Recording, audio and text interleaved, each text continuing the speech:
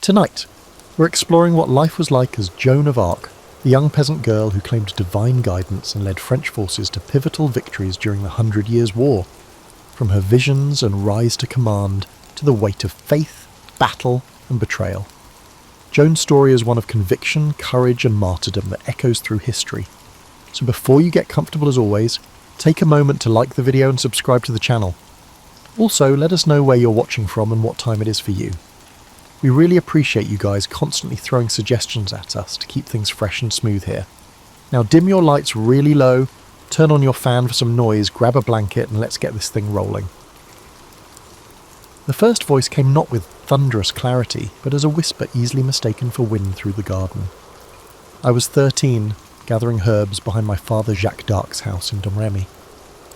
Most people remember me describing the voice as appearing with blinding light at noon, but the truth differs. It was actually dusk, the hour when shadows transform into something else entirely. Jahan, it said, my name in the old tongue. It was familiar, not commanding nor frightening, like someone who had known me before I knew myself. I dropped my basket, herbs scattering across soil, still warm from the day's sun. No one had prepared me for this moment, even though our priest, Father Verfronte, frequently spoke about saints and visions. People imagine I was overcome with religious ecstasy, but my initial reaction was irritation. I had chores to finish before dark, and Mother would scold me for dallying. Only when the voice came again, 3 days later while I tended our sheep, did I begin to understand. It was Michael, the archangel, though he did not announce himself grandly. He simply began speaking as if he were continuing a long-established conversation. Our village existed in perpetual anxiety. The English and Burgundians raided regularly, forcing us to flee with our livestock to the nearby fortified island of Vaucouleurs. My father served as a village official, Dean they called him, and I watched how the weight of protecting others bent his shoulders. When he returned from burying neighbours killed in raids, he'd sit silently by our hearth, staring at nothing.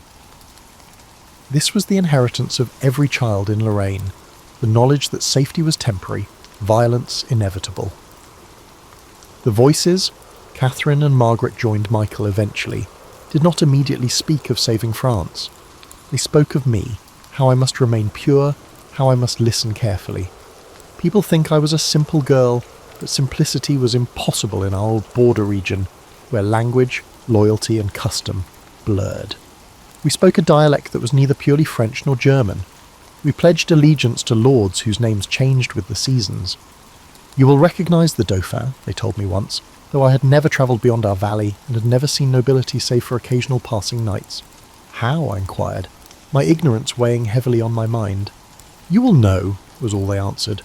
Mother taught me to sew and spin, not knowing these domestic skills would later serve me well in army camps.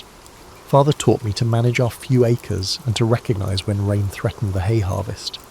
These mundane lessons proved as crucial as anything the voices imparted. I hid the voices from everyone, especially my dear friend Orviette.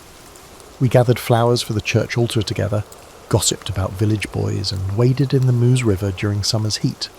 Normalcy became my disguise. When my mother spoke of arranging a marriage with the son of a nearby farmer, I neither agreed nor objected, though the voices had already commanded my virginity be preserved. I simply continued spinning wool, kneading bread, and appearing unchanged while something profound transformed within me. The summer I turned 16, English forces pushed deeper into our region. I watched refugees stream through Domremy, women carrying whatever possessions they could save, men with haunted eyes and children too exhausted to cry. They brought stories of villages burned, of harvests destroyed, and of casual cruelties inflicted by mercenary soldiers who fought for coin rather than cause. One night while our family sheltered in the church during a raid, I watched a woman rock her dead infant, refusing to acknowledge the child had stopped breathing hours before. Something hardened in me then, a resolve that matched the voice's growing urgency. It is time, Michael told me as autumn leaves fell, as France bleeds, the king's son hides while the kingdom crumbles. I am a girl who cannot read, I answered. I've never held a sword. Yet you will lead armies, Catherine replied. I laughed aloud at this absurdity, earning a questioning look from my brother Pierre as we gathered kindling in the forest. You were chosen before birth, Margaret added, not for your knowledge, but for your heart. As winter approached, Burgundian soldiers burned part of our village. I helped neighbours salvage what remained of their homes by digging through ash for cooking pots and for anything usable. The voices grew more insistent, speaking not just in quiet moments, but during daily tasks, during mass, and during rare moments of village celebration. "Go to Vaucouleurs," they commanded. "Speak to Robert de Baudricourt," I knew the name, the garrison commander, a gruff soldier loyal to the uncrowned Dauphin.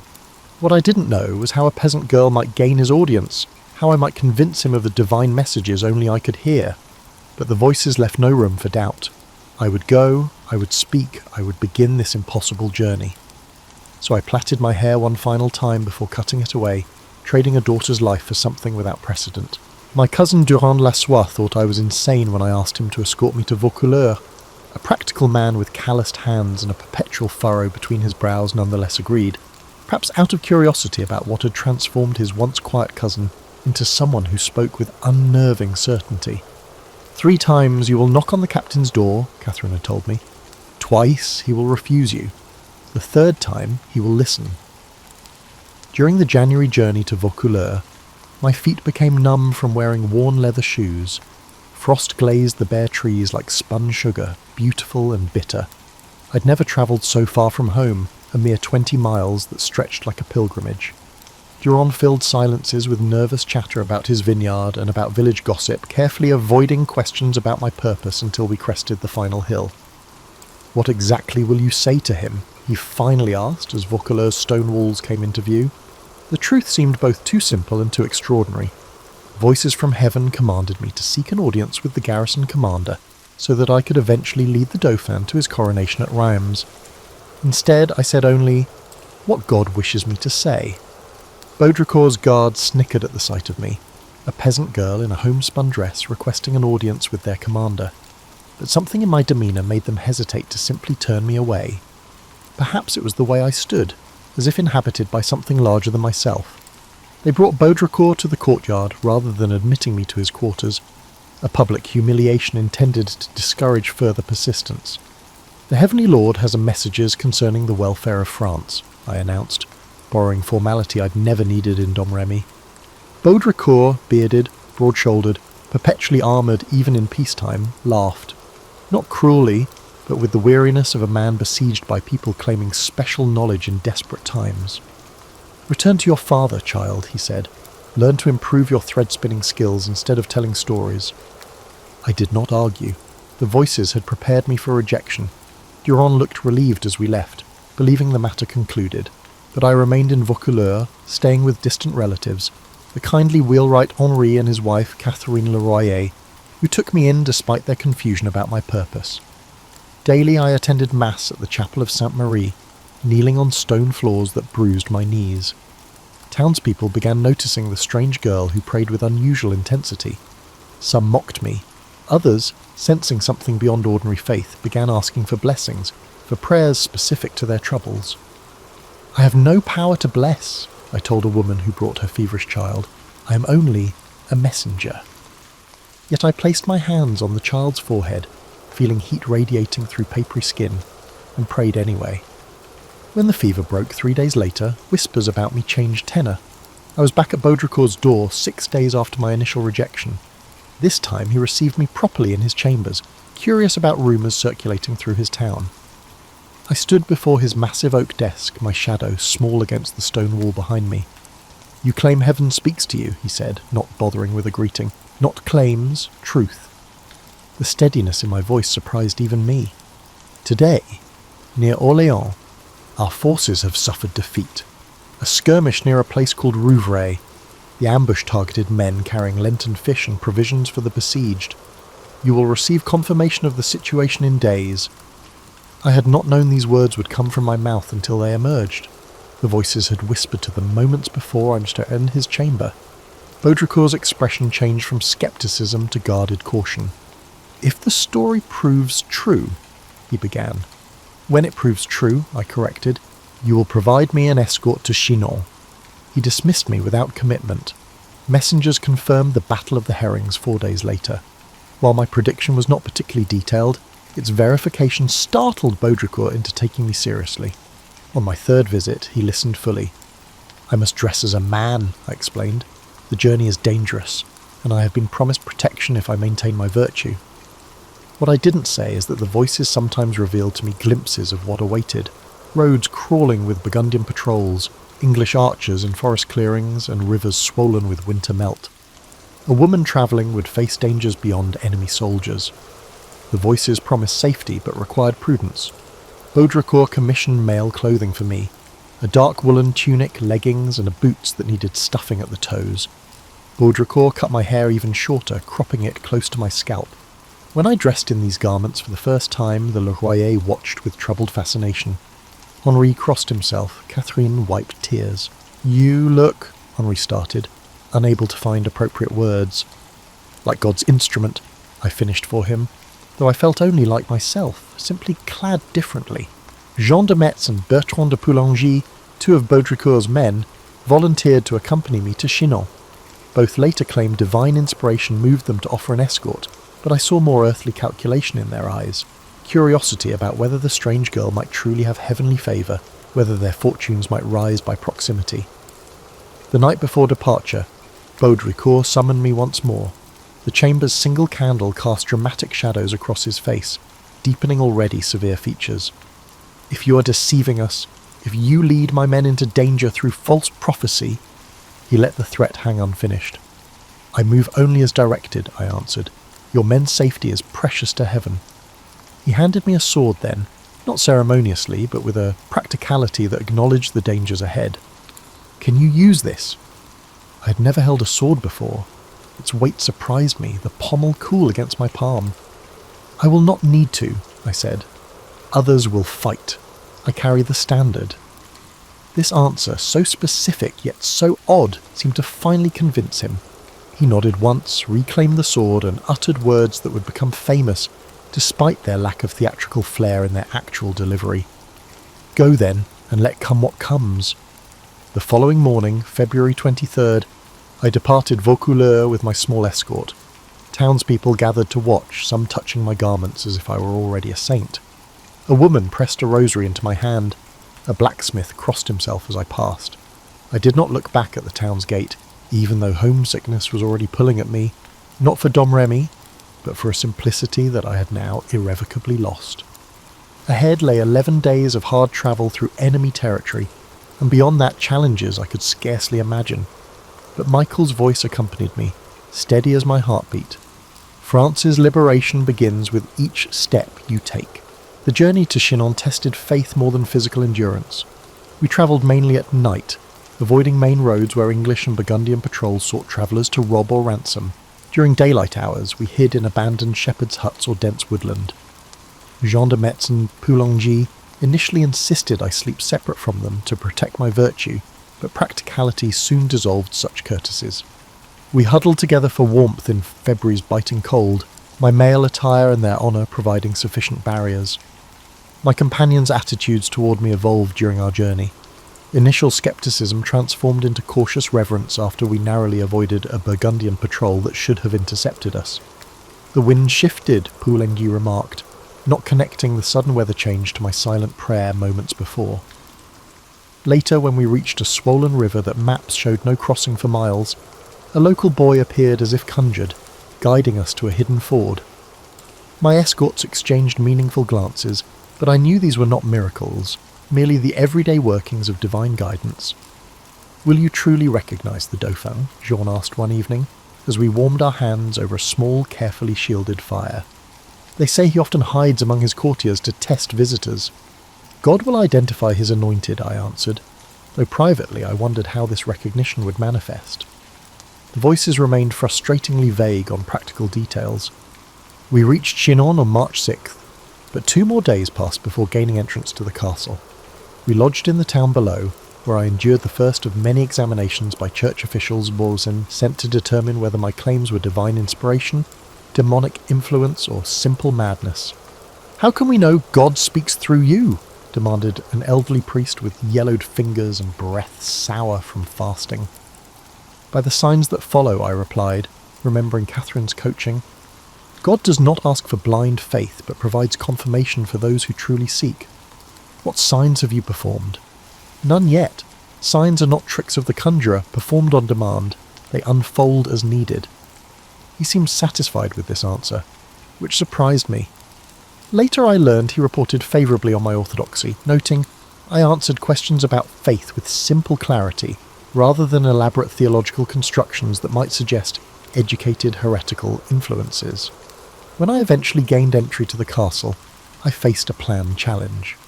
Charles, not yet crowned and increasingly doubtful of his legitimacy, had arranged for another man to sit on the throne while he stood among dozens of richly dressed courtiers. The great hall blazed with hundreds of candles, their light reflecting off jewelled fingers and golden threads woven through noble garments. The assembled court watched expectantly, many smirking at the prospect of a peasant girl's confusion. I had never seen such finery, such concentrated wealth. For a moment my confidence wavered. These were people whose everyday garments cost more than my family earned in years. What arrogance brought me here? Then Margaret whispered, not in my ear, but directly within my mind, remember your purpose. You are not sent to be dazzled by earthly riches. Without hesitation, I walked directly through the crowd toward a plainly dressed man standing among the courtiers. Kneeling before him, I said what the voices prompted. God gives you life and glory, gentle Dauphin. Charles's face registered shock, quickly controlled. I am not the king, he protested, maintaining the charade. I did not call you king, I answered. You are the Dauphin, but you will be king when properly consecrated at Reims, as is God's will.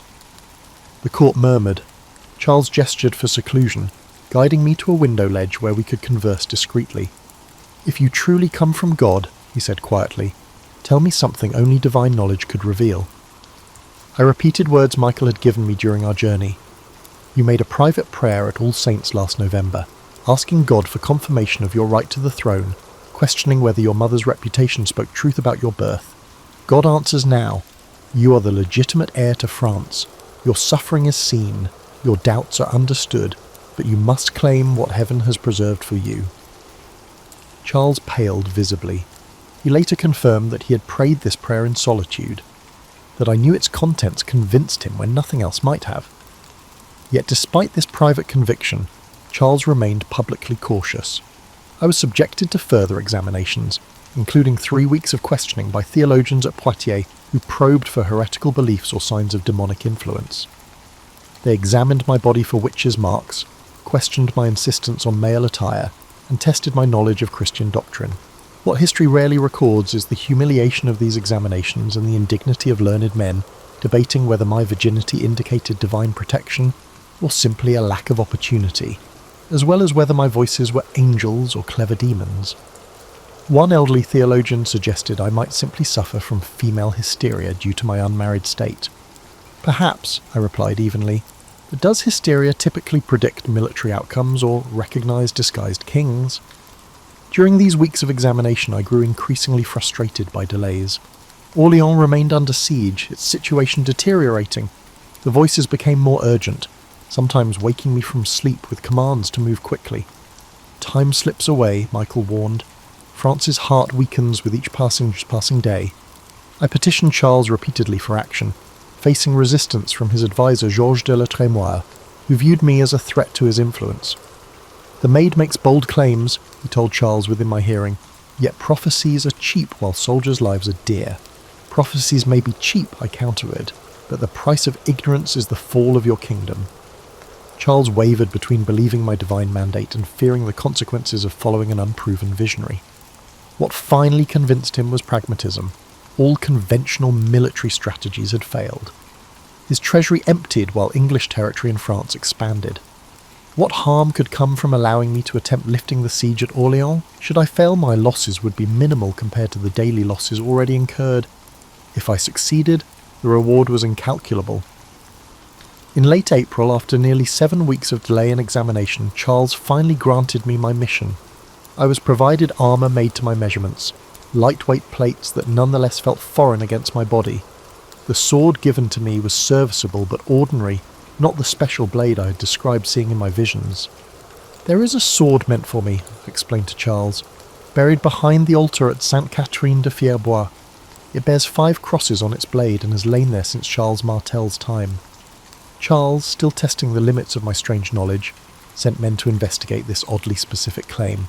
They indeed found an ancient sword buried exactly where described, its existence unknown to the local priests. This sword became my physical token of divine sanction.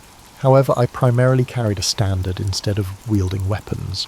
The standard was my design, a white field adorned with fleur-de-lis, bearing the names Jesus Maria, and depicting God holding the world with angels at his side. This banner would precede me into battle, a visible reminder that our cause carried heavenly blessing. Before departing Chinon, I dictated a letter to the English commanders surrounding Orléans, warning them to depart France or face divine judgment. The scribe who recorded my words kept glancing up in disbelief as increasingly forceful language flowed from the peasant girl before him. "Surrender to the maid sent by God, the King of Heaven. You will not hold the kingdom of France from God, the King of Heaven, Son of St. Mary, King Charles, the true heir. Will hold it, for God wills it." When read aloud afterward, the words sounded strange to my ears, both mine and not mine, carrying an authority I'd never possessed in Domremy. The courtiers exchanged troubled glances, uncertain whether they witnessed inspired prophecy or dangerous delusion. However, Charles had chosen to support my journey. Charles had gathered equipment and assembled troops. The impossible campaign was about to begin. On the evening before our departure for Orléans, I stood alone on the castle ramparts, watching spring stars emerge. Homesickness washed over me unexpectedly, not for my village specifically, but for anonymity, for the peace of tending sheep on quiet hillsides. "Having doubts?" Catherine asked, her voice gentle within my mind. "No doubts," I answered silently. "It's simply a conscious understanding of what you can't take back." "The path narrows before you," she acknowledged. "But remember why you were chosen, not for skill with sword or strategy, but for perfect faith in God's plan." I nodded, though no human eyes witnessed this private exchange. Perfect faith. It was not blindness to danger nor an absence of fear, but a willingness to proceed despite both. With that understanding, I descended to prepare for departure, ready to transform from examined curiosity to battlefield commander. We departed Tours on April 27th with supplies and reinforcements for the besieged city, but conflict emerged immediately between military commanders and me, a teenage girl claiming divine guidance. The army's veteran captains, Jean de Dunois, La Hire, and Etienne de Vignoles, regarded me with open scepticism. They had weathered years of defeats and developed cautious strategies. Avoid confrontation, preserve remaining forces, and accept that Orléans would eventually fall like other strongholds before it.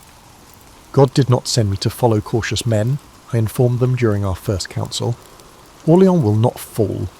We will not merely deliver supplies, we will break the siege entirely. La Hire, a notorious soldier known for creative profanity, stared at me in disbelief. With what? Divine wind to blow the English away? They outnumber us. They have secured their positions. They outnumbered David against Goliath, I replied. Numbers mean nothing against God's will. These exchanges established our working relationship. They planned according to military experience, and I insisted on more aggressive action than conventional wisdom suggested was prudent.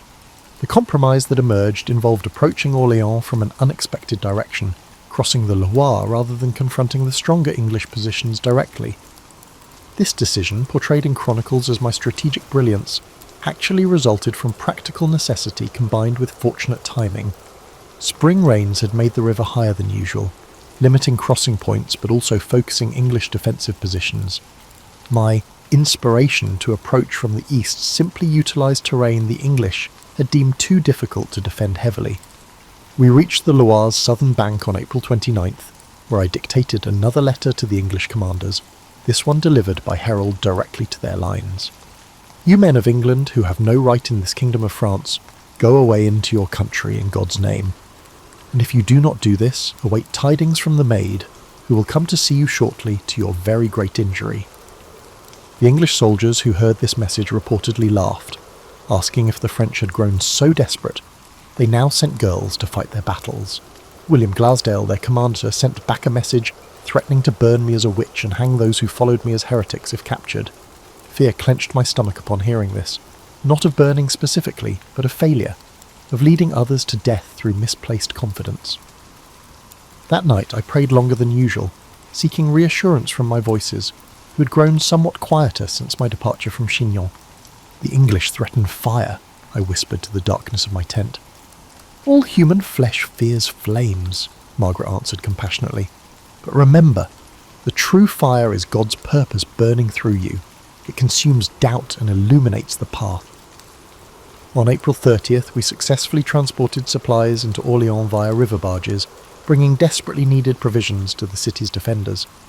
I entered that evening during a rainstorm, soaked and physically exhausted but filled with strange exhilaration. Citizens lined the narrow streets despite the weather, reaching to touch my armour or standard as if I carried a tangible blessing. Jacques Bouchy, the city treasurer, offered his home for my lodging.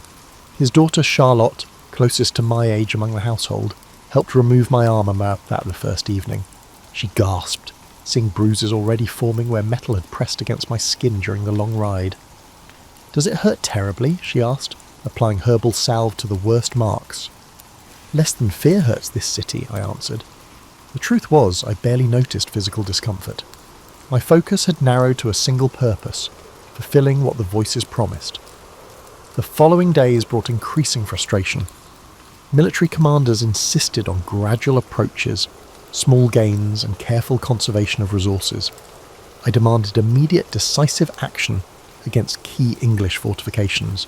Each war council became a battle itself, me against experienced soldiers who saw my urgency as naivete. On May 4th, while commanders deliberated yet another cautious plan, I napped briefly in the chamber. Within dreamlike moments, Michael appeared with unusual clarity. "They attack the eastern gate," he stated without preamble. "Now!" I woke instantly, calling for my squire to help with armour. Charlotte, who had been mending nearby, looked startled at my sudden urgency. "What happens?" she asked. "Eastern gate," was all I managed, while struggling through my padded undergarment. Fighting has begun. Indeed, while commanders planned, English forces had launched a surprise assault against St. Loup, one of the city's eastern fortifications. By the time I reached the area, French defenders were already retreating in disarray. Without waiting for formal orders, I rode directly toward the conflict with the standard raised high. Soldiers later described the events as miraculous, noting how retreating men turned back upon seeing me, and how their broken courage transformed into a determined advance. The reality was less mystical but no less effective. In the confusion of battle, a symbolic focal point, a distinctive figure on horseback with an unmistakable banner, provided a rallying point and renewed purpose. "Who retreats when heaven fights alongside us?" I called, my voice carrying surprisingly well across the din of combat. "Forward! God has delivered them into our hands." The battle turned. By evening, St. Loup had fallen to our forces. This victory, while modest in strategic terms, transformed perceptions. Soldiers who had doubted began viewing me with superstitious awe. Commanders who had dismissed my counsel became more willing to listen. Yet challenges to authority continued. On May the 5th, Dunois attempted to exclude me from councils, planning operations without my knowledge. Upon discovering this, I confronted him directly. "Do you believe you can conceal God's battle from his messenger?" I demanded, interrupting their closed meeting. "Why do you plot in shadows when heaven watches regardless?" Dunois, intelligent, politically astute, recognised the changing mood among troops. "We sought only to spare you the technical details," he offered diplomatically. "Spare me nothing," I countered. "I was not sent to be spared, but to lead." The following day, the assault on Saint-Jean-le-Blanc and the Augustin fortress took place. This incident was one of the key events that solidified my reputation among common soldiers. English defenders had positioned archers to cover the main approach. As our forces hesitated under the deadly rain of arrows, I rode forward alone, standards held high. An arrow struck her armour, witnesses later reported, yet she continued as if untouched. In truth, the arrow glanced off my shoulder plate, bruising but not penetrating. More significant than this minor miracle was the psychological effect of my advance. Soldiers, shamed by a girl's courage, surged forward. The fortification fell by evening. May 7th brought the decisive assault against Les Tourelles, the main fortress controlling Orléans' river crossing. Here my legend and reality most dramatically intersect. Historical accounts describe me taking an arrow to the shoulder, having predicted this injury the previous day. The wound was real, an English longbow arrow penetrating between neck and shoulder armour. But my prediction had been more general. Blood will be drawn tomorrow, but not all of it French. The pain nearly caused unconsciousness. I was pulled from battle briefly while the arrow was removed, not ceremoniously as depicted in romantic paintings, but with brutal efficiency by a field surgeon who feared wound fever would set in if the barbed head remained embedded. He poured boiling oil into the wound to cauterize the bleeding pain that exceeded the original injury. "Wine," I gasped afterward. "Just a little." Instead of wine, they gave me consecrated bread, communion without formal ceremony, battlefield sacrament. The pain receded enough that I could stand again, though using my right arm remained impossible. Military commanders, seeing my condition, ordered a retreat for the day. The assault would resume tomorrow, they decided, without consulting me. I heard this decision while having my wound bandaged. "No," I countermanded, struggling back into partial armour despite Charlotte's protests. "We finish today. The English resolve dwindles with each passing hour. Returning to battle with the wound still fresh became the defining moment witnesses remembered. The injured maid refusing retreat. Standard transferred to my left hand while my right arm hung useless, rallying troops for the final push as daylight began fading. What's rarely recorded is how fever already began clouding my thoughts, how each movement sent waves of nausea through me, and how the voices seemed to speak from an increasingly enormous distance. Yet purpose carried me forward when physical strength should have failed. The English commander Glassdale, who had promised to burn me as a witch, died during this final assault when a makeshift bridge collapsed beneath him. He drowned in the Loire, weighed down by the very armour meant to protect him. Soldiers on both sides viewed his death as divine judgment, superstitious fear spreading through remaining English forces. By nightfall, Les Tourelles had fallen. The siege that had strangled Orléans for 7 months broke in just 4 days of concerted action.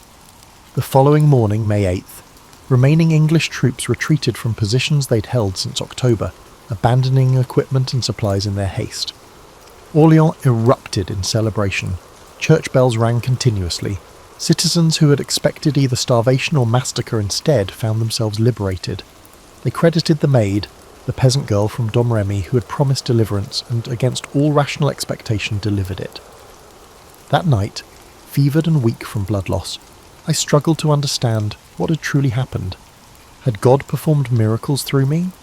Or had my presence simply catalysed human courage that already existed, waiting only for symbol and purpose to crystallise action? "Both," Catherine whispered, as I drifted between consciousness and dream. "The greatest miracles work through natural channels, not to pipe them." Citizens began calling me La Pucelle d'Orléans, the Maid of Orléans, a title that would follow me through history.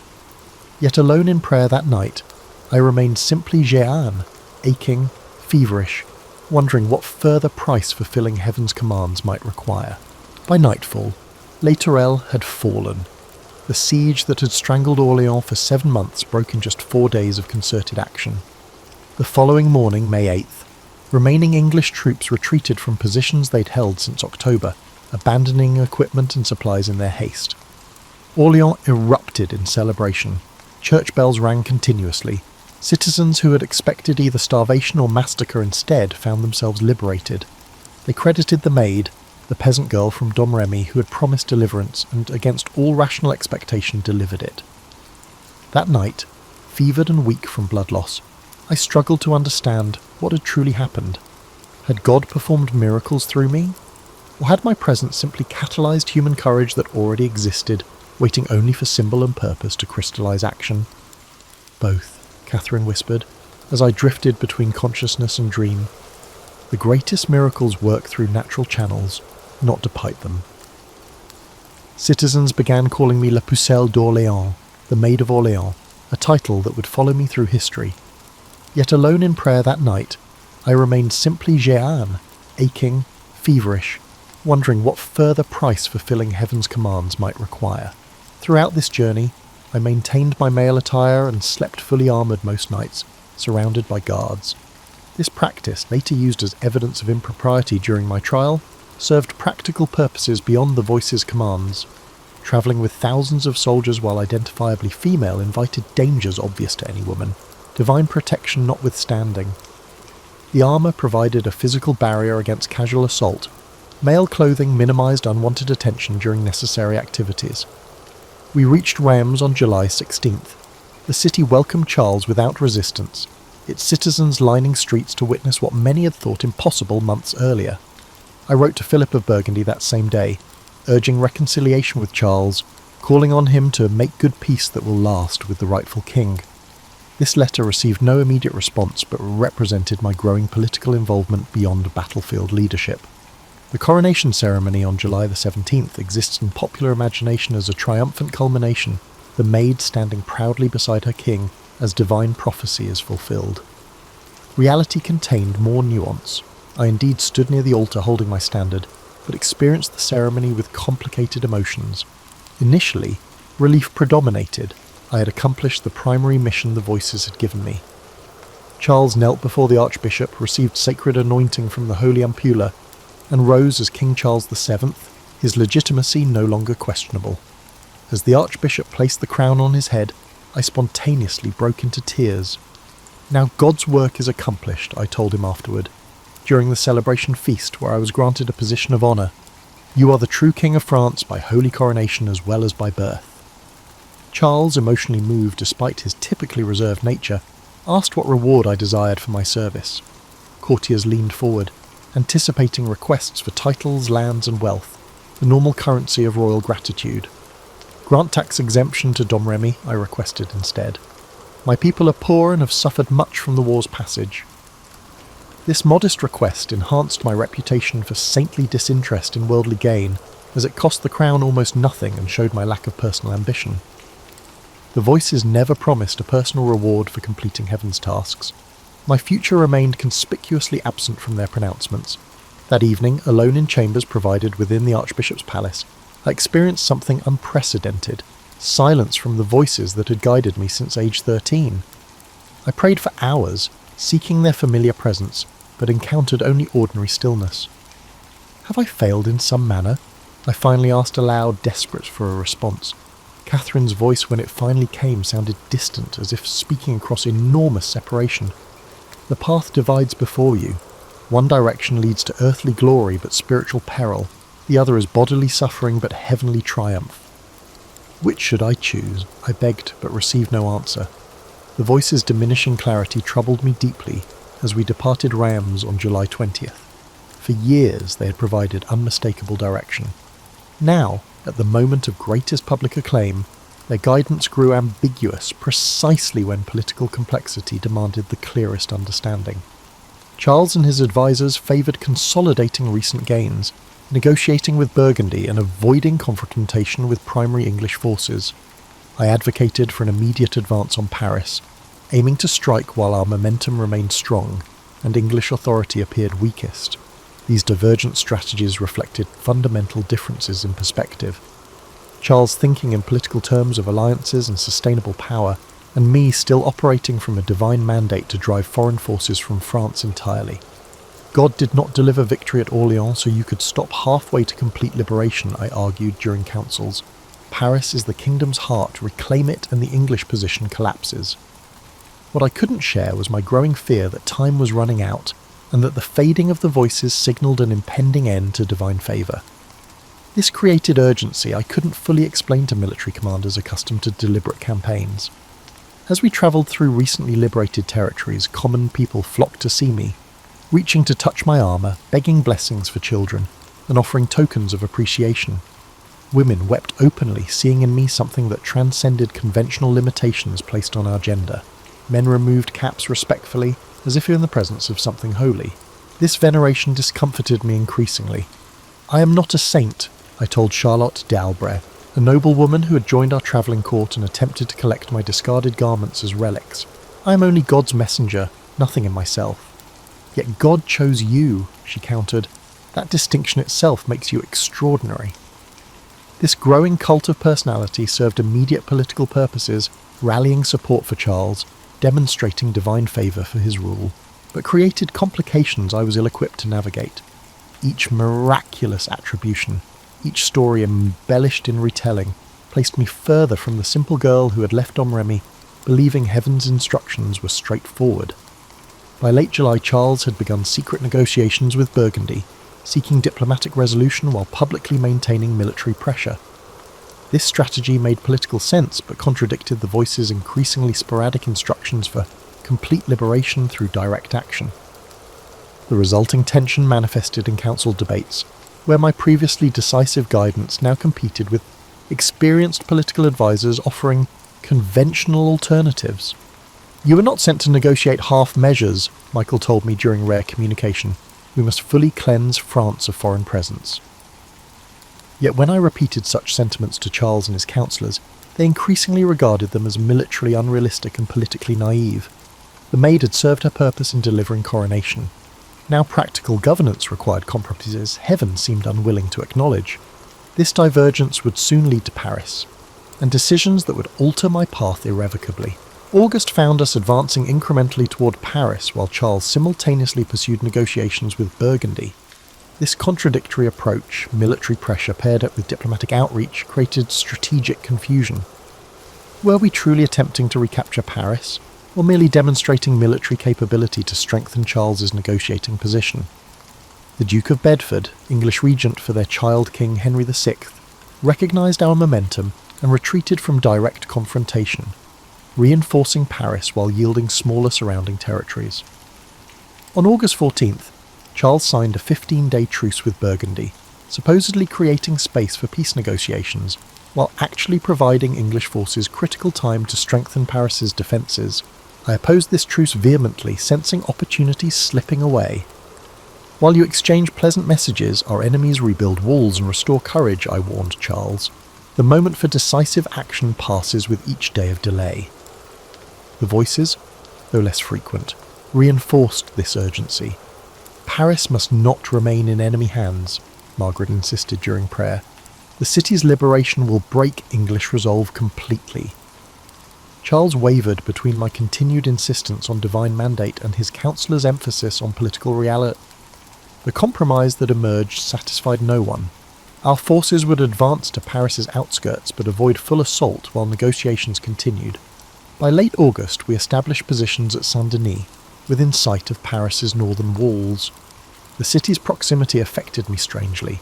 After months of campaigning focused on this objective, actually seeing its towers and spires created an almost physical yearning to complete what the voices had promised.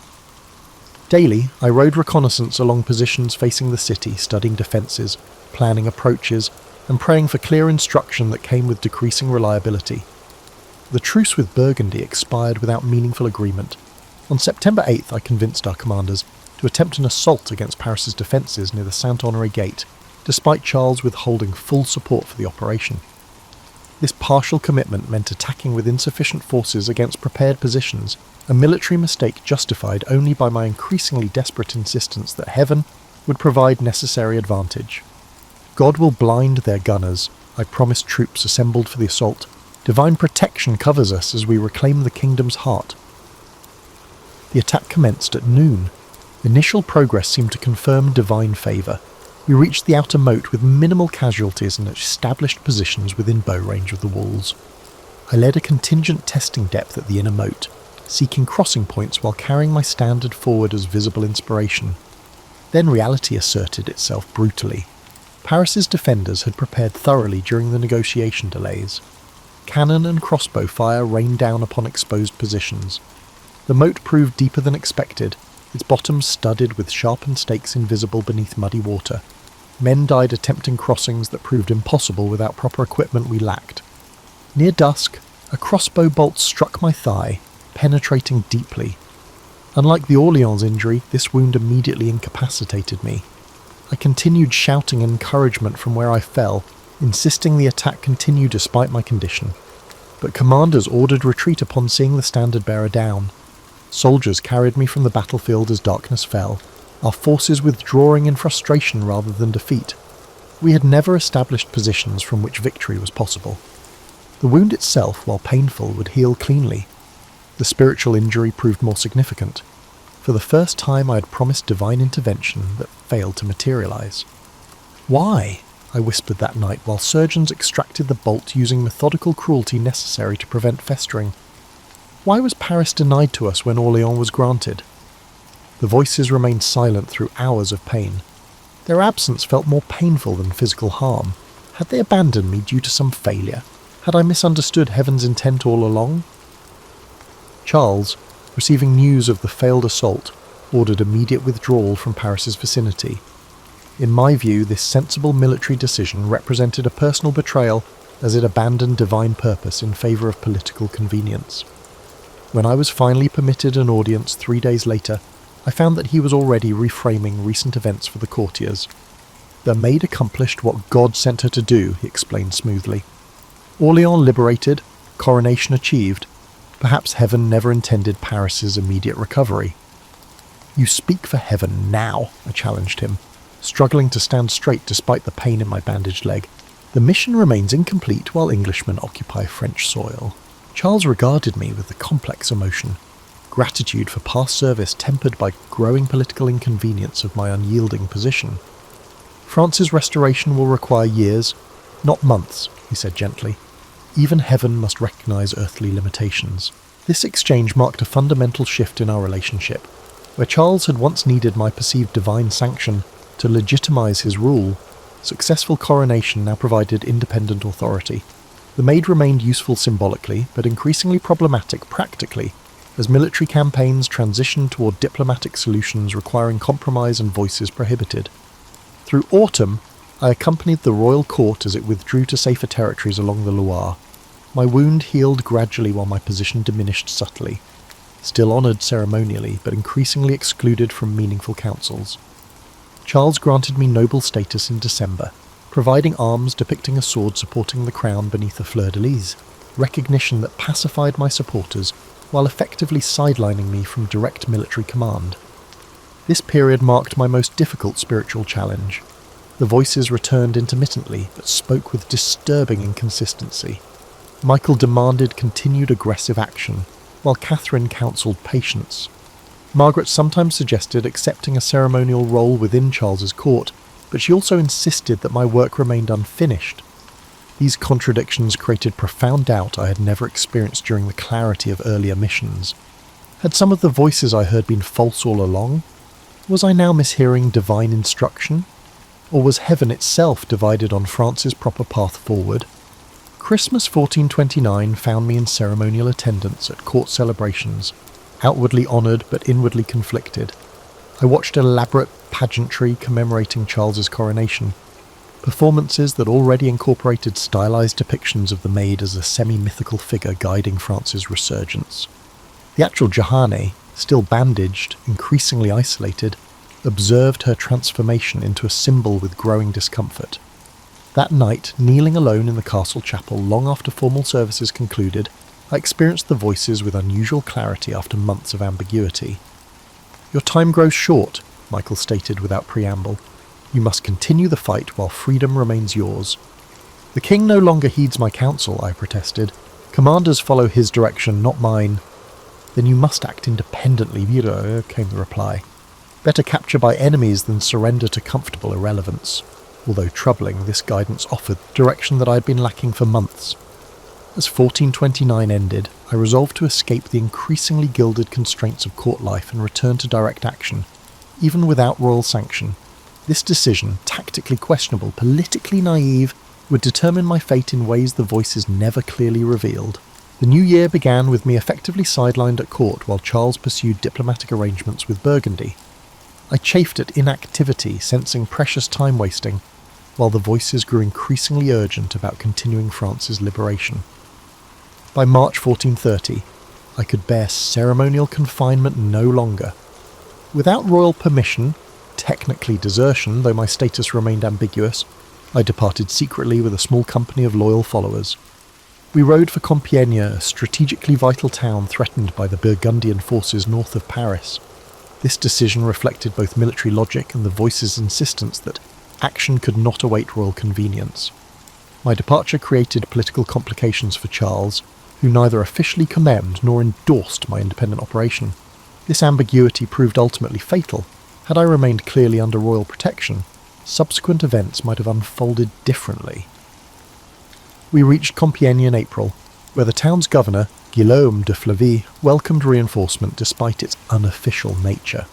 Burgundian forces under Jean de Luxembourg had been methodically isolating the town, capturing surrounding positions.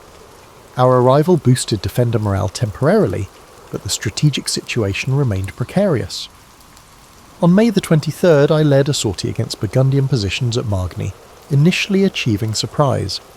However, enemy reinforcements arrived quickly, forcing retirement toward the town. As our forces retreated across the single bridge into Compiègne, disaster struck. The drawbridge raised prematurely, stranding rear guard defenders, including my cives, outside the walls. Accounts of this moment vary dramatically. Some claim deliberate betrayal by Flavy, who supposedly ordered early closure knowing I would be captured. Others suggested simple miscommunication during confused withdrawal. The voices had warned of betrayal for months. Trust only heaven, not changeable men, Michael had cautioned repeatedly, but provided no specific protection against this development. Burgundian soldiers surrounded me, and after a brief battle, they pulled me from my horse. A minor nobleman, Lionel of Wandonne, claimed my surrender, technically capturing me by laying hand on my leg, according to contemporary accounts.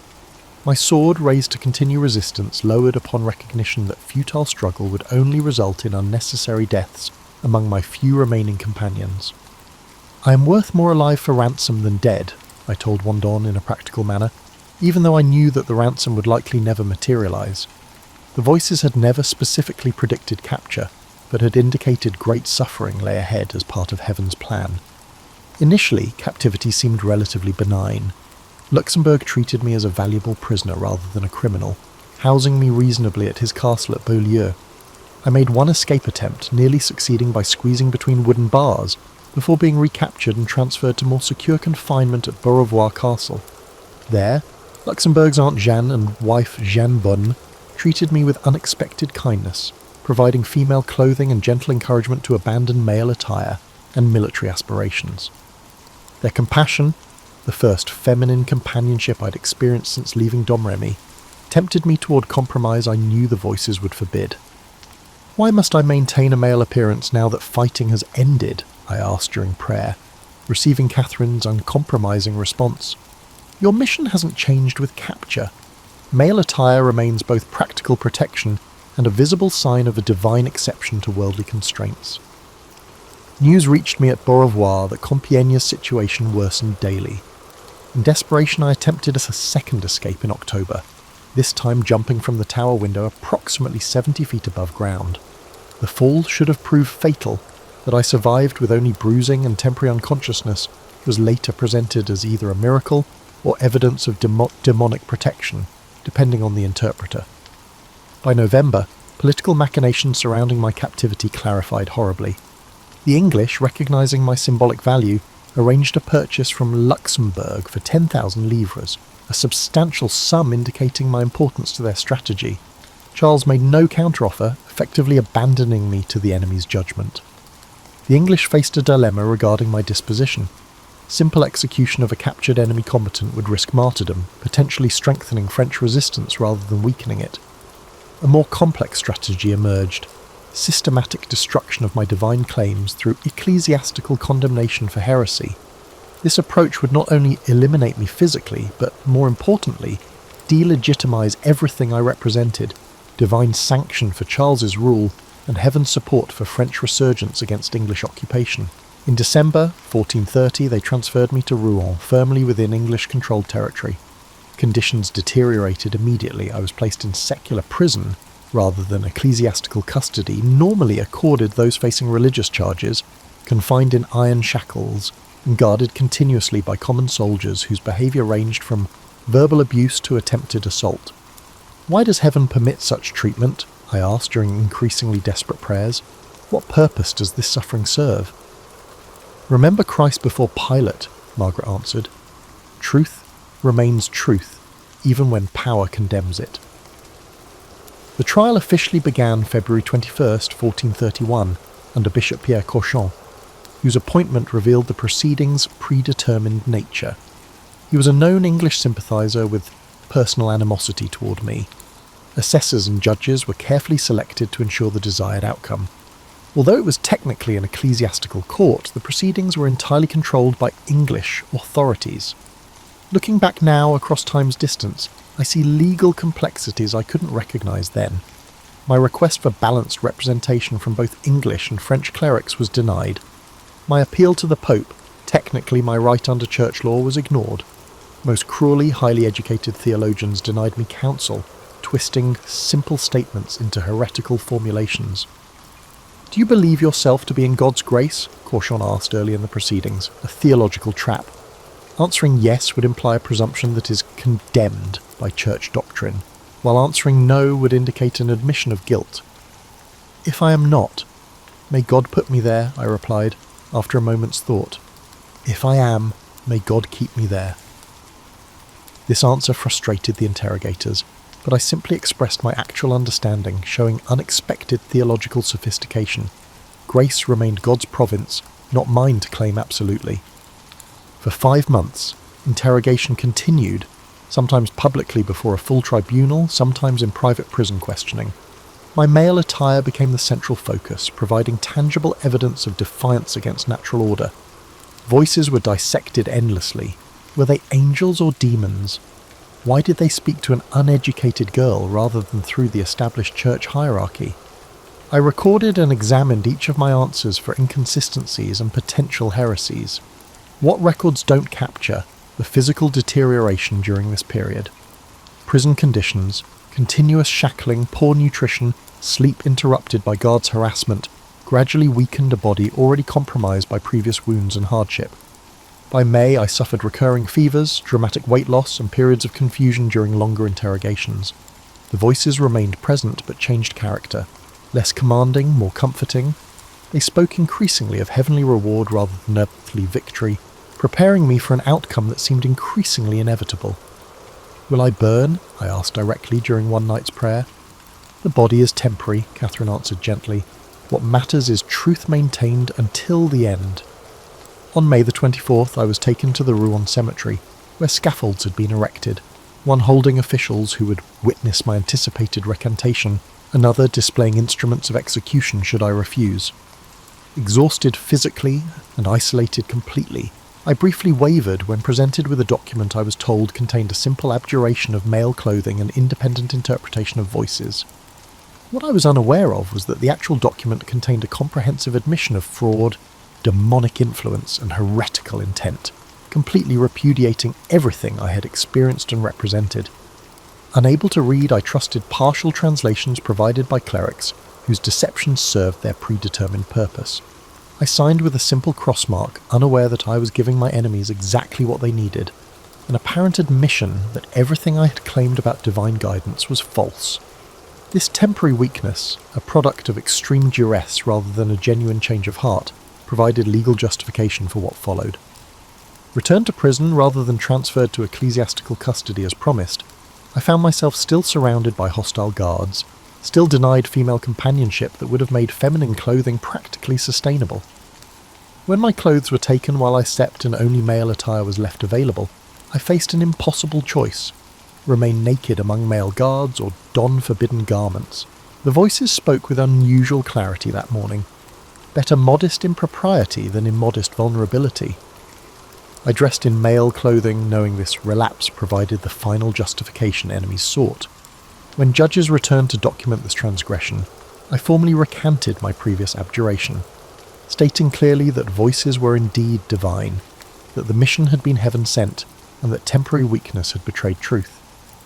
I would rather do penance once, with death, than bear imprisonment suffering continuously, I told them with renewed clarity, despite knowing the consequence. On May the 30th, 1431, the final sentence was announced. Declared a relapsed heretic, I would face public execution by burning, the most painful death authorities could legally impose, deliberately chosen to create maximum suffering they hoped would produce a final public confession. That morning I made a final confession to a sympathetic priest and received communion despite being formally excommunicated, a small act of compassionate defiance by a cleric who recognised injustice unfolding. Wearing the traditional long white garment for heresy executions, a cart transported me through Rouen's streets toward the old marketplace, where execution awaited. The crowd's mood surprised me, not triumphant but sombre, many openly weeping. These were not my French compatriots, but Norman subjects under English rule, yet something about my situation transcended political loyalty. Later accounts would claim English authorities grew concerned that sympathy might transform into riots, and that martyrdom was being created despite their careful legal manoeuvring. At the execution ground, officials had me a final opportunity to recant before tying me to a tall stake erected atop a substantial pyre. Faggots were piled around my feet, reaching upward to ensure complete immolation. The method was deliberate. Slow death by suffocation and burning rather than quicker execution methods available. Jesus! I called repeatedly as flames were lit, no longer concerned with appearing strong before enemies, simply seeking comfort in the name that had guided my journey from its beginning. The voices spoke one final time as smoke began rising. Your suffering ends today. Your vindication begins. The physical agony that followed transcends description. Historical accounts claim my heart remained intact among ashes afterward, a symbolic detail probably invented by later chroniclers seeking miraculous elements for potential canonization. What mattered wasn't physical preservation, but the truth maintained until the end, that simple faith could withstand elaborate machinations of power, and that divine purpose worked through unlikely instruments. 25 years later, Charles VII, firmly established as France's legitimate king, would order an investigation that formally nullified my conviction, declaring the trial prejudiced and illegitimate. In 1456, a rehabilitation trial formally cleared my name of heresy charges, yet full vindication waited nearly 5 centuries, until May 16, 1920, when the Catholic Church declared me a saint. Official recognition that voices condemned as demonic had indeed been divine. History remembers outcomes: Orléans relieved, Charles crowned, France eventually liberated from the English occupation. These visible victories obscure the internal journey that began with a garden whisper and ended in marketplace flames. The voices never promised earthly reward or personal glory. They offered only purpose, direction, and the chance to serve as an instrument for something larger than myself. They called me Maid of Orléans, dubbed me a miracle worker, labelled me a witch and a heretic, and eventually recognised me as a saint. Yet through all the transformations, I remained Johanne from Domremy, a simple girl who answered when voices called, who held to truth heard within more firmly than to comfort offered without. Perhaps that represents the most enduring legacy, that extraordinary purpose may inhabit ordinary lives, that divine participation in human history rarely follows expected channels, but instead works through unlikely vessels willing to say simply, "Here am I, send me." What it was like as Joan of Arc was not a life of legend. It was a life of burden, of clarity, and of sacrifice.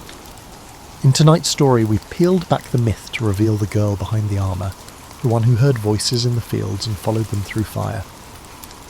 We walked beside her as she defied kings, commanded soldiers, and stood unshaken in the face of death. Hers was not a journey built for comfort, but one forged in conviction. If you're still restless, don't worry. There are more stories coming, shaped to calm your thoughts and settle your spirit. I'm honoured to bring you tales like this, night after night. Just as she deserved to have her voice heard, you also deserve peace. Now I'll sit by my fireplace and sip some water, as I am all out of tea, letting the silence that once followed her speak softly through the night. Sweet dreams, my friends, and as always, I'll catch you tomorrow. Good night. Eleanor Roosevelt's name evokes images of a dignified First Lady, championing human rights and redefining the role of women in politics. Yet her story begins in an era marked by hushed assumptions about what women could and should do, and her journey from shy orphan to global influencer was no predictable progression. Born Anna Eleanor Roosevelt on October 11th, 1884, she entered a family steeped in prestige, but also riddled with private heartbreak. Her mother, Anna Hall Roosevelt, was renowned for beauty and social graces, while her father, Elliot Roosevelt, was the charismatic but troubled younger brother of future President Theodore Roosevelt. Some narratives cast her parents in stark contrasts, her mother's aloof manner, her father's erratic behaviour. Yet Eleanor recalled them both with a child's longing, craving acceptance. Her mother's criticisms of her looks haunted her, and her father's struggles with alcohol often overshadowed his tender devotion. These paradoxes shaped Eleanor's earliest perceptions of self-worth. By age 10, she had lost both parents. Her mother died of diphtheria, and her father, long embroiled in personal turmoil, passed away 2 years later. Left without their protective presence, Eleanor moved in with relatives who maintained the typical decorum of New York high society. She was a timid child, overshadowed by cousins who found her seriousness perplexing. She found some solace in reading, stories of daring heroines and moral dilemmas. Her maternal grandmother, Mary Ludlow Hall, insisted on conventional decorum with the hope that Eleanor would bloom into a proper debutante. Instead, the girl quietly internalized a sense of duty and self-consciousness.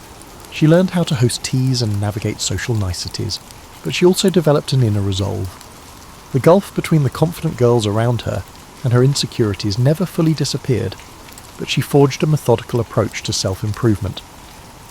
At age 15, she was shipped to Allenswood Academy, a boarding school outside London. There, under the guidance of Marie Souvestre, an educator known for fostering independent thought, Eleanor found a nurturing environment for the first time since her parents' deaths. Souvestre saw potential in her seriousness and urged her to speak her mind. Gone were the constraints of superficial society gatherings. Instead, classes focused on world affairs, literature, and critical thinking. Eleanor travelled across Europe, absorbing cultural differences, forging friendships, and learning to question assumptions. The timid girl from New York high society was awakening to the world's complexity. Returning to the United States at age 18, she struggled to reacclimate to the rigid expectations of debutante life. Gowns, balls, and polite suitors filled her schedule, yet she yearned for deeper substance. Family members urged her to embrace tradition, marry well, produce heirs, and carry on the Roosevelt name with appropriate decorum. Internally, she felt her convictions hardening. There was a broader realm where she might be of use. She began volunteering in settlement houses, encountering immigrants grappling with poverty and discrimination. It was her first intimate brush with social injustice. Around this time, she reconnected with her distant cousin Franklin Delano Roosevelt, a dashing young man set on a political career. Their shared family name and ties to Theodore Roosevelt added a certain inevitability to their courtship, yet their bond was more complex than a convenient match. Franklin admired her seriousness and warmth. She found in him a lively optimism that promised adventure. Despite concerns from his domineering mother, Sarah Delano Roosevelt, they married in 1905. Theodore Roosevelt, then president, gave away the bride, an event that overshadowed the couple's day with national headlines. Early married life plunged Eleanor into the complexities of the extended Roosevelt clan, dominated by Sarah's strict ideas about household and social status. As she bore children, eventually 6, one dying in infancy, Eleanor struggled to maintain her identity. She discovered that her new role often felt like a performance, the shy orphan recast as the society hostess and dutiful political wife. Yet beneath the formalities, she was observing, learning, and quietly resolving to find her voice. Her childhood taught her to survive loss and isolation. Marriage would teach her to navigate duty and compromise. By her mid-20s, Eleanor Roosevelt stood at a crossroads, respectable wife in a prominent family, yet privately aware of how little she truly belonged to herself. She'd endured tragedy and internalized criticism, and now balanced motherhood with a sense that she was meant for more. As her husband's political ambitions gathered momentum, she would face new tests of resilience and discover just how profound her influence could become. In her first years of married life, Eleanor Roosevelt found her space and autonomy overshadowed by the imposing figure of her mother-in-law, Sarah Delano Roosevelt. Sarah managed the household finances and even designed adjoining living quarters so she could oversee Eleanor's management of the children. This arrangement stifled Eleanor's independence, leaving her feeling perpetually monitored. Franklin seemed comfortable with his mother's involvement, and this tacit acceptance further isolated Eleanor. Nevertheless, she made the best of her circumstances. She immersed herself in child-rearing, determined that her children would experience a warmth she had too often lacked. Simultaneously, she sought outlets for her curiosity about social issues, volunteering for the Junior League. She assisted in settlement work on Manhattan's Lower East Side, coming face to face with poverty and labour injustices.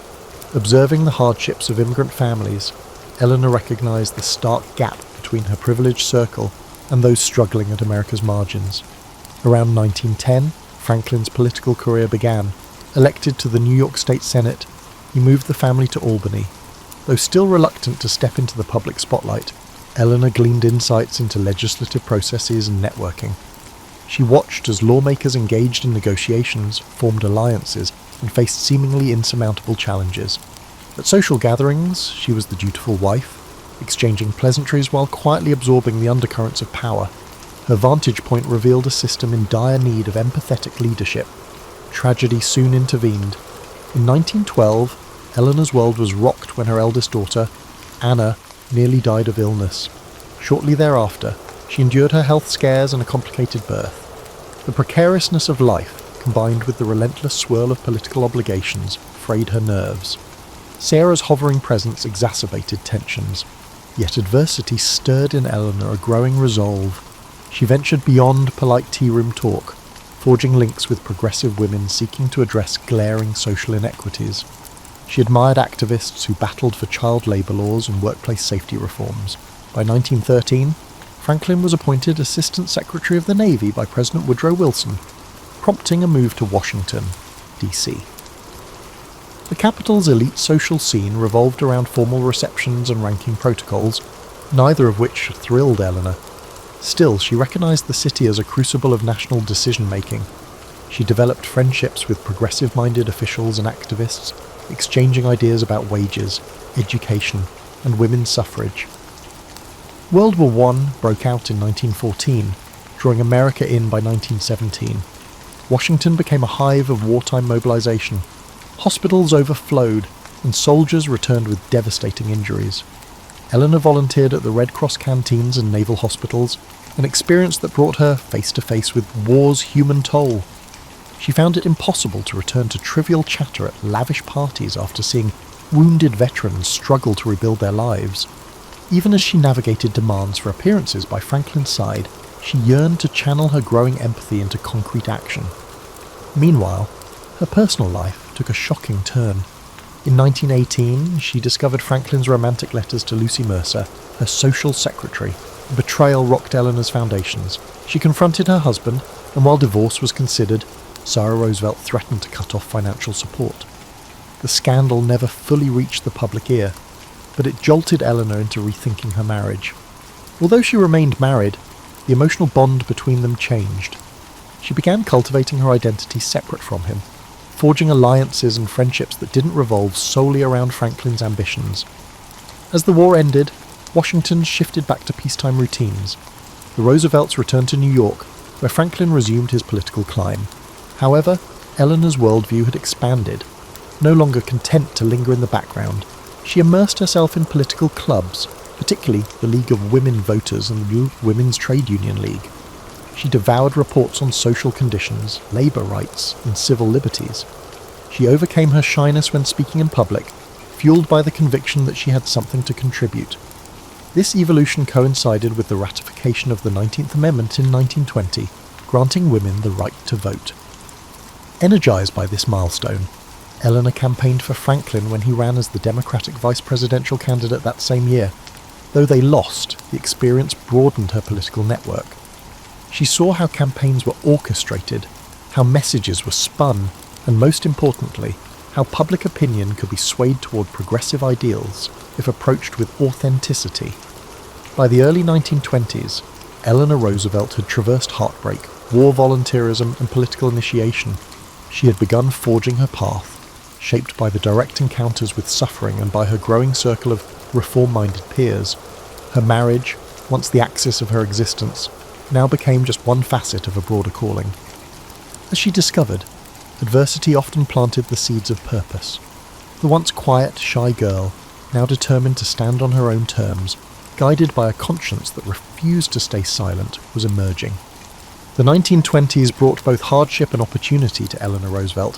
Franklin's political career stalled when he lost the vice presidential race in 1920, but his future seemed boundless until polio struck him in 1921. That summer, during a vacation in Campobello, he suddenly found himself paralysed from the waist down. Doctors offered little hope for complete recovery. The family rallied, yet the crisis triggered another shift in Eleanor's life. Overnight, she transformed into Franklin's indispensable ally. juggling therapy regimens, household logistics, and public relations. Many within the Roosevelt clan believed Franklin's political days were over. Sarah Delano Roosevelt pressed him to retire quietly, but Eleanor discerned that relinquishing his ambitions would crush his spirit. She supported his determination to regain mobility, helping him navigate new routines. She also shouldered tasks Franklin previously handled, from correspondence to scheduling. Suddenly, she was more than a supportive spouse. She was a gatekeeper, an intermediary, and an architect of her husband's comeback. Her own organisational skills flourished. She managed Franklin's affairs and dedicated time to committees that advanced her interests. She joined the Women's Division of the New York State Democratic Committee, recruiting women voters and championing issues that aligned with social reforms. This dual role, family caretaker and political operator, displayed an emerging confidence. She shed the last vestiges of social timidity, speaking at rallies and forging alliances with party leaders. While some ridiculed her for lacking classic oratory flair, others appreciated her sincerity. In 1924, Franklin ventured back into politics by supporting Al Smith for the position of governor of New York. Behind the scenes, Eleanor arranged events, wrote letters, and networked on his behalf. She began to see how her initiatives merged with broader political machinery. The Women's City Club and the League of Women Voters offered her platforms to discuss labour issues and child welfare. Her voice carried an authenticity rooted in hands-on experience, and she found an audience eager for that perspective. Yet her personal journey wasn't all smooth. Living under the same roof as Sarah, she faced constant friction about how to manage Franklin's care. Moreover, echoes of the Lucy Mercer affair lingered, complicating the emotional bond with her husband.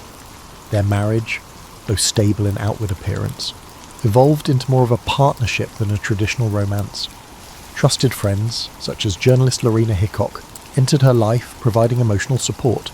Speculation about the nature of these friendships arose later, but at the time they served as lifelines, anchoring Eleanor's sense of self-worth. As Franklin's mobility improved incrementally, supported by crutches, braces, and daily exercises, his political aspirations reignited. He ran for governor of New York in 1928 and won. Suddenly, Eleanor had to navigate her new role as the governor's wife. She disliked the ceremonials of the executive mansion in Albany, but she saw an avenue to shape policy from within. She was no longer content with simply greeting dignitaries at receptions. Instead, she turned the governor's residence into a meeting point for activists and policymakers. Under her watch, progressive agendas on labour laws and social welfare found an informal forum. Meanwhile, she continued building her own reputation. She wrote articles for women's magazines, pushing readers to engage in civic matters.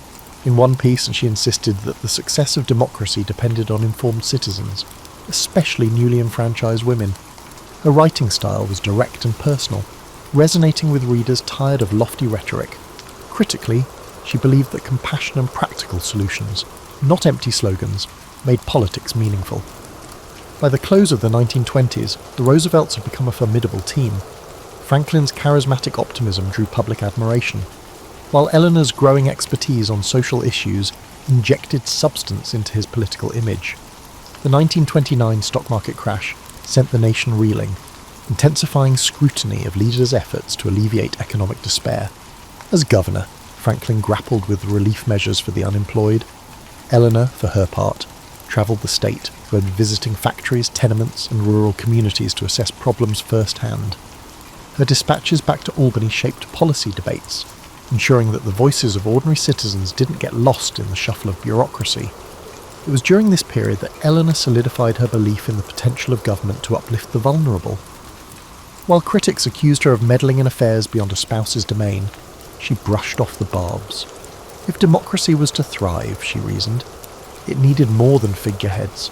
It needed informed advocates willing to engage directly with citizens' struggles. As the 1932 presidential election approached, Franklin emerged as the Democratic frontrunner. With the Great Depression tightening its grip, Americans craved leadership that promised hope and decisive action. Eleanor steeled herself for the next stage. Little did she know, the White House would offer an even broader platform, yet also test her capacity to balance public influence with private conviction. When Franklin D. Roosevelt won the 1932 presidential election, America was in the throes of the Great Depression. Lines for bread and soup stretched across city blocks, farms were foreclosed, and unemployment soared. Millions looked to the incoming president for salvation. Amid the frenzied national attention, Eleanor Roosevelt stepped into the role of First Lady with an approach that defied convention. Rather than focusing on high society receptions, she resolved to become the eyes and ears of the administration, travelling extensively to gauge people's realities. From the onset, she carved out an unprecedented public profile.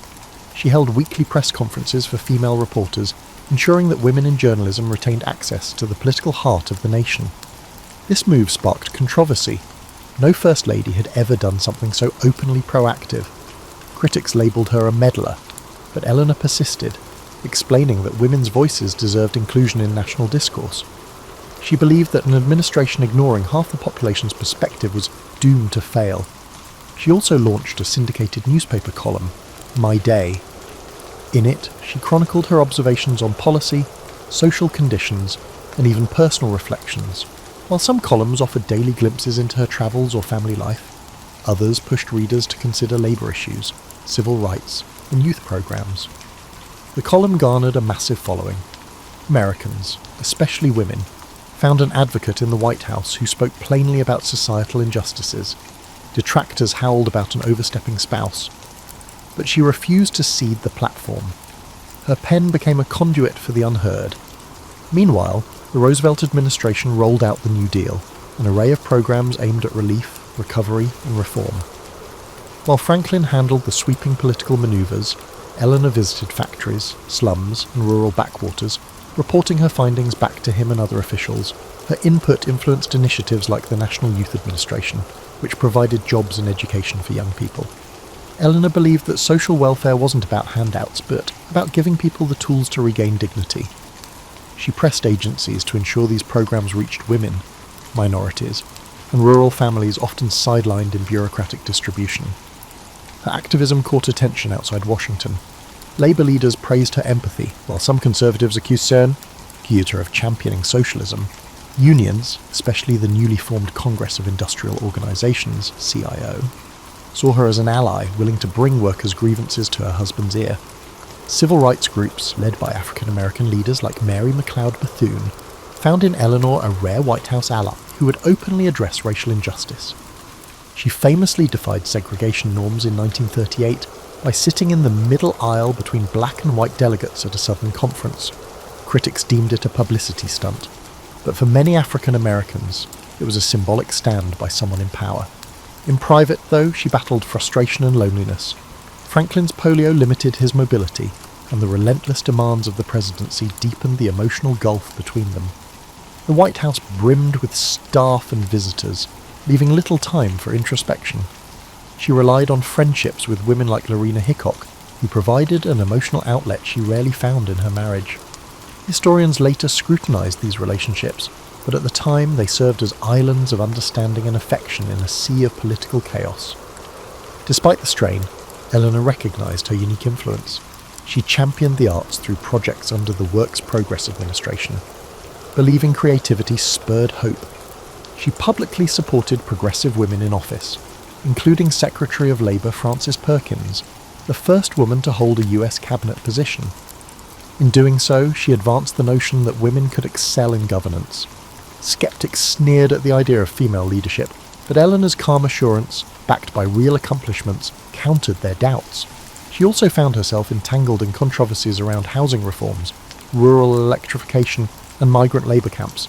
In each case, her approach was consistent: travel to the sites, talk to affected families, and push her husband's advisors to craft solutions. If she couldn't persuade through formal channels, she sometimes appealed directly to the public through her column or radio addresses. She skillfully balanced between being a supportive First Lady and being an independent political actor. By the late 1930s, the Roosevelt administration confronted new challenges: fascism rising in Europe and a still wobbly economy at home. Through it all, Eleanor's schedule remained relentless.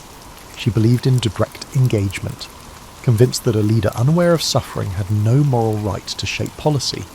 Though she never held official office, her council influenced decisions that altered millions of lives.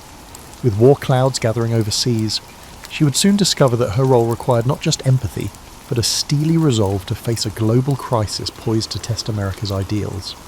As the 1930s ended and World War II loomed, Eleanor Roosevelt sensed a shifting global landscape. She saw fascism trampling human rights in Europe and Asia, while America debated isolation versus intervention.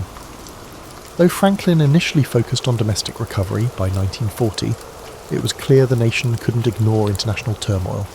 Eleanor, never shy about voicing her stance, argued that America's moral responsibility extended beyond its borders. She wrote passionately in My Day, warning readers that democratic values needed defending, lest they perish in the onslaught of tyranny. When Franklin won an unprecedented third term in 1940, the Roosevelts steeled themselves for a tumultuous period. Eleanor accelerated her advocacy for civil rights and women's involvement in war preparedness. With men joining the military, she championed female workers to fill industrial roles. Touring factories, she highlighted the contributions of Rosie the Riveter types, urging Americans to shed old prejudices about a woman's place. Her stance was pragmatic. The nation required every capable hand to beat looming threats.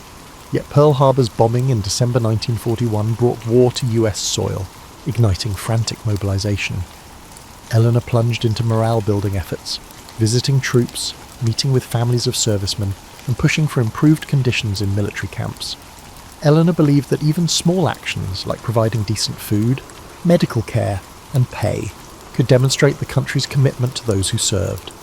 Despite the War Department having its structures, her personal visits frequently revealed areas of concern, such as segregated facilities, limited mental health services, or insufficient resources in remote training sites. She penned frank memos to generals and even her husband, demanding improvements. On the home front, war fever sometimes fueled racism. Japanese Americans were forced into internment camps, a policy Eleanor struggled to reconcile with her belief in democratic principles. She quietly lobbied behind the scenes, but her opposition to the policy never gained enough traction to reverse it. Critics later labelled her substance on internment as one of her greatest moral failures. Still, she strove to mitigate conditions by visiting camps and advocating for educational programs inside them, mindful that these efforts fell short of outright justice. Meanwhile, civil rights leaders urged the administration to address discrimination in defence industries. Eleanor became their conduit in the White House. Franklin issued Executive Order 8802, banning racial discrimination in defence contracts, partly due to her persistent urging. Though enforcement was patchy, it set a precedent. She continued her bold stands, like publicly supporting the Tuskegee Airmen and ensuring African American nurses were integrated into the Army Nurse Corps. Each symbolic action fanned controversy among segregationists, but to her, equality was non-negotiable, especially in a war purportedly fought for freedom. Abroad, Eleanor's reach extended through her goodwill tours. She travelled to Britain and the South Pacific, meeting soldiers and Allied leaders. Her presence was more than ceremonial. She asked probing questions about troop morale, supply lines and local tensions. Often, she cabled back suggestions for improvements. British Prime Minister Winston Churchill praised her empathy, even if some in his entourage found her activism unorthodox for a First Lady. She reassured war-weary civilians that American aid wasn't just strategic, it was driven by a genuine commitment to liberty. At home, she confronted a personal heartbreak.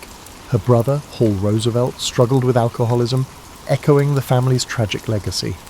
She tried to arrange support and discreet care, balancing private loyalties with public responsibilities. Her circle of intimate friends provided emotional ballast. Lorena Hickok remained a confidant, though war logistics limited their time together. Through letters, Eleanor confided her exhaustion, admitting that the public's expectations often felt insurmountable. As the conflict raged on, Franklin's health waned. His blood pressure rose and stress weighed heavily. Eleanor stepped in more assertively, bridging gaps in his schedule. She delivered radio addresses championing war bonds, visited hospitals treating wounded veterans, and comforted grieving families. Some cynics dismissed her as Madame Do-Good, but many others found solace in a leader unafraid to see suffering firsthand. By 1944, the Allied forces were making significant progress, yet victory seemed a complicated prospect. The war's devastation would require not just triumph over Axis powers, but a blueprint for peace. Eleanor's mind buzzed with questions about refugees, post-war reconstruction, and a reimagined global framework that might prevent future catastrophes. She saw glimpses of a potential role for the United States as a moral leader. though she worried domestic politics might hamper that vision. In the final year of the war, she began hinting that the world needed a robust international body to maintain peace, foreshadowing her eventual pivotal role in the United Nations. Franklin D. Roosevelt died in April 1945, mere weeks before Germany's surrender. The nation mourned a 4-term president whose New Deal and wartime leadership had reshaped America. For Eleanor Roosevelt, the loss was both intimate and public. While she and Franklin had forged a practical partnership over the years, she grieved the passing of a companion who, despite all their marital complexities, had walked beside her through monumental transformations. When Harry Truman succeeded to the presidency, he recognised Eleanor's unique standing. At first, many assumed she would retreat from public life. Instead, she showed no sign of disappearing into widowhood. She considered her husband's death a passing of the baton, a moment demanding continued engagement. The war with Japan still raged, and global politics were in flux. She quietly rebuffed suggestions to retire, stating famously, "The story is over, but not the journey." In May 1945, VE Day, Victory in Europe, arrived, overshadowed by the looming final battles against Japan. Eleanor immersed herself in relief efforts, focusing on wounded veterans returning from both theatres. She visited hospitals, consoled families, and championed bills aimed at their rehabilitation. While Truman's administration tackled the complexities of forming a post-war order, she used her platform to advocate for a strong, cooperative international community. One of Truman's defining acts was to appoint Eleanor to the first American delegation to the United Nations in 1945. Many in Washington questioned the choice. Could a former First Lady, albeit well-travelled, effectively navigate high-stakes diplomacy? Truman saw something others overlooked, her blend of empathy and pragmatism. The appointment signalled a fresh chapter for both the UN and Eleanor. She approached the role with disciplined study, brushing up on parliamentary rules, international law, and economic recovery proposals, attending the UN's early sessions in London and then at Lake Success, New York. She immersed herself in the complexities of post-war negotiations. Nations wrestled with forming stable governments in war-ravaged regions, setting up structures to prevent future conflicts. While seasoned diplomats haggled over boundaries and reparations, Eleanor centred her efforts on human rights. She found common cause with delegates from smaller nations, forging alliances that transcended Cold War lines just beginning to emerge. In 1946, she chaired the newly formed UN Commission on Human Rights. Initially, some delegates saw her as an American figurehead, polite but lacking intellectual heft. They swiftly learned otherwise. She steered discussions with firmness, ensuring smaller nations had their say. She insisted the Commission draft not just broad statements, but actionable principles. This laborious process required reconciling different cultural values, economic realities, and political ideologies. Hours of debate tested her resolve. She found an ally in French philosopher René Cassin, among others, who appreciated her unwavering focus on practical outcomes. The Commission's most famous product, the Universal Declaration of Human Rights, emerged as a collaborative masterpiece, though it bore Eleanor's imprint. She reminded delegates that lofty words meant little unless everyday people could understand them. She pushed for language that was clear, universal, and free from legalistic clutter. Late-night sessions often ended with her scribbling revisions by lamplight, fueled by an unshakable belief that each article mattered to someone's dignity. Her experience among the poor and marginalised during the Depression shaped her commitment to ensuring each clause addressed fundamental human needs. Throughout these intense negotiations, she maintained a public speaking schedule, travelling to universities and women's clubs to explain the UN's mission. Detractors at home accused her of naivete, suggesting the Soviet Union's looming power rendered human rights talk meaningless. She countered that precisely because of geopolitical tensions, a moral framework was indispensable. She refused to let cynicism overshadow the potential of collective action. By 1948, the Commission finalised the Universal Declaration of Human Rights. The UN General Assembly's adoption of it marked a significant milestone. Though not legally binding, it set a moral standard. Eleanor delivered speeches describing it as a Magna Carta for all mankind, ensuring the public understood it as a tool to uplift the disenfranchised. International media credited her leadership, albeit sometimes grudgingly, as she had shattered prior assumptions about a First Lady's capabilities. In the aftermath, she found little time for rest. The world was shifting into the Cold War era. Economic reconstruction, decolonization, and ideological battles now defined global relations. Even as she stepped away from the Commission, she continued to serve as a roving ambassador of sorts, championing human rights across continents. Eleanor saw her late husband's passing as an opportunity to forge her own unique legacy, rooted not in being a president's wife, but in shaping international norms at a pivotal moment in history. In the final decade of her life, Eleanor Roosevelt continued as an indefatigable voice for social justice, human rights, and democratic ideals. The Universal Declaration of Human Rights, adopted in 1948, remained her crowning achievement. However, she refused to rest on her past achievements. With the onset of the Cold War, critics claimed the UN's ideals would crumble under superpower rivalry. Eleanor believed otherwise, maintaining that shared principles could mitigate conflict, even if progress unfolded slowly. She returned to private citizenship in 1953, but stayed active in public discourse. Writing, lecturing, and advocating, she championed civil rights at home. When African American students integrated previously all-white schools under court orders, she lent moral support, reminding Americans that equality was part of their national fabric. Her columns remained unflinching, calling out racism, poverty, and the complacency of those who benefited from the status quo. Some saw her as anachronistic, others discovered in her words a beacon for an America struggling to reconcile its ideals with its realities. Her personal network still included political heavyweights, enabling her to press for reforms behind the scenes. She served under President John F. Kennedy as chair of the Presidential Commission on the Status of Women, established in 1961. At an age when many retire, Eleanor dissected legal codes, employment practices, and educational barriers hindering women. She demanded data, case studies, and policy recommendations, aiming to transform rhetoric into tangible steps. That the Commission's final report spurred legislative changes underscored her ability to channel moral vision into legal frameworks. Throughout the 1950s and early 1960s, she travelled the globe. Invitations poured in from countries wanting to meet the woman behind the Declaration of Human Rights. In India, she walked through villages discussing rural development. In Israel, she marvelled at kibbutz communities. In Africa, she observed newly independent nations grappling with post-colonial reconstruction. Where American ambassadors might exude formality, Eleanor embraced dialogues with everyday people. She returned from each journey energized, writing extensive notes for policymakers, cautioning against condescending attitudes toward emerging nations.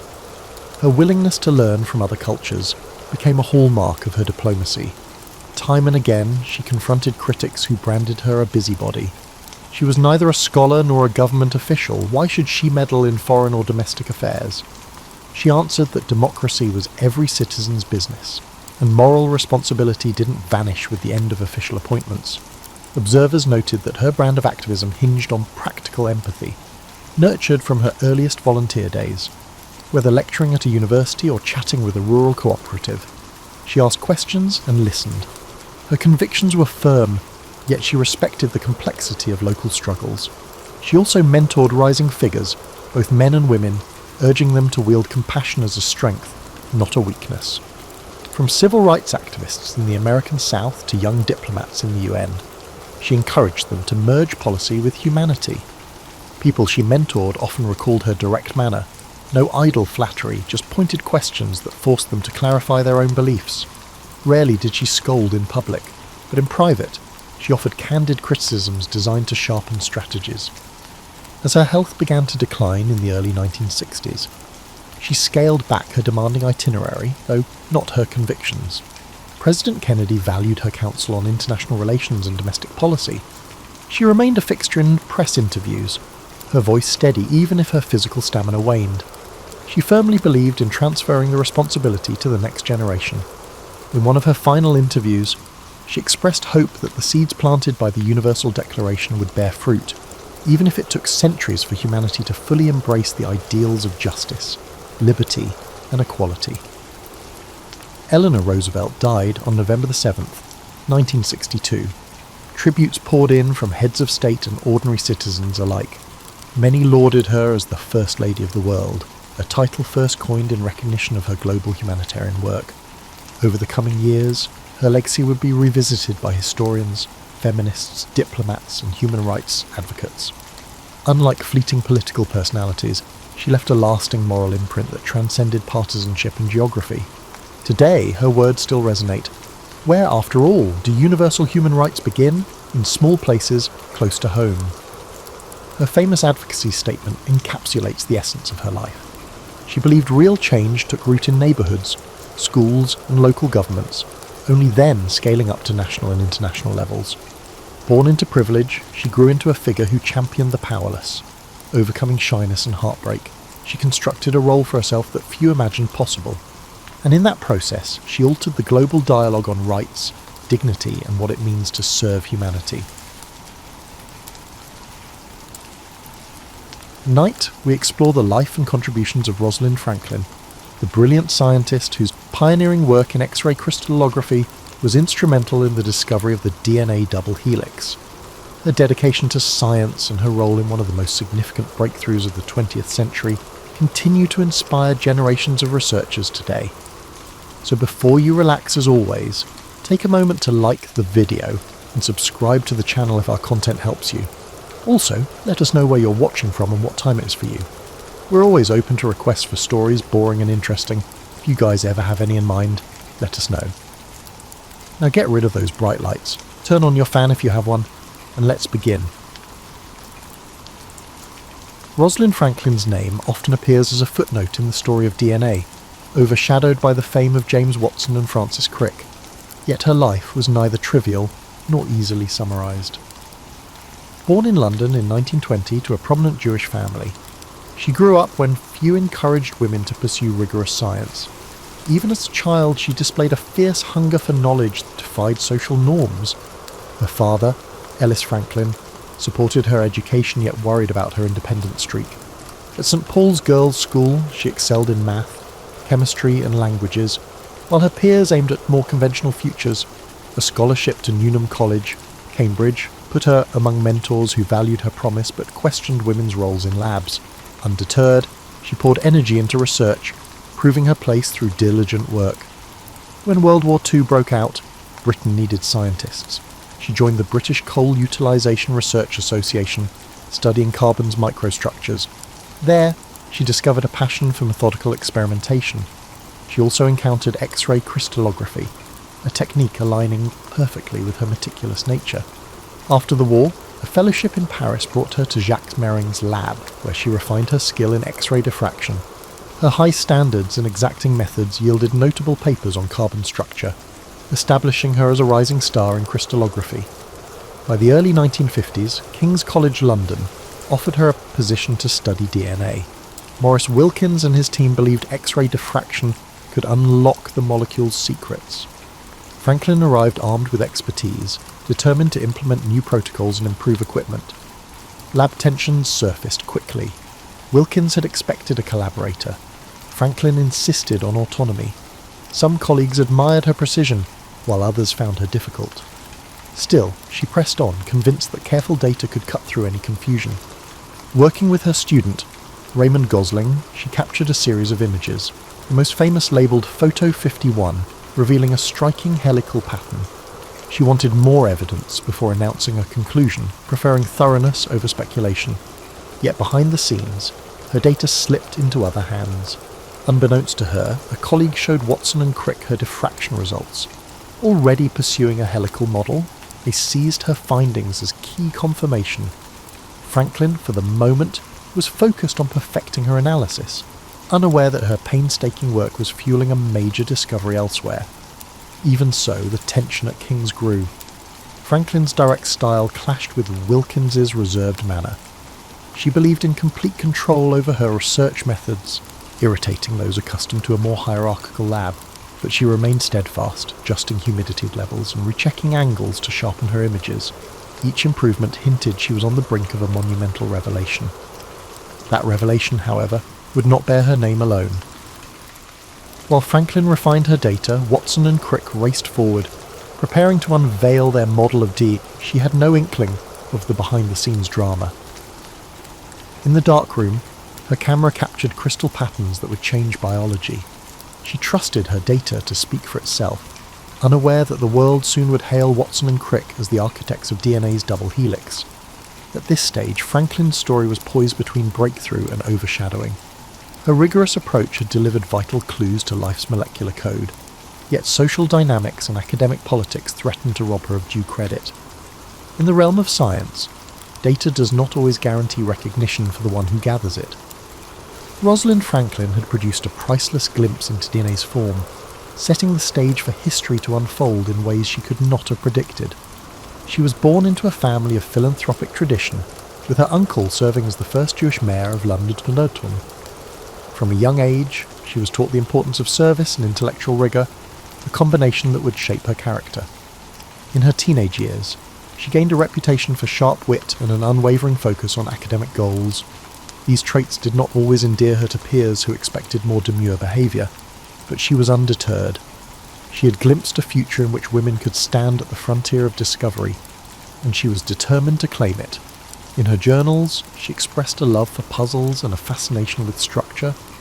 Whether examining minerals or deciphering abstract problems, she found solace in unravelling complexities. This mindset translated seamlessly into her later work, where precision became both her shield and her compass. It also fueled her tenacity, driving her to pursue every question until she reached its hidden core. Rosalind Franklin's arrival at King's College London came with grand hopes, but the lab's culture soon tested her resolve. She joined Maurice Wilkins, who believed they would share DNA research duties. Franklin's forthright style, however, clashed with Wilkins' quieter approach. Worse, the leadership chain for the DNA project remained vague, fostering confusion about who was truly in charge. Despite these challenges, Franklin pressed on, exploring how DNA fibres changed under varying humidity. She distinguished between A and B forms of the molecule, and her fastidious X-ray diffraction work produced the famed Photo 51, which showed an unmistakable helical pattern. Franklin acknowledged the significance of the image, yet she refrained from making hasty assumptions. She spent hours perfecting exposures, checking angles, and analysing the precise details etched onto photographic plates. Meanwhile, across town at the Cavendish Laboratory in Cambridge, James Watson and Francis Crick took a contrasting approach. Model builders at heart, they chased the DNA structure by trial and error, fueled by snippets of data gleaned from various sources. When Wilkins revealed Photo 51 to Watson, unbeknownst to Franklin, the evidence dovetailed perfectly with their double helix hunch. By early 1953, Watson and Crick completed a model that would make scientific history. Their publication in Nature was concise yet transformative, announcing a double helical structure that explained DNA's replication mechanism. Wilkins and Franklin each contributed supportive papers, but the spotlight fell squarely on Watson and Crick. Franklin's images and calculations, though pivotal, were presented as secondary confirmations rather than driving forces. She felt the sting of exclusion, yet pressed on, finalising her analyses of the molecule's geometry. This period at King's grew more strained. Franklin's rapport with Wilkins had cooled. She seemed unwilling to compromise on rigorous standards, and he resented her independence. The department itself provided limited support, content to bask in the sudden acclaim for the DNA breakthrough. Franklin, meanwhile, was left to grapple with how her painstaking data had been used without her direct consent. Recognising that her future lay elsewhere, she began seeking a new post where she could direct her research on her terms. Opportunity arose at Birkbeck College, headed by crystallographer John Desmond Burnell. Though the facilities there were humbler, the atmosphere promised greater autonomy. Franklin decided to leave King's, taking with her a wealth of expertise and the resolve to avoid another scientific turf war.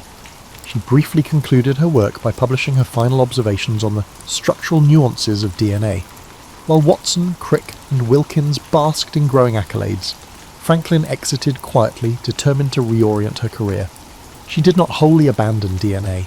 Friends and colleagues occasionally asked for her insights, and she answered candidly, yet she had no desire to entangle herself further in debates about authorship or recognition.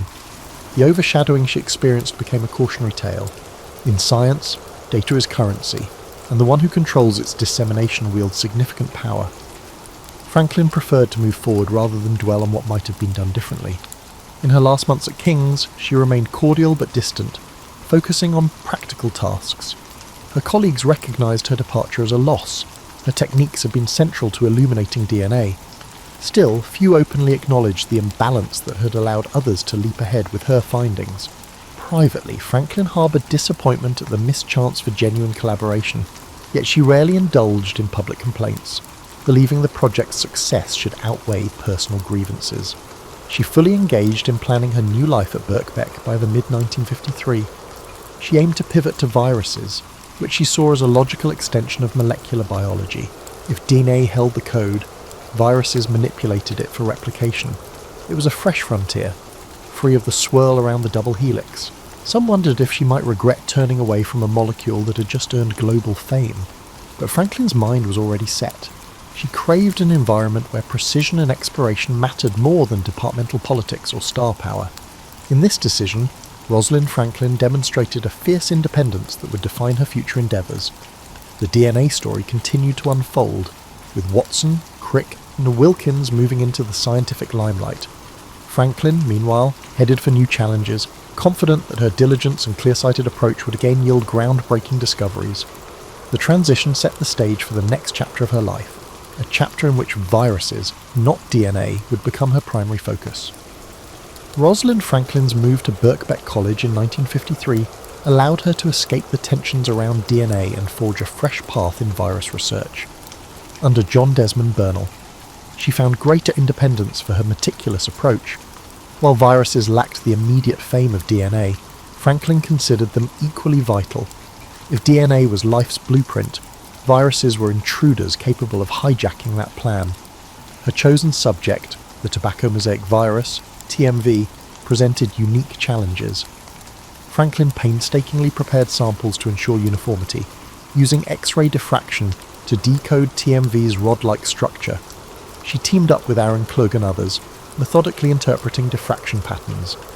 Even as a smaller lab, Birkbeck became a haven where Franklin could shape projects by her exacting standards. She still carried scars from King's College. Some wondered why she had shifted from DNA to viruses, but Franklin pressed forward. Drawing parallels to her earlier work, she again insisted on data-driven analysis, never rushing to publish before confirming every detail. Her lab environment combined intensity with a collaborative spirit, offering trainees an unparalleled education in crystallographic rigour. Between 1954 and 1955, Franklin's group made steady gains. They confirmed TMV's protein subunits arranged in repeating units around the viral RNA. These findings, though less glamorous than the double helix, garnered respect among structural biologists. Unfazed by the overshadowing DNA narrative, Franklin kept expanding her scope. She ventured into spherical viruses, hypothesizing that structural symmetry might unify diverse pathogens. Her reputation grew, and she presented at conferences, describing how the same methods that had illuminated DNA could unpack viral design. Publicly, Watson and Crick dominated headlines, but within crystallography circles, Franklin was acknowledged as a leading figure. She rarely spoke of the DNA controversy, though colleagues sensed unresolved feelings. Instead, she concentrated on perfecting viral data.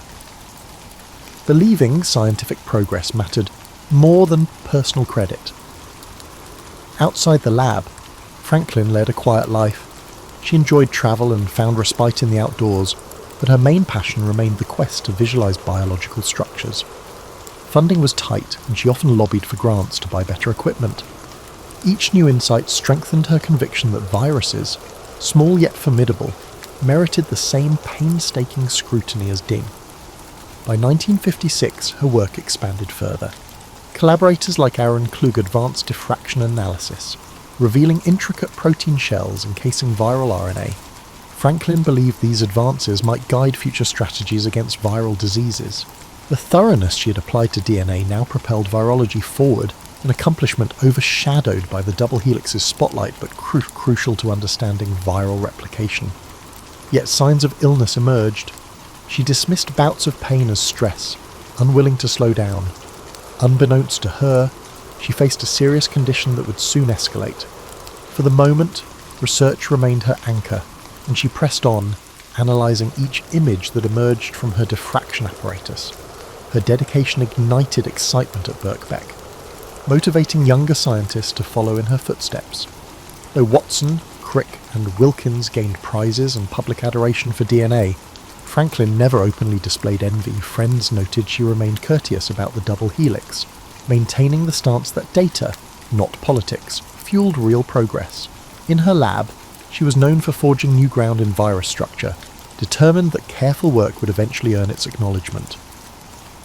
Amid these virus studies, Franklin's commitment to excellence never wavered.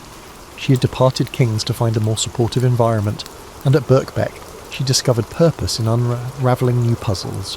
The breakthroughs she spearheaded may not have led to global headlines, but they contributed significantly to the emerging field of molecular virology.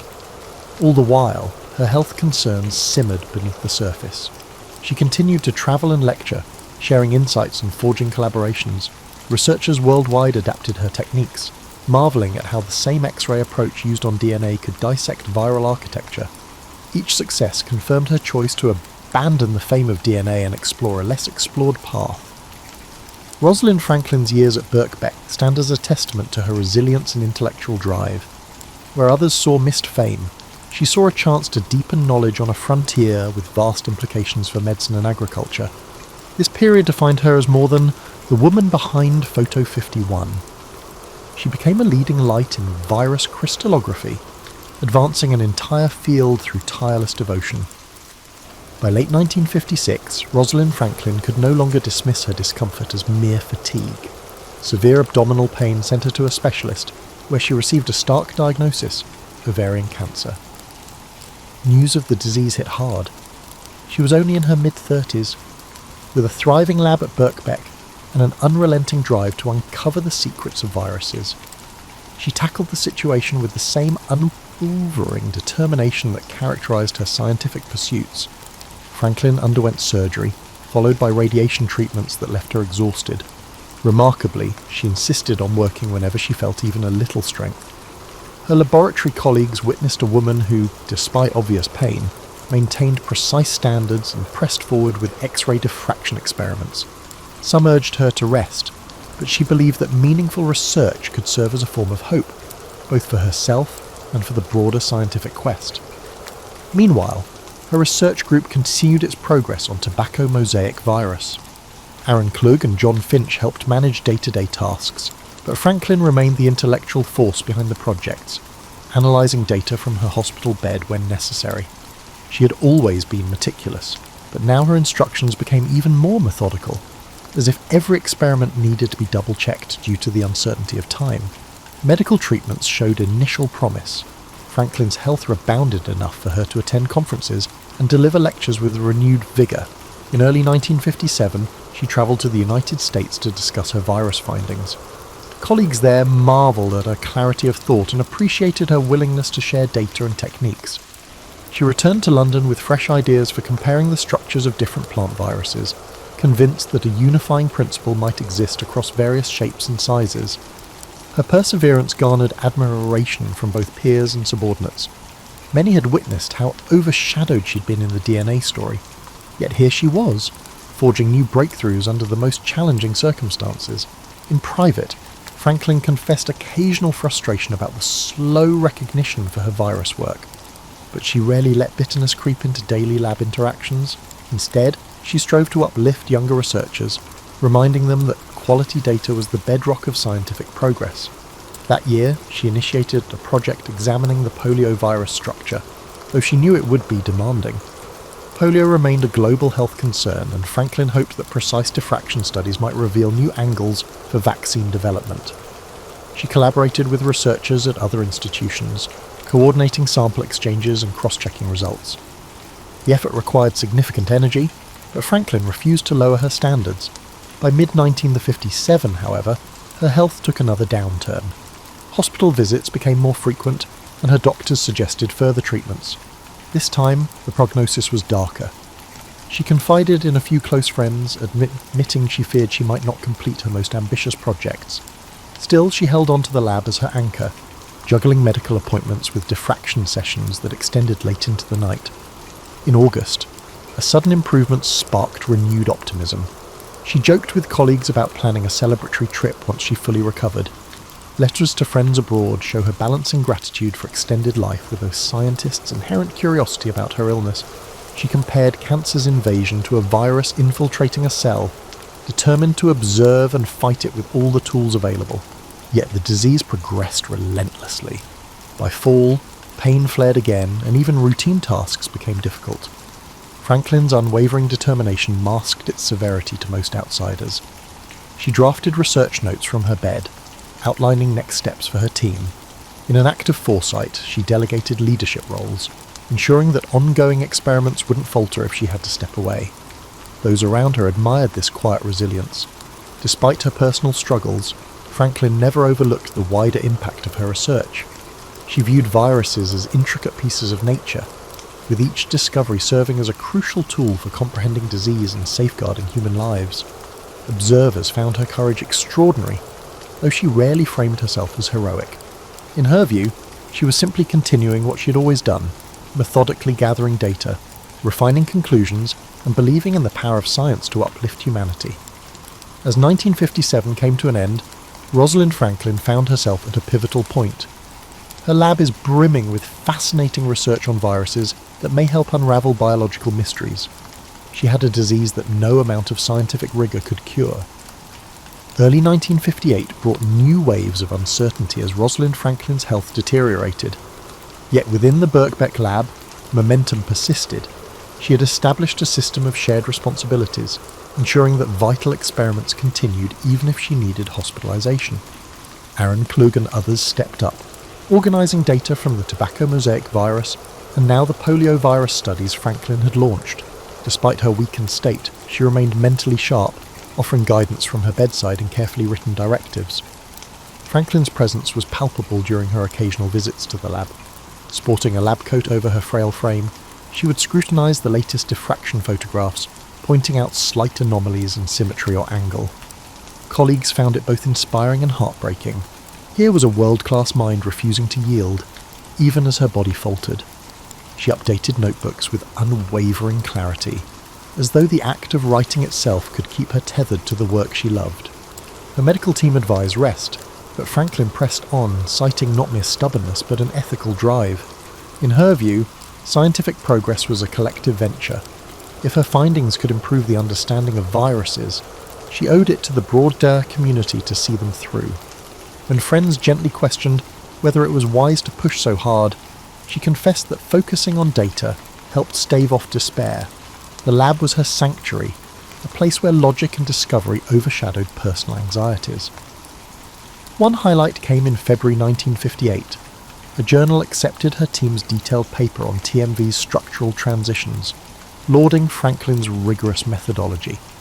She allowed herself a quiet moment of satisfaction, knowing such recognition was hard-won.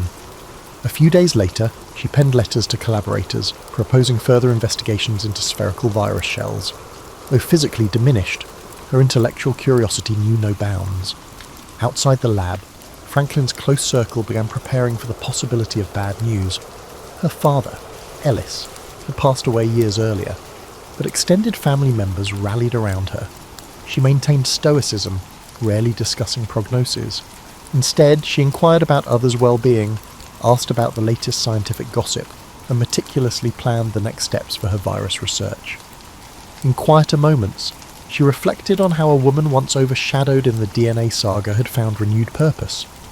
She never openly declared regret, though some friends perceived a lingering sadness that she might not see the end of certain viral inquiries. Rumours circulated about potential nominations for significant awards. Though Watson, Crick, and Wilkins had gained global fame, a few scientific bodies recognised Franklin's independent contributions. Nothing concrete materialised, however, and she expressed little interest in accolades. She believed real achievement lay in the data itself, the patterns, the angles, the consistent results that built a foundation for future work. As spring approached, her symptoms worsened. Sharp pains returned, and another surgery was scheduled. This time, medical intervention offered diminishing returns. Franklin faced the prospect that her life might be cut short, yet she approached this possibility with the same methodical calm she brought to her experiments. She revised her will, setting aside funds for scientific causes and ensuring that certain personal items went to cherished friends. She also took steps to safeguard her research, instructing Klug and others on how to best archive her notebooks and X-ray films. On excellent days, she still made brief appearances at Birkbeck. One morning in April, she examined new images of the polio virus, noting symmetrical patterns that hinted at a uniform protein arrangement. The conversation that followed, held in hushed tones behind a cluttered desk, brimmed with excitement. She encouraged her colleagues to pursue further refining of these samples, convinced the results might be pivotal. Yet by mid-April, her hospital stays grew longer. In a final letter to a mentor in Paris, Franklin described a sense of urgency. She felt every hour counted. She signed off with a mixture of humour and resolve, quipping that illness might slow her body but never her mind. The note ended abruptly, suggesting that even writing had become laborious. Still, the spirit that had guided her from St. Paul's Girls' School through King's College and Birkbeck remained intact. She had consistently emphasised the importance of data over speculation. Now, as life's uncertainties narrowed, she held to that principle more fiercely than ever. Every experiment completed, every photograph taken, was a small triumph over the frailties of the human condition. In that sense, she transformed her final months into a testament to scientific dedication, a brief but shining era when personal adversity bowed before the truth. Rosalind Franklin passed away on April 16, 1958, at the age of 37. The immediate shock rippled through her colleagues at Birkbeck and beyond. Many had witnessed her stubborn fight against illness, but news of her death still felt sudden, as though a brilliant light had been snuffed out too soon. She had left behind half-finished projects on the structure of viruses, along with meticulously kept notebooks that offered clues for future breakthroughs. Tributes poured in from across the scientific community. John Desmond Bernal lauded her unwavering devotion to exacting research. Aaron Klug, who had worked closely with her, publicly credited Franklin's methods for pushing their studies of TMV and polio virus forward. Even Maurice Wilkins, whose relationship with Franklin had been tense, expressed regret that they never truly reconciled. In hushed conversations, some recalled how her DNA data had been pivotal to Watson and Crick's success, lamenting that she never saw the global accolades that might have been hers under fairer circumstances. Outside these professional circles, however, the name Rosalind Franklin barely registered. Watson and Crick's double helix model had claimed the public's imagination, casting other contributors in peripheral roles. Newspapers printed short obituaries, focusing mainly on DNA pioneer dies young, but offered scant detail about her virus research. In one sense, Franklin's passing mirrored her life, vital work overshadowed by a louder narrative. Yet for those who understood her impact, the mourning came with resolve. Aaron Klug led efforts to preserve her virus samples and continue her research lines. He believed that Franklin's legacy deserved more than a fleeting eulogy. Scholars at Birkbeck and elsewhere vowed to finish the task she had begun, analysing the protein shells of various viruses and refining the diffraction methods she had pioneered. In their hands, her notebooks became living documents, guiding new experiments and interpretations. Meanwhile, Watson, Crick, and Wilkins navigated a complex emotional space. The broader public saw them as the DNA triumvirate. Privately, they acknowledged that Franklin's data had accelerated their discoveries.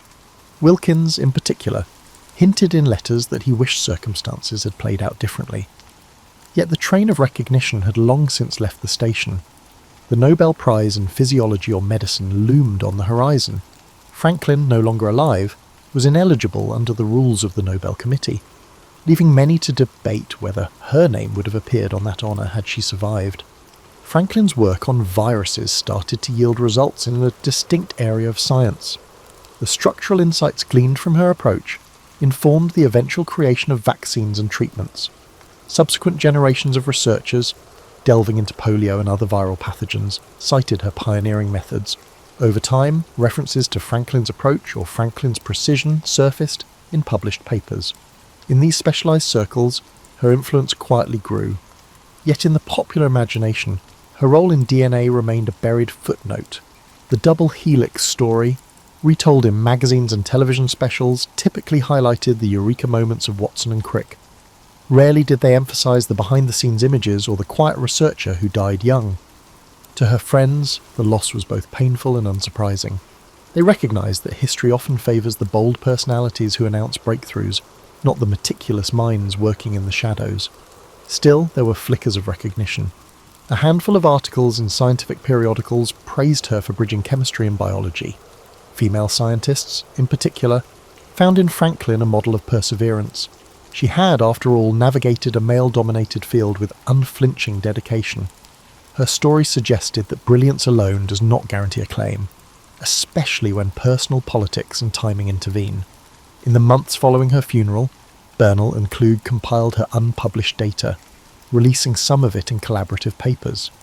These publications helped virology advance gradually, even though they didn't make the front page. Franklin's name appeared on the author lists, a silent reminder that her drive and insight continued to shape new discoveries, even beyond her death. Thus, Rosalind Franklin's physical presence vanished in the final tally of 1958, but her methods and findings endured. Scientists who encountered her meticulous records spoke of feeling her presence. Each measured angle, each note on humidity, each reference to precise conditions. In that precision lay her enduring signature, a blueprint for doing science with exactitude and grace. The world at large might have moved on, but in small labs scattered across the globe, Franklin's influence quietly persisted, seeding the breakthroughs of tomorrow. In the decades after Rosalind Franklin's death, her legacy evolved in slow, transformative ways. During the 1960s and 1970s, Watson, Crick, and Wilkins became household names. Culminating in their shared Nobel Prize in 1962, Franklin, omitted from that honour by both death and circumstance, remained largely in the shadows of popular history. Yet among certain scientists, her reputation for precision and perseverance quietly grew. At Birkbeck College, younger researchers carried on the virus studies she had pioneered. Aaron Klug's eventual Nobel Prize in Chemistry recognised his work on protein nucleic acid complexes, a pursuit deeply rooted in Franklin's methodology. In interviews, he pointedly credited her meticulous techniques for guiding his path. References to Franklin's X-ray approach began appearing in virology circles, an acknowledgement that her role extended beyond DNA. Still, mainstream awareness lagged. School textbooks celebrated the double helix as Watson and Crick's triumph. Only a handful of paragraphs, if any, acknowledged Franklin's Photo 51 or the King's College drama. A shifting social climate, however, sparked renewed interest in lesser-known female scientists. Feminist scholars and historians began probing archival materials, determined to uncover the stories of women whose contributions had been eclipsed. By the 1980s, a wave of re-examinations cast a spotlight on Rosalind Franklin. Journalists and academics scrutinised correspondence, lab notes, and memoirs from her colleagues. They unearthed the reality that Franklin had not just assisted, but been instrumental in unravelling today's structure. The evidence showed that her data, shared without her full approval, had crystallised Watson and Crick's thinking. Popular media picked up on the controversy, framing Franklin as the wronged heroine of the DNA saga. While this characterisation sometimes veered into caricature, it revived her name. Simultaneously, interest in her virus research flourished among specialists. A new generation of molecular biologists rediscovered her Birkbeck work, amazed at how she had tackled the complexities of viruses with the same tenacity she brought to dinner. A series of papers analysing her notebooks revealed that her approaches to sample preparation and diffraction analysis were decades ahead of their time. Pharmaceutical researchers aiming to combat viral outbreaks drew inspiration from her methods, demonstrating that her impact reached far beyond a single molecule. By the 1990s, Rosalind Franklin became a symbol for women in STEM.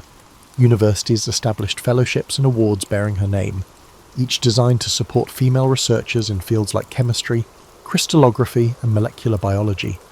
Statues and plaques appeared at King's College London and in her hometown, celebrating her achievements. Though many tributes still focused on DNA, the deeper picture of her broader scientific passion began to take shape. Documentaries and books offered more nuanced portraits. A brilliant scientist who navigated the prejudice of her time, worked herself to exhaustion, and died young, leaving a treasure trove of insights. Debates about ethics and credit allocation continued, with some championing Watson and Crick's accomplishments, while also acknowledging the injustice done to Franklin. The complexities of her relationships at King's Her shift to Birkbeck and her brave fight against cancer found their way into mainstream awareness, painting a portrait of a woman whose intellect defied the era's constraints. Today, Rosalind Franklin stands as a beacon of unyielding dedication. Her story resonates with those who value precision, resilience, and collaborative respect. Museums showcase her notebooks, featuring the small details that once seemed inconsequential, meticulously labelled film plates, humidity logs, and carefully drawn diagrams. Each artifact testifies to her belief that every scrap of data mattered. In academic circles, Franklin's name now holds genuine weight. She is cited not as a footnote, but as a pioneer who bridged chemistry and biology, advanced crystallography, and helped birth modern virology research. Initiatives encourage young scientists, especially women, to follow her example, embodying curiosity, discipline, and the courage to question norms. The arc of Rosalind Franklin's reputation thus reveals a broader truth. Recognition in science can be capricious, delayed, or uneven. What was once overshadowed can, through persistent re-examination, rise to its rightful place. Franklin's data lit the path for one of the greatest discoveries in biology, and her virus research paved the way for critical future breakthroughs. Generations after her passing, the full story of her contributions has come into clearer focus, ensuring that her voice, once muffled, now echoes across labs and lecture halls worldwide. And just like that, we've reached the end of our main story tonight about someone who was truly brilliant with science. Hopefully you've already drifted to sleep by now, but if not, I know my insomniacs when I see them. We got your back with stories of different types in case this wasn't something interesting to you. I hope you have a fantastic day and get the best rest that you deserve. Sleep peacefully, my friends, and as always, good night. Charles Darwin, one of the most influential figures in science, is often remembered for his groundbreaking work on evolution. But his journey to understanding the origins of life on Earth was anything but straightforward. Born in 1809 in Shrewsbury, England, Darwin grew up in a world where scientific exploration was on the rise, but the idea of evolution was not yet widely accepted. His life was filled with scientific curiosity, challenging ideas, and a journey across the world that would forever alter the way humanity viewed itself. Darwin was born to a family of notable individuals. His father, Robert Darwin, was a wealthy physician, and his mother, Susanna, came from the Wedgwood family, known for their pottery business. Tragically, Darwin's mother passed away when he was just 8 years old, leaving a profound impact on him. His father, who had high hopes for him to follow in his footsteps as a physician, sent him to medical school at the University of Edinburgh when he was 16. But Darwin's interests lay elsewhere. He found the practice of medicine distasteful, particularly surgery, which he thought was barbaric. But it wasn't just medicine that failed to capture his imagination, it was the traditional academic curriculum. Instead, Darwin was drawn to the natural sciences, particularly geology and biology, subjects that were not typically emphasised in the medical field. He would spend his free time collecting specimens and studying the natural world around him. However, despite his deepening passion for natural history, Darwin did not excel in his medical studies. His father, frustrated with his son's lack of progress, sent him to Christ College in Cambridge, hoping that he might find a new direction in life. It was there that Darwin's fascination with natural history truly took off. Under the guidance of influential professors, including botanist John Stevens Henslow, Darwin began to focus his attention on the study of nature, a decision that would eventually lead him to the discovery of the theory of evolution. During his time at Cambridge, Darwin formed a close friendship with Henslow, who encouraged him to pursue a career in natural history. Darwin graduated with a Bachelor of Arts degree in 1831 and, despite having no formal training in the field, decided to join the HMS Beagle on a voyage around the world. It was on this journey that Darwin would begin to develop his ideas about natural selection and the evolution of species. The voyage of the Beagle began in 1831 and lasted nearly 5 years, taking Darwin to places as far as South America, the Galapagos Islands, Australia, and Africa. The trip provided Darwin with an unparalleled opportunity to observe the natural world in its most diverse forms. He meticulously collected specimens of plants, animals, and fossils, and took detailed notes on his observations. It was during his time in the Galapagos Islands, however, that Darwin made a discovery that would change everything. He noticed that the finches on the islands were all similar, but had distinct variations in their beaks depending on the type of food available. This observation led him to question the idea that species were fixed and unchanging. Darwin began to develop a theory that species were not created in their present form, but evolved over time, adapting to the environment in which they lived. He proposed that the differences between species were a result of small changes accumulated over generations, with those organisms better suited to their environment surviving and passing on their advantageous traits. This idea, known as natural selection, became the cornerstone of Darwin's theory of evolution. Upon returning to England in 1836, Darwin began to work on his observations from the voyage. He spent the next several years analysing his findings, corresponding with other scientists and developing his ideas. It was a slow and meticulous process. He was reluctant to publish his ideas, knowing that they would be controversial. The scientific and religious communities of the time were heavily invested in the idea of creationism, the belief that life was created by a divine being in its present form. Darwin's theory of evolution challenged this deeply held belief, and he feared the backlash that would come with publishing his ideas. In 1859, after more than 20 years of research, Darwin finally published his most famous work, On the Origin of Species. The book outlined his theory of evolution by natural selection, and it quickly became one of the most influential scientific works of all time. The reaction to the book was mixed. Many scientists praised Darwin's work, recognizing the evidence he had gathered and the implications of his theory. However, the religious community was outraged, and the book sparked a fierce debate that continues to this day. One of the most significant aspects of Darwin's theory was its challenge to the traditional view of creation. Prior to Darwin, the widely accepted belief was that species were fixed and immutable, created by God. Darwin's theory of natural selection suggested that species could change over time, and that all life on Earth shared a common ancestry. This idea was revolutionary, and it provided a scientific explanation for the diversity of life on Earth that did not rely on divine intervention. Despite the controversy surrounding his work, Darwin continued to defend his theory and expand upon it throughout his life. In addition to his work on evolution, he made important contributions to fields such as geology, biology, and anthropology. He was also a vocal advocate for the importance of scientific inquiry and the need to question established beliefs. His work laid the foundation for modern biology and helped to shape the course of scientific thought in the years that followed. Darwin's personal life was not without its struggles. He suffered from various health problems throughout his life, including chronic illnesses that plagued him for much of his adulthood. Some historians believe that these ailments were a result of the stress and anxiety caused by the controversy surrounding his work. Darwin was also deeply affected by the death of his beloved daughter, Annie, in 1851. Her death, at the age of 10, profoundly impacted Darwin, and he became more reclusive in the years that followed. Despite these personal challenges, Darwin continued to work on his research and ideas. In his later years, he published several additional works, including The Descent of Man, in which he explored the implications of his theory of evolution for human beings. He also continued to correspond with scientists and researchers around the world, exchanging ideas and collaborating on scientific projects. Charles Darwin passed away on April 19, 1882, at the age of 73. His death marked the end of a remarkable life dedicated to understanding the natural world.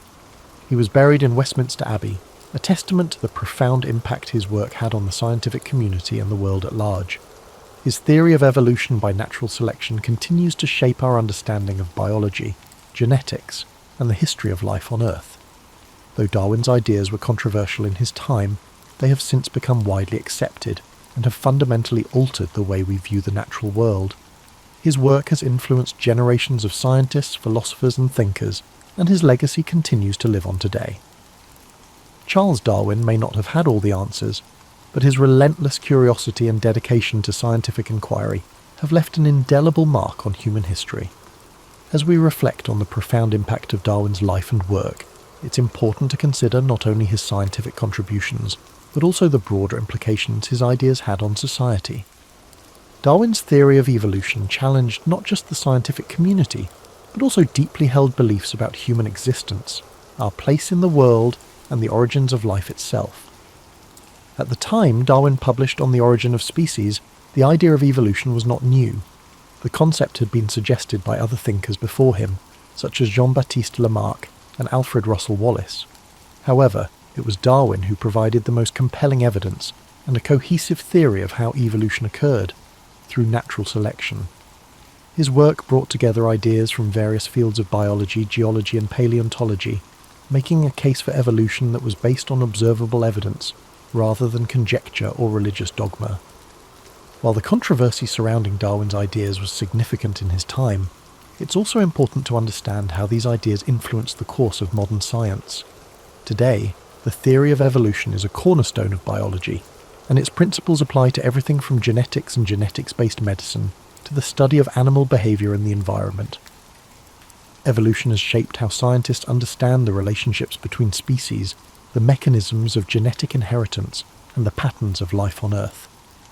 But Darwin's influence extends far beyond biology. His ideas have left an indelible mark on philosophy, ethics, and even social sciences. For instance, Darwin's theory of natural selection has had a significant impact on discussions around human nature and society. His ideas were taken up by social theorists like Herbert Spencer, who coined the term survival of the fittest, though it's important to note that Darwin himself never used this term in relation to human society. In the years following the publication of On the Origin of Species, Darwin's ideas became increasingly important in various fields.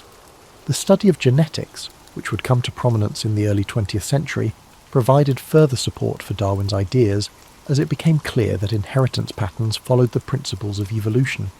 Additionally, the study of fossils and ancient life forms revealed a more complex and nuanced picture of the history of life on Earth, further validating Darwin's theory. However, despite the acceptance of Darwin's theory among the scientific community, challenges to his work have remained. One of the most enduring debates centres on the concept of human evolution. While the evidence for evolution among animals is overwhelming, questions about the specifics of human evolution, particularly the origins of human consciousness, continue to be explored and debated by scientists. While Darwin may never have fully anticipated the extent of his impact, his work laid the groundwork for numerous scientific advancements in the 19th, 20th and 21st centuries. His life serves as a reminder of the power of curiosity and the importance of asking bold questions, no matter how challenging the answers may be. As we continue to advance our understanding of life on Earth, Darwin's legacy continues to inspire new generations of scientists to think critically, explore deeply, and challenge established norms. Darwin's work was not without its personal struggles, as we have mentioned.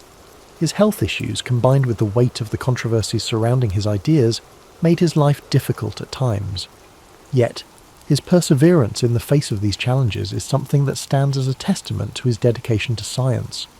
Darwin's story reminds us that even in the face of opposition, persistence and a commitment to truth can lead to monumental discoveries that change the world. Looking at Darwin's life, it's clear that scientific discovery is not a lone pursuit. While Darwin's genius played a pivotal role in shaping his ideas, he was not working in isolation. He exchanged ideas with other thinkers, and his work was built upon the contributions of countless others, from the fossil discoveries of Georges Cuvier to the evolutionary ideas of Lamarck and Wallace. Darwin's theory of evolution by natural selection was a product of collaboration and cumulative knowledge. His ability to synthesize diverse information into a comprehensive theory is part of what makes his work so enduring. As we think about the life of Charles Darwin, it's helpful to consider how his legacy continues to shape the way we view the world. The theory of evolution is more than just a scientific idea. It's a lens through which we can understand the complexity and interconnectedness of life. From the smallest microbes to the most complex animals, the principles of evolution offer us insight into the forces that have shaped life on Earth. And as we relax, letting these thoughts wash over us, it's also worth remembering that Darwin's journey was not just about intellectual achievement, it was also about a lifelong pursuit of understanding the natural world, a curiosity that led him to travel to remote corners of the world, observe the diversity of life, and contemplate the profound questions about existence that we all share.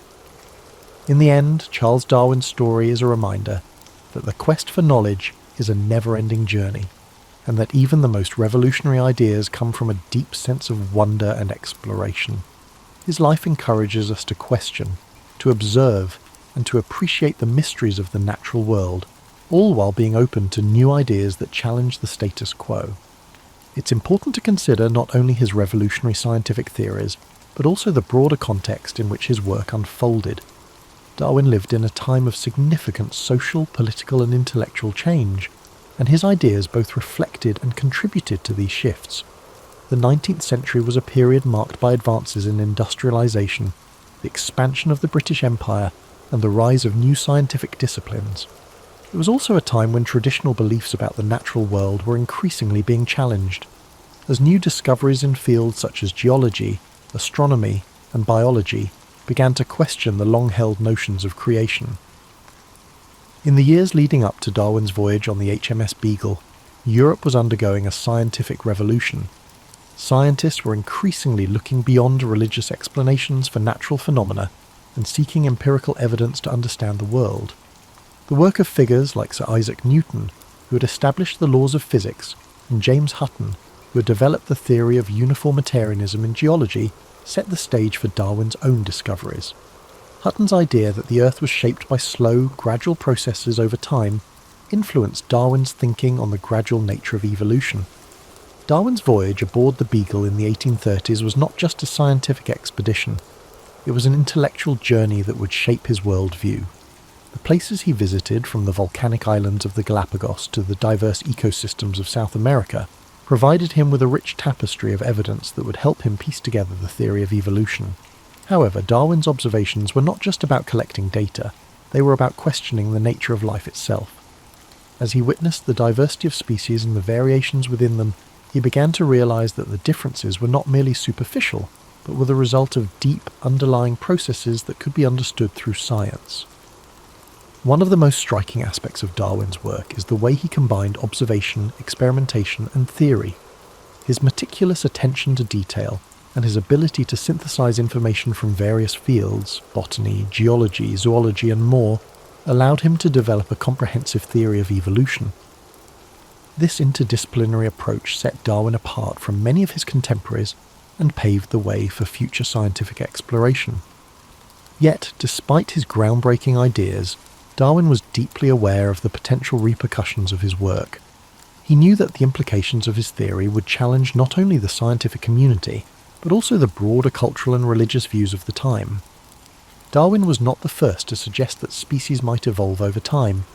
Lamarck had proposed an early theory of evolution, and Wallace had arrived at similar conclusions independently. However, Darwin's theory of natural selection was different, because it provided a mechanism for how evolution occurred. Unlike Lamarck, who suggested that organisms could pass on traits acquired during their lifetime, Darwin argued that natural selection, whereby the fittest individuals survive and pass on their advantageous traits, was the driving force behind evolution. Darwin's caution in publishing his ideas is often noted by historians.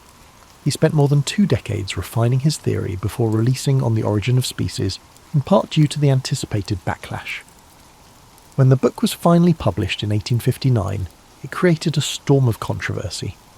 While many scientists, particularly those in the emerging fields of genetics and paleontology, quickly embraced Darwin's ideas, the religious community vehemently opposed them. The idea that humans were not created in the image of God, but were instead the result of a long process of natural selection was, and still is, a deeply contentious issue. This opposition did not deter Darwin, though. He continued to defend his ideas and engage in public debates, ultimately cementing his place as one of the most influential scientists in history. One of the reasons Darwin's theory has remained so influential is its ability to explain the complexity of life in a coherent and scientifically rigorous manner. Today, with the advent of modern genetics and molecular biology, Darwin's theory has been supported and expanded upon in ways he could not have imagined. The discovery of DNA and the understanding of genetic inheritance have provided a detailed mechanism for how traits are passed down through generations, supporting the concept of natural selection. In this way, Darwin's ideas have stood the test of time, evolving alongside new discoveries and technologies. Yet, despite the overwhelming evidence supporting Darwin's theory, there are still those who continue to reject it. The debate over evolution remains one of the most contentious issues in modern society, particularly in the United States, where creationism and intelligent design are still promoted by some as alternatives to the theory of evolution. This ongoing debate highlights the intersection of science, religion and education, and underscores the enduring power of Darwin's ideas to spark discussion and challenge existing beliefs.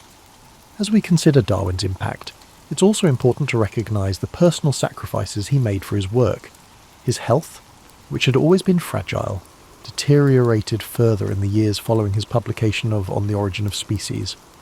Some historians suggest that Darwin's chronic illnesses were exacerbated by the stress of the intense public scrutiny and the isolation he felt from his scientific peers. In addition, the death of his daughter Annie, whom he was very close to, left him devastated and further deepened his reclusiveness.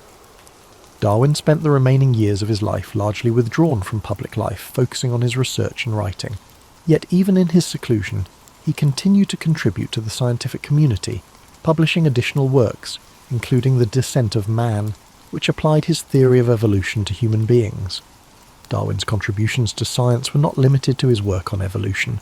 He also made important discoveries in the fields of geology, plant biology, and zoology. His observations on the geology of the Beagle's voyage contributed to the development of uniformitarianism, the idea that the Earth's features were shaped by slow, continuous processes. His studies of barnacles and the fertilization of orchids also provided valuable insights into the world of natural history. Today, Charles Darwin is regarded as one of the most important figures in the history of science. His work has influenced fields ranging from biology and genetics to psychology, anthropology, and even philosophy. His legacy extends beyond his scientific contributions. However, Darwin's life is a testament to the power of curiosity, persistence, and critical thinking. It reminds us that even in the face of doubt and controversy, it is often the most challenging questions that lead to the greatest discoveries. As we close the story of Charles Darwin, we can take a moment to reflect on his journey, not just as a scientist, but as a person who dedicated his life to understanding the mysteries of the natural world.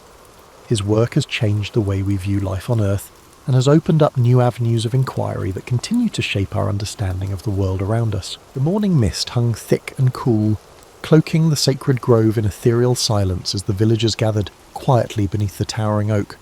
Its ancient branches stretched wide, leaves whispering softly in the gentle breeze. At the centre of this gathering stood the druid, his white robes glowing softly against the muted tones of the forest.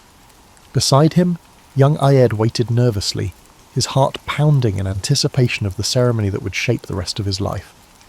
Ayed had grown up hearing stories of druids, keepers of knowledge, guides of kings, interpreters of omens. From the moment he was chosen as an apprentice, his life had revolved around careful training, memorizing countless oral traditions, learning the subtle language of nature, and understanding the interconnectedness of all things. Yet today was different. Today marked his formal initiation, the beginning of his true path as a druid. His teacher, Bran, stepped forward slowly, his aged face serene but deeply lined from years of wisdom and care. Bran raised a staff carved from yew, symbolizing strength and rebirth. He struck it gently upon the earth 3 times, each resonant thud breaking the silence and calling attention to the sacred rite. "Today," Bran began, his voice calm yet powerful, "we gather beneath the oak, the heart of our people, the symbol of our enduring strength. Aed stands before us, ready to begin his journey as keeper of our knowledge and guardian of our traditions." All eyes turned to Aed, who felt the weight of their gazes as both responsibility and honour. Bran continued, his voice carrying easily through the hushed clearing. "The oak teaches us resilience, its roots deep within the earth, branches ever reaching toward the sky. So must Ayed plant himself firmly in our traditions and stretch toward wisdom yet unknown." Bran handed Ayed a small pouch containing seeds of sacred herbs, mistletoe, yarrow, and meadowsweet, symbols of healing, divination, and purification. "Plant these carefully," Bran instructed softly. "Let them remind you always of your duty to heal, foresee, and cleanse." Ayed accepted the pouch reverently, bowing his head slightly in acknowledgement. Bran then led him toward the massive oak, where the ground beneath was rich and dark, warmed by sunlight filtering through the branches. Kneeling, Ayed gently placed each seed into the earth, covering them carefully, whispering quiet blessings. As Aed completed this task, Bran laid his hands gently on the young man's shoulders, his voice now softer, more intimate. "From this moment, you are bound not only to the oak, but to every life it shelters, every creature that finds refuge in its shadow. Walk this path with humility, strength, and compassion." Rising to his feet, Aed felt a surge of pride mixed with profound humility. Around him, villagers nodded approvingly, their faces warm with trust. This was more than mere tradition. It was a promise he had made to himself, to Bran, and to the people who depended on the druid's wisdom and guidance. Following the ceremony, the villagers gathered in celebration, offering simple but meaningful gifts, woven wreaths, carved stones, and handmade amulets. Aed received each graciously, feeling deeply connected to the community that had nurtured him from childhood. As evening descended, Aed and Bran walked slowly back toward the village, their path illuminated by soft moonlight. Bran spoke quietly, his voice reflective. "Remember, Aed, a druid's strength lies not in his power to command, but in his ability to listen, understand, and guide." Aed nodded, absorbing the wisdom of his mentor. "I will remember, Bran," he promised earnestly. "I will honour this responsibility with every breath." Bran smiled gently, laying a comforting hand on Aed's shoulder. "Then your journey has truly begun." Returning to his modest dwelling, Aed sat quietly beneath the stars, contemplating the day's events. The weight of his new role settled comfortably upon his shoulders, bolstered by the trust and teachings of those around him. He knew challenges lay ahead, yet he felt prepared, rooted in ancient wisdom and ready to guide his people forward. As sleep claimed him, the image of the grey oak lingered vividly in his mind, strong, enduring, and full of life. It was a symbol, yes, but also a promise, a constant reminder of who he was and who he was meant to become. The forest was silent and still, blanketed in a hushed anticipation that hung heavily among the gathered villagers. It was the eve of the winter solstice, the longest night of the year, a time when the veil between worlds grew thin and the powers of nature pulsed with quiet intensity. The villagers formed a respectful circle around the sacred oak, their breath visible in the cold air, eyes fixed intently on Bran and Aed, who stood beneath the tree's immense branches. Bran stepped forward, his robes luminous in the moonlight, eyes reflecting profound wisdom earned through years of devotion and study. He held a golden sickle, its curved blade glinting gently, capturing the sparse moonlight that filtered through the oak's leaves. Beside him stood Aed, a year older since his initiation, more confident yet humbled by the gravity of the ceremony he was about to undertake. Aed raised his gaze to the oak's lofty branches, where clusters of mistletoe grew, pale berries glowing softly in the dimness. The mistletoe was sacred, revered by the druids for its rarity, growing suspended between heaven and earth, untouched by the ground. It was a symbol of renewal, healing, and peace, its presence marking the oak as especially blessed. "Tonight," Bran spoke clearly, his voice resonating through the attentive silence, "we honour the sacred mistletoe, the plant of healing and peace. It reminds us that even in the harshest winter, life and hope endure." Turning to Aed, Bran continued gently. "Aed, you have proven yourself dedicated to our ways. Tonight, you take another step deeper into your path. You shall cut the mistletoe, safeguarding its power and sharing its blessings with our people." With deep respect, Aed took the golden sickle from Bran, his heart beating steadily, mindful of his mentor's watchful eyes and the villagers' collective breath. Carefully, he ascended the sturdy ladder leaning against the oak, its rough bark reassuring beneath his hands. Reaching the mistletoe, he paused, offering a silent prayer of gratitude to the tree and to nature's generous spirit. Holding the sickle reverently, Aed spoke softly, words known only to druids, invoking the spirits of earth, sky, and the plant itself.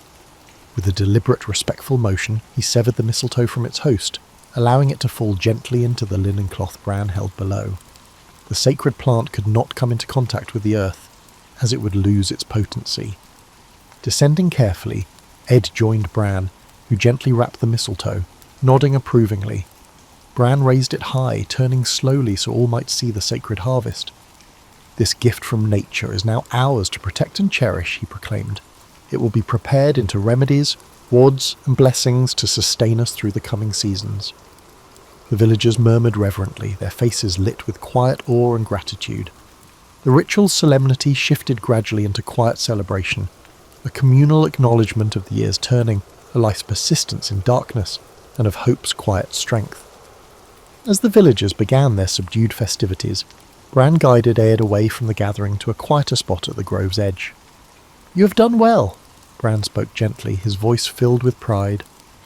"Remember, Aed, our strength lies not in power over nature, but in partnership with it." Aed nodded solemnly, reflecting deeply on the evening's significance. "I feel this partnership deeply tonight," he admitted softly, looking up at the branches above them, silhouetted against the stars. "Good," Bran replied warmly. "Carry this lesson with you always. In moments of darkness, when doubt may cloud your path, recall the mistletoe's silent message, that light and life persist, even unseen." They stood quietly together, absorbing the calm energy surrounding them, drawing strength from each other's presence and the eternal rhythms of nature. Eventually, Bran placed a reassuring hand on Aed's shoulder. "Come," he said gently, "let us join the others and share in the joy of this sacred night." Returning to the gathering, Aed felt deeply connected to his mentor, his community, and the ancient traditions guiding them all. The night was filled with quiet laughter, stories, and shared hopes, a testament to their unity and strength. As the fires dimmed and villagers dispersed, Aed carried the memory of this night firmly within his heart, understanding more profoundly the responsibility he now bore. He had taken another important step on his druidic journey, strengthened by tradition, guided by wisdom, and inspired by the enduring power of nature's gifts. The village was isolated by dense thickets of hawthorn and elder. When Aed arrived, the air had a scent of wet earth and wood smoke. He moved quietly through narrow paths past low stone cottages where people paused their work to watch him pass, their expressions a mix of respect and cautious hope. His journey had taken 3 days on foot, guided only by the whispered directions given by a passing traveller. The message had been urgent. A young woman, Ethna, daughter of the village smith, lay gravely ill following childbirth.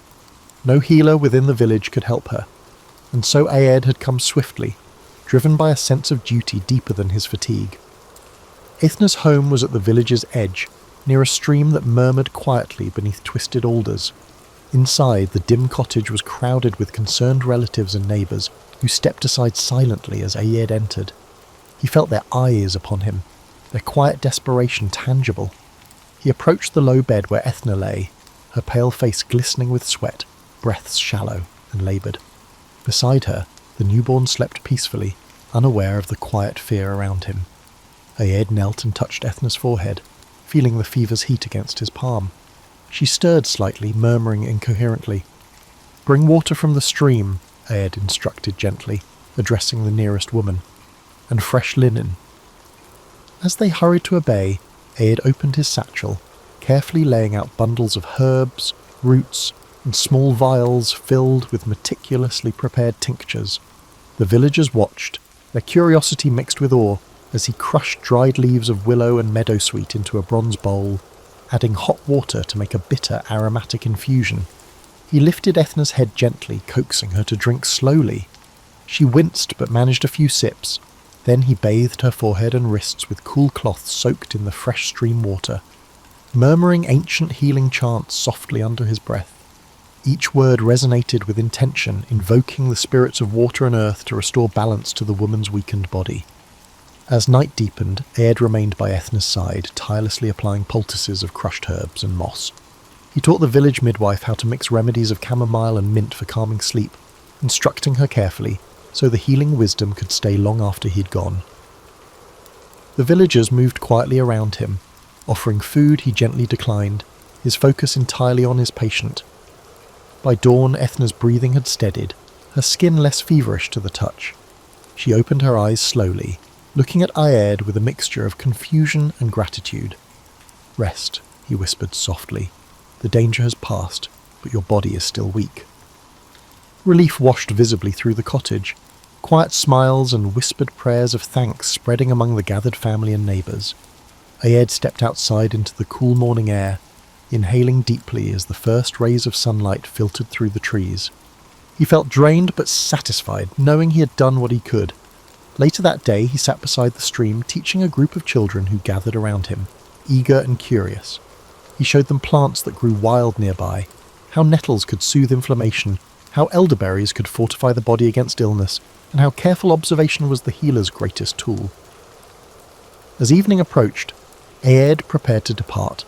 Ethna's father approached him, pressing a small carved token into his hand, an intricate pattern symbolizing gratitude and protection. "Your kindness will never be forgotten," the smith said solemnly. Aed bowed his head respectfully, knowing this token was not just gratitude, but a reminder of the sacred bond between healer and community.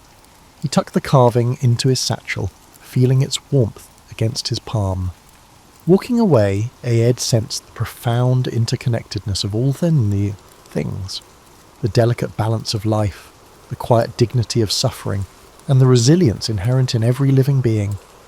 His footsteps were quiet, carrying him toward the next place that might need him, aware that healing was not just the mending of bodies, but the weaving together of our lives, stories, and futures. The great hall at Dumnonia was alive with the firelight flickering over carved wooden beams, the air thick with tension.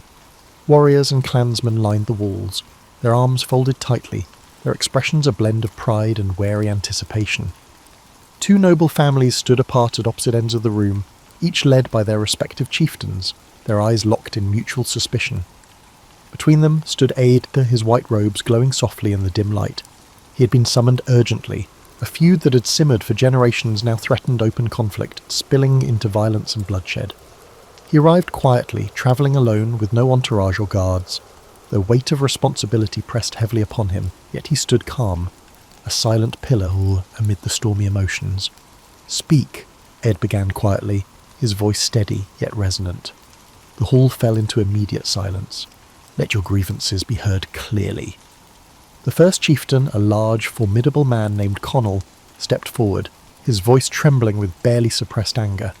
He recounted a tale of stolen livestock, violated boundaries, and broken promises dating back to his father's time. His words painted the rival families as aggressors, greedy, and untrustworthy. Next spoke Finton, slender but fierce, eyes blazing with pride. His story was just as impassioned, weaving a narrative of betrayal, unjust accusation, and stolen honour. Each side presented their case passionately, drawing murmurs and nods of agreement from their supporters. Throughout, Aed listened without interruption, his face betraying neither judgment nor favouritism. He allowed the torrent of anger and accusation to flow freely, knowing that only by emptying their bitterness fully could peace begin to grow. When both sides had finished, silence once again settled over the room, heavy and expectant. Aed stepped forward, his eyes meeting those of each chieftain in turn, holding their gazes firmly yet gently. "You speak of stolen cattle, broken oaths and injured pride," he began softly, "but at the heart of your words lies pain and misunderstanding. Land is shared, not owned. You can return cattle, but you must rebuild trust once you've broken it." He spoke slowly, carefully, invoking stories and parables from ancient wisdom, tales familiar yet poignant. He spoke of legendary heroes who overcame pride and revenge, and of wise ancestors who understood the power of forgiveness and reconciliation. As his words filled the hall, Aed moved among the assembled warriors, touching shoulders, looking into eyes, and bridging the physical distance between the divided clans. He reminded them that unity and peace were not signs of weakness, but the highest form of strength. Finally, he returned to the centre of the hall, addressing both chieftains directly. "Let there be no talk of blame or vengeance," he said. "Instead, let each family give a gift. One cow from each herd exchanged in friendship. Let your sons and daughters meet openly at the next festival, not as rivals, but as kin bound by renewed peace." Connell and Finton exchanged long, uncertain glances. Slowly the tension began to ebb. Connell stepped forward first, extending his hand solemnly toward his rival. "May peace restore what anger took," he said gruffly. Finton hesitated, then clasped the offered hand. "May our children walk together where we once stood apart," he responded firmly. Cheers erupted, hesitant at first, then louder and more confident. The warriors relaxed, their postures easing, smiles and laughter breaking through the previously tense atmosphere. Aed stepped back quietly, content that his counsel had steered the clans away from violence. Later that evening, as the clan celebrated their newfound accord, Aed sat quietly beside the hearth, sipping warm mead and reflecting on the evening's events. He knew that true peace required vigilance and continued guidance. Yet for now, the cycle of anger and retaliation had been broken, replaced by tentative friendship and renewed hope. The chieftains approached him again, offering gratitude. Aed smiled warmly, reminding them gently, "Peace is not achieved in a single evening. Nurture this agreement, water it with trust and patience, and it will bear fruit for generations." Under the glow of the firelight, his words resonated deeply, reinforcing the bonds freshly made. As he left the hall, walking into the moonlit night, Aed felt the quiet satisfaction of a purpose fulfilled. He knew his role was far from over, yet tonight his voice of counsel had brought harmony to discord, turning bitter enemies into cautious friends. The sacred oak stood majestically, its gnarled branches spreading wide, casting dappled shadows upon the moss-covered clearing. This oak was not just ancient, it was revered, a living testament to generations of druidic wisdom. Aed stood beneath its massive limbs, his white robe illuminated by shafts of sunlight filtering through the leaves. Gathered around him were villagers and warriors, each face etched with anxiety and curiosity. Today the oak grove served as a court where justice would be decided not by sword or might, but by careful consideration and wisdom. Aed had been summoned to judge a matter of grave importance. A young warrior, Cathal, was accused of stealing cattle, a crime severe enough to ignite clan warfare. Cathal stood defiantly at the grove's edge, arms crossed, his expression stubborn yet tinged with fear. Opposite him stood Fergus, an older warrior renowned for bravery and honour, whose cattle had been taken. Fergus's eyes were dark with anger, his fists clenched at his sides. Aed raised his hand, signalling silence. He began with a clear, steady voice. "Speak plainly, that truth might emerge from the shadow of accusation." Fergus stepped forward, recounting the theft with passionate conviction, describing the prized cattle and the devastating loss to his family. His words resonated deeply among the crowd, drawing murmurs of sympathy. Cathal, however, maintained his innocence fiercely, insisting he was wrongly accused, his voice shaking with frustration. His friend stood behind him, murmuring support, eyes darting nervously between him and Aed. Listening carefully, Aed detected discrepancies, not deliberate falsehoods, but misunderstandings born of anger and haste. He called forth witnesses from both sides, questioning them patiently, coaxing forth details with gentle but firm probing. He watched their faces, noting subtle shifts in posture, tone and expression. Finally, Aed stepped toward the oak, laying his hand upon its rough bark. "Truth," he declared quietly, "is not a sword to cut through lies, but a root that grows slowly, hidden from sight until it reveals itself." He turned to Cathal, asking softly, "Have you ever seen these cattle?" Cathal hesitated, then shook his head earnestly. "No, I swear upon my ancestors." Aed turned back to Fergus. "Could another perhaps seek to benefit from your loss? Is there someone whose absence you overlooked while feeling angry?" Fergus paused, uncertainty flickering across his stern face. He looked back at his men, doubt beginning to creep into his expression. "Perhaps," he admitted reluctantly. Aed nodded. "Search your own house first," he advised calmly. "The truth often lies closest to where trust is strongest." Reluctantly, Fergus agreed, ordering his warriors to search carefully and fairly. Hours passed as tension lingered, villagers whispering anxiously while waiting beneath the oak's watchful presence. Finally, a group returned, bringing with them a youth named Ronan, Fergus's own cousin, guilt and shame etched deeply into his face. Ronan confessed, explaining his actions were born of envy and foolish pride. Fergus stared in shock and sorrow, his anger melting into disappointment. The crowd murmured softly, eyes moving between the cousin and Aed, awaiting judgment. Aed approached Ronan, his gaze firm but compassionate. Restitution must be made, but forgiveness can heal wounds deeper than punishment. He turned toward Fergus. "Accept a fair penance, then let anger rest beneath this oak, replaced by wisdom and mercy." Fergus nodded, his shoulders relaxing. He embraced Ronan, acknowledging family bonds stronger than pride. Cathal, exonerated, sighed deeply, gratitude filling his eyes as he bowed to Aed.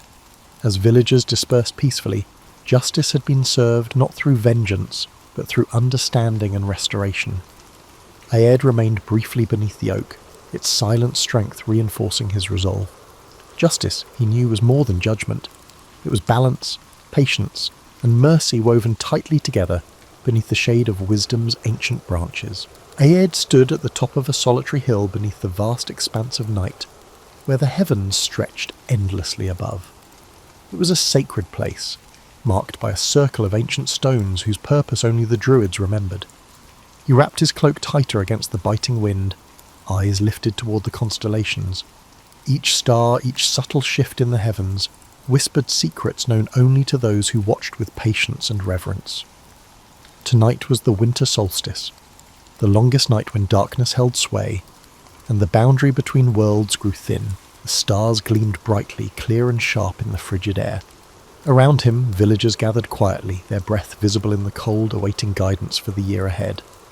Aed raised his staff, carved with symbols representing the cycles of the moon and the sun, and began to speak softly. His voice carried through the silence, gentle yet filled with quiet authority. Tonight, darkness is strongest, but even now the wheel turns, the sun returns. Rebirth follows darkness as spring follows winter.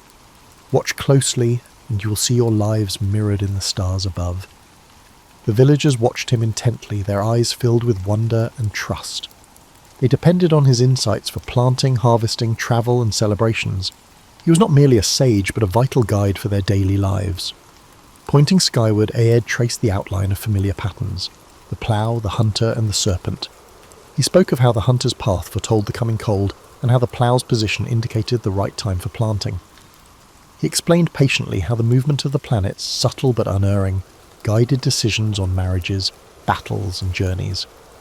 As he spoke, Aed's words wove images in the minds of listeners, linking their earthly lives to the vast cosmic order.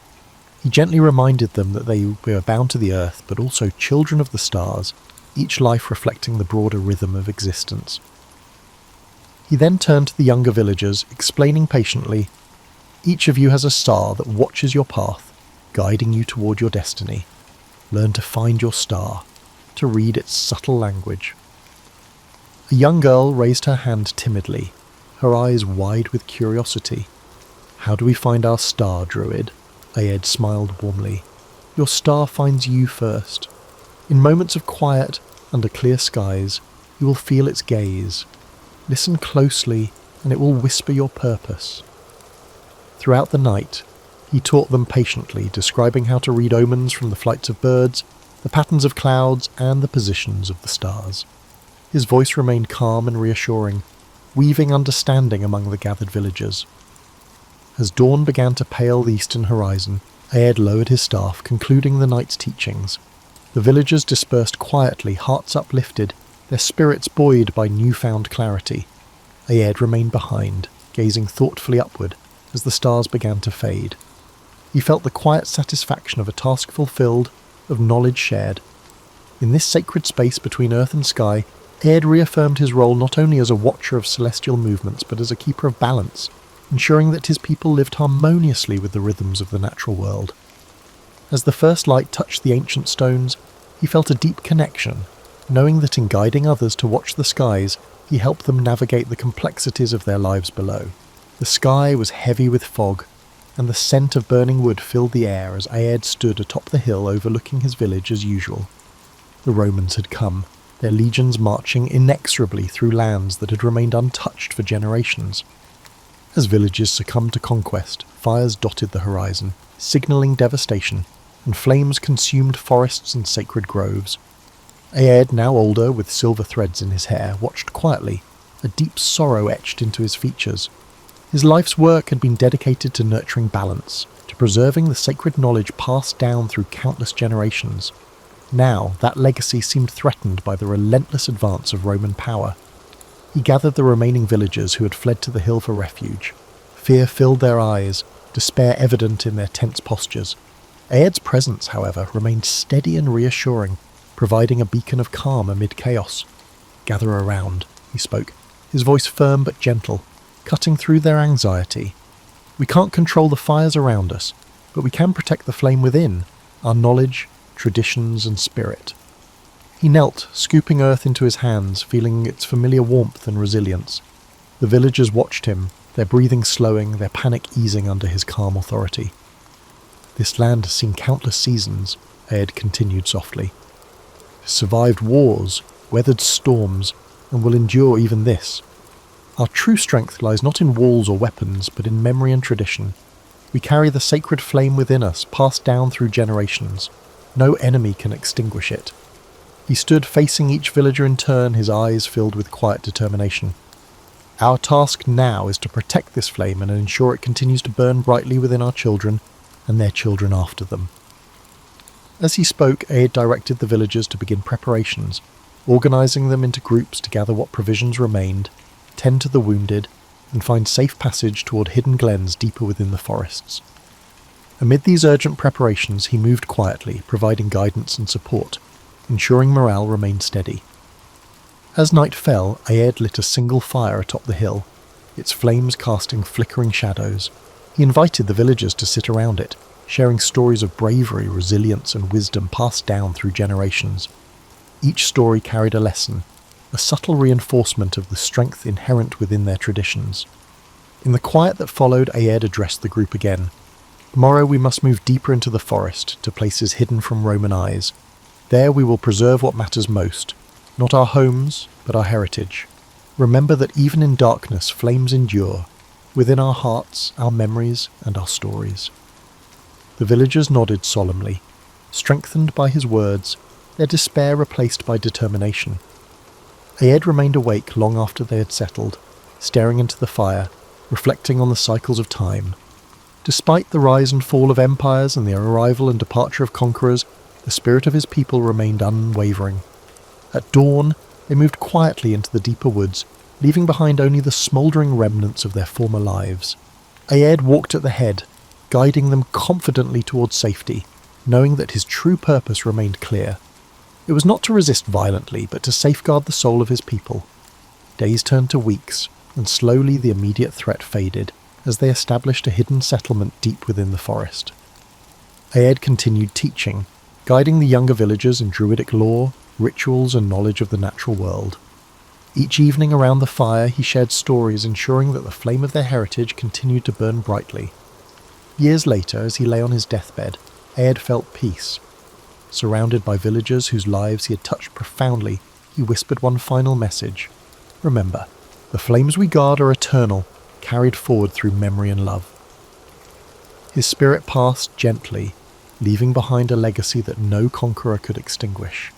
The villagers honoured him beneath the stars, sharing stories, repeating lessons learned, and vowing to carry forward his teachings. And in their hearts, the flame Aed had protected continued to burn brightly, unyielding, guiding them through darkness toward an enduring light. We're starting off with the veteran and the sacred spring, Republic 2nd century BC. Marcus Licinius let out a pained breath as he lowered his battle-scarred body into the steaming stone basin. The midday sun filtered through olive trees around the rustic bathhouse, turning the rising vapours golden. For a man who had spent years rinsing in frigid camp rivers, this languid heat was a luxury. He closed his eyes, feeling old javelin wounds in his shoulder and thighs for the first time since the wars against Carthage. Standing nearby, the Greek physician Philon watched and smiled knowingly, ladling scented warm water over the veteran's back. These Greek contrivances, Marcus began to grumble, but his voice softened into a sigh as warmth seeped into his bones. Bathing was a custom introduced to Italy from Greece only recently, and traditional Romans like him still met it with equal parts curiosity and skepticism. Yet pain had a way of overcoming pride. Philon recalled how Marcus had limped into the grove that morning, leaning on a staff and refusing help. Now the soothing aromas of lavender and laurel in the water softened the soldier's hard expression. Philon had come to Rome as a captive Greek healer and earned his freedom through medical skill. Back home, healers understood the power of balneum, the bath, as a place of cure. He had learned illness came from imbalances within, and believed water and heat could help restore harmony. The physician gently helped Marcus lean against the pool's edge, and, with a bronze strigil, began scraping sweat and oil from the skin. removing grime as well as what he called bad humours. Marcus did not fully grasp the theory of the four humours, but he understood one thing. The ritual felt cleansing and oddly renewing. They were not alone in this modest bathhouse by the sacred spring. Nearby, a pair of villagers quietly soaked their aching limbs and inhaled herbal steam for stubborn coughs. The atmosphere was hushed and reverent. This place wasn't a grand public thermae, but a simple balneae beside an ancient spring long believed to be touched by the gods. Marcus recalled tales of miraculous waters curing the afflicted. The spring fed a small hot bath chamber and a cold pool downstream, and its reputation had spread after soldiers claimed wounds healed faster here than elsewhere. As Marcus's body grew acclimated to the heat, Philon guided him to the next step of the regimen. "Now for the cold plunge," the physician said. Marcus grimaced but complied, hobbling to the frigidarium, a circular stone pool under the open sky. He braced himself and descended. The cold water gripped his skin like an icy fist, drawing a sharp gasp. Every instinct screamed to leap out, but Marcus stayed, recalling Philon's counsel that the sudden change in temperature would stimulate his blood and invigorate the body. After a few breaths, the ache in his leg dulled to a manageable throb. The shock of cold following the deep warmth left him breathless yet strangely revitalized. Shivering but smiling, Marcus emerged and wrapped himself in a woolen towel offered by an attendant. He rolled his shoulder and found it looser, the usual stabbing pain notably diminished. "Perhaps there is something to these baths after all," he admitted, meeting Philon's eyes. The Greek patted his arm. "Not magic, friend, nature's gift. Heat and water can do more than any salve." Marcus had to agree. At the edge of the spring-fed pool stood a small altar covered in thank offerings, clay votives shaped like limbs and tablets etched with words of gratitude. Despite years of battle-hardened skepticism, Marcus felt compelled to step over. He murmured a few words to Aesculapius, the god of healing, giving quiet thanks in the old way. A breeze rustled the olive branches overhead as if in gentle approval. Marcus stood taller. The weight of his armour was gone, replaced by a lightness he hadn't felt in decades. In the silence, broken only by trickling water, a battle-weary Roman discovered a new kind of victory, the healing power of water and rest.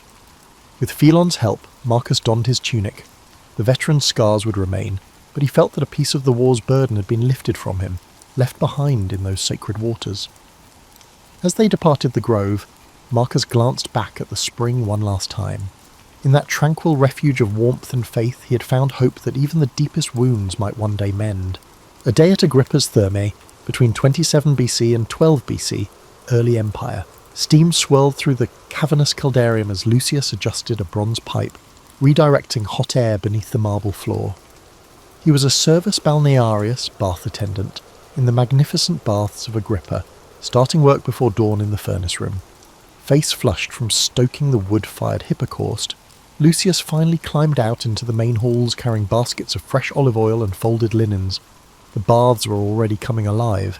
Aristocrats in elegant togas, weathered legionaries, merchants from afar, and even freedmen and slaves scraped together the tiny fee for entry, all arriving in the morning light. Social distinctions melted away once inside. Senators, merchants, soldiers, and even slaves mingled freely here on common ground. By mid-morning they stationed Lucius in the appetiterium, a changing room filled with cubbyholes for clothes. A kindly senator pressed a quadrans, the customary fee, into Lucius's palm as a gratuity. Since Agrippa's death, the magnificent Thermae were left free to the people, so any payment now was a personal gift. Lucius smiled gratefully and tucked the coin away. Suddenly, a shout at the far side signalled that a bather's cloak had gone missing. Lucius's stomach dropped. Theft in the crowded baths was unfortunately common, and he knew the gods would receive another bitter prayer against a thief before nightfall. As the rush of bathers slowed, Lucius took a moment to breathe. He wandered through the tepidarium, the warm room, where clusters of men reclined on heated benches. 2 scholars soaked and debated in Greek about Aristotle. Nearby, a poet declaimed new verses to an appreciative circle. He often saw philosophers and poets here, sharing wisdom with anyone who would listen. Though he dared not interject, Lucius felt proud to work in a place where knowledge flowed as freely as water. His reprieve was brief. A call from the palaestra, exercise yard, sent him running. One of the wrestling trainers needed more oil for athletes to anoint themselves. Lucius fetched a jug of scented oil and marvelled at the surroundings as he trotted through a colonnade. Agrippa's complex was not only baths and gyms, but also gardens and promenades. Through arched doorways he glimpsed manicured courtyards and colonnades, like the Greek gymnasia but even more sumptuous. Patrons strolled those paths to cool down, surrounded by statues and greenery, a carefully crafted landscape of leisure and health. Back in the main bath hall, Lucius carefully poured oil into the hands of a burly veteran, preparing for a massage. The man nodded in thanks, scars crisscrossing his back. He mentioned that his old war wounds pained him less after a hot soak. Lucius offered a polite smile and moved on, but inside he felt a spark of satisfaction. He saw daily how much relief the baths brought to weary bodies. People left these halls walking taller than when they entered. By late afternoon the crowds thinned. Lucius helped sweep the now empty frigidarium, the cold plunge room shivering a bit in the clammy air left behind. He gathered stray strigils and tidied shelves of oils. At last, as dusk approached, the thermi closed for cleaning. Sore and exhausted, Lucius crept to a quiet corner of the caldarium. With no patrons around, he finally dared to slip into the warm bath himself. The embrace of hot water was immediate bliss to his aching muscles. Eyes closed, he floated for a minute, letting healing warmth wash over him. In that brief moment, the grand bath he served each day became his sanctuary too. Lamplight flickered in the corridors as he finished his duties. Before leaving, he paused by the small altar where patrons offered thanks to the goddess of health, Salus, and bowed his head. He had witnessed both nobles and workers find solace, cleanliness, and companionship beneath these vaulted ceilings. Lucius locked the massive bronze doors from outside. In the amber glow of sundown, the baths of Agrippa stood silent and steamy behind him, an enduring gift to Rome. Tomorrow at dawn he would return to ignite its fires anew, knowing that within those walls the aches of rich and poor alike were soothed by the same healing waters. In the sacred waters of Sulis, Aquae Sulis, Britannia, 2nd century AD. Eberacca lifted her hands above the steaming pool as dawn's first light crept through the open roof. As a priestess of Sulis Minerva, she began each day in prayer by the sacred spring. Tendrils of mist curled around her, and the lone Roman veteran who stood shivering in the cool morning air. Marcus Julius, a retired centurion, had travelled hundreds of miles to Aquae Sulis in hopes these famous thermal waters might ease the agonizing pain in his joints. He watched with cautious reverence as the priestess invoked the goddess. "Sulis Minerva, healer of ills, bless us," she intoned. Sulis was venerated as a healing divinity whose sacred hot springs could cure physical and spiritual suffering, and Eberacca felt the goddess's presence in the rising steam. At her nod, Marcus disrobed his tall, scar-scored frame and gingerly descended the stone steps into the great bath. He inhaled sharply. The water was near scalding, rich with sulphur and minerals that tinged it a translucent green. Every day Eberacca saw newcomers react the same way, a gasp at the heat, then a sigh as the warmth penetrated aching bones. Marcus settled neck deep, his muscles gradually unclenching. Eberacca took up a shallow pewter bowl, dipped it, and slowly poured the hot mineral water over the veteran's shoulders. This act was part of the healing ritual. The water trickling off his body was thought to carry the spring's healing essence into him. The centurion closed his eyes while the priestess gently poured the shimmering water again and again, murmuring prayers in both Latin and the ancient Brittonic tongue of this land. All around them the baths of Sulis were stirring awake. Fellow pilgrims and local townsfolk began to arrive, their footsteps echoing under the portico. Families with sick children and elderly farmers with crutches came seeking relief. Eberacca greeted each quietly. Though Rome governed Britannia now, in this complex the goddess welcomed all with healing waters. Within the adjacent temple, acolytes prepared offerings of food and carved plaques to present at Sulis Minerva's altar. The air smelled of moist stone, burning incense, and the metallic tang of the spring. For a moment, Eberacca glanced toward the temple's inner sanctum, where a gilded bronze statue of the goddess caught the light. She whispered a promise under her breath that Sulis's power would never be forsaken here, even as foreign customs swirled around her. Marcus roused her from her thoughts with a quiet groan. He had been soaking for a while, eyes half closed as the thermal heat worked on him. The priestess stepped to the water's edge. "How do you feel?" she asked softly. The soldier rolled his shoulder experimentally beneath the green surface. "Better, I think," he replied, a note of wonder in his voice. He moved his knee that had been stiff with arthritis. It was still inflexible, but the stabbing pain had lessened. "The goddess smiles on you," Eburaka said with a gentle smile. She offered him a cup of the spring water. Many believed drinking it cleansed one from within as well. Marcus drank the warm, metallic-tasting water and managed a grin. It was the first time Eburaka had seen the stern man smile that morning. By midday, Marcus, now wrapped in a woolen cloak, joined Eburaka and other supplicants at the circular spring for a communal ritual. One by one, they placed tokens in the bubbling water in thanks or petition. Marcus dropped a worn legion pendant into the depths as an offering, while others tossed coins that glinted beneath the ripples. The group then chanted a hymn of healing in unison, their Latin and Brittonic prayers intermingling under the high roof. Eburaka's voice rose strong and clear, invoking Sulis as a nourishing mother and vigilant Minerva all at once. When the rites concluded, Eburaka noticed tears in the centurion's eyes. "I feel new again," Marcus whispered, amazed. He flexed his hands, finding the usual morning stiffness gone. Despite his scars from war and age, the hot waters had restored his vitality. Eburaka helped him to his feet and guided him to give thanks at the altar. Marcus bowed deeply and left his old crutch propped against a pillar, a silent testimony that he hoped not to need it again. That evening, as the last devotees departed, Eburaka lingered to thank the goddess. She sprinkled rose petals into the steaming pool and fed the altar fire until it glowed. Many would depart Aquae Sulis carrying tales of relief and healing back to their homes. Priestess Eburaka offered one final prayer, that these sacred springs would remain a sanctuary of healing for all who truly needed it. The Physicians' Council, Rome c. 180 AD, Julius Frontinus, arrived at the baths of Trajan at dawn.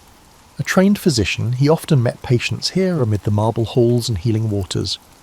This morning he had invited his friend Fabius for a private consultation in the bath's soothing environment. Fabius had been listless and sorrowful since losing his wife last winter. A classic melancholia as Julius saw it. Julius believed the baths could succeed where months of mourning had failed, to restore his friend's body and spirit by rebalancing the humours thrown off by grief.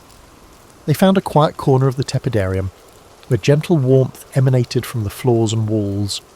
Julius encouraged Fabius to recline on a heated bench. "We will begin here to warm your blood," he explained. In the soft light, mosaics of Hygeia looked down as if supervising the therapy. Julius mixed a few drops of eucalyptus oil into Fabius's palm, a trick he had learned to open the lungs and lift the mood. As Fabius inhaled the sharp scent, Julius noted his friend's posture change. The philosopher's shoulders, long tense, began to relax. Gradual warmth was known to purge unwholesome vapours and prepare the body to release its burdens, and indeed, Fabius's chest seemed to lighten with each breath. Next, Julius led his friend into the caldarium, the hot steam chamber. A wave of moist heat enveloped them. Fabius frowned at the discomfort, but Julius sat him by the hot fountain and urged him to breathe deeply. Soon sweat was streaming down Fabius's body. Julius gently scraped it away with a bronze strudel, as if peeling off a layer of sorrow along with the sweat. The intense heat began to loosen his stiff muscles and even ease his tight chest. Fabius's breathing, shallow at first, grew deeper and more rhythmic. After a thorough sweat, Julius guided the trembling philosopher toward the domed frigidarium. A circular pool of cold, clear water awaited. Fabius balked on the edge, eyeing the chilly basin with dread. "Trust me," Julius said. With a supportive arm, he helped Fabius step down. The cold hit him with a brutal shock. Fabius gasped and almost bolted out, but Julius held him a moment until the panic passed. His heart pounded and his skin tingled. Such a sudden change in temperature was believed to stimulate circulation and sharpen the senses, and indeed Fabius felt more alert than he had in ages. He waded out of the pool on his own, a look of astonishment on his face. "I feel awake," he marvelled through chattering teeth. Julius briskly rubbed him down with a coarse towel, restoring warmth to his skin. Colour returned to Fabius's cheeks and a light to his eyes. They rested in a sunlit courtyard, wrapped in fresh linen robes and sipping watered wine. Fabius's limbs were loose and his mind clear. He grasped Julius's hand gratefully. Grief had driven his humours to imbalance, but nature, aided by hot water and cold, had helped restore what was lost. Julius gently reminded him that regular bathing purifies the body of toxins and can uplift the spirit. As they prepared to depart, Julius observed a cluster of men by the colonnade engaged in a lively debate on Aristotle's ethics. The physician smiled. Bathhouses often served as informal forums for scholars and physicians alike. He himself had exchanged remedies and insights in these halls many times, knowledge flowing freely among those dedicated to wellness. Indeed, this place cared for the spirit just as much as the body. He noted that Fabius now sat upright, calmly watching the morning bustle, the haunted look gone from his face. Before departing, Julius gave Fabius a small vial of soothing herbal oil, instructing him to use it each night. Fabius thanked him, and promised to return to the bath soon, not as a patient, but as a friend. For Julius, this was the true reward of medicine, easing an ailment and seeing hope rekindled. In the vaulted halls of the baths, a soul weighed down by sorrow had truly been lightened. Healing had come through hot and cold water, medicine and friendship, all in harmony together.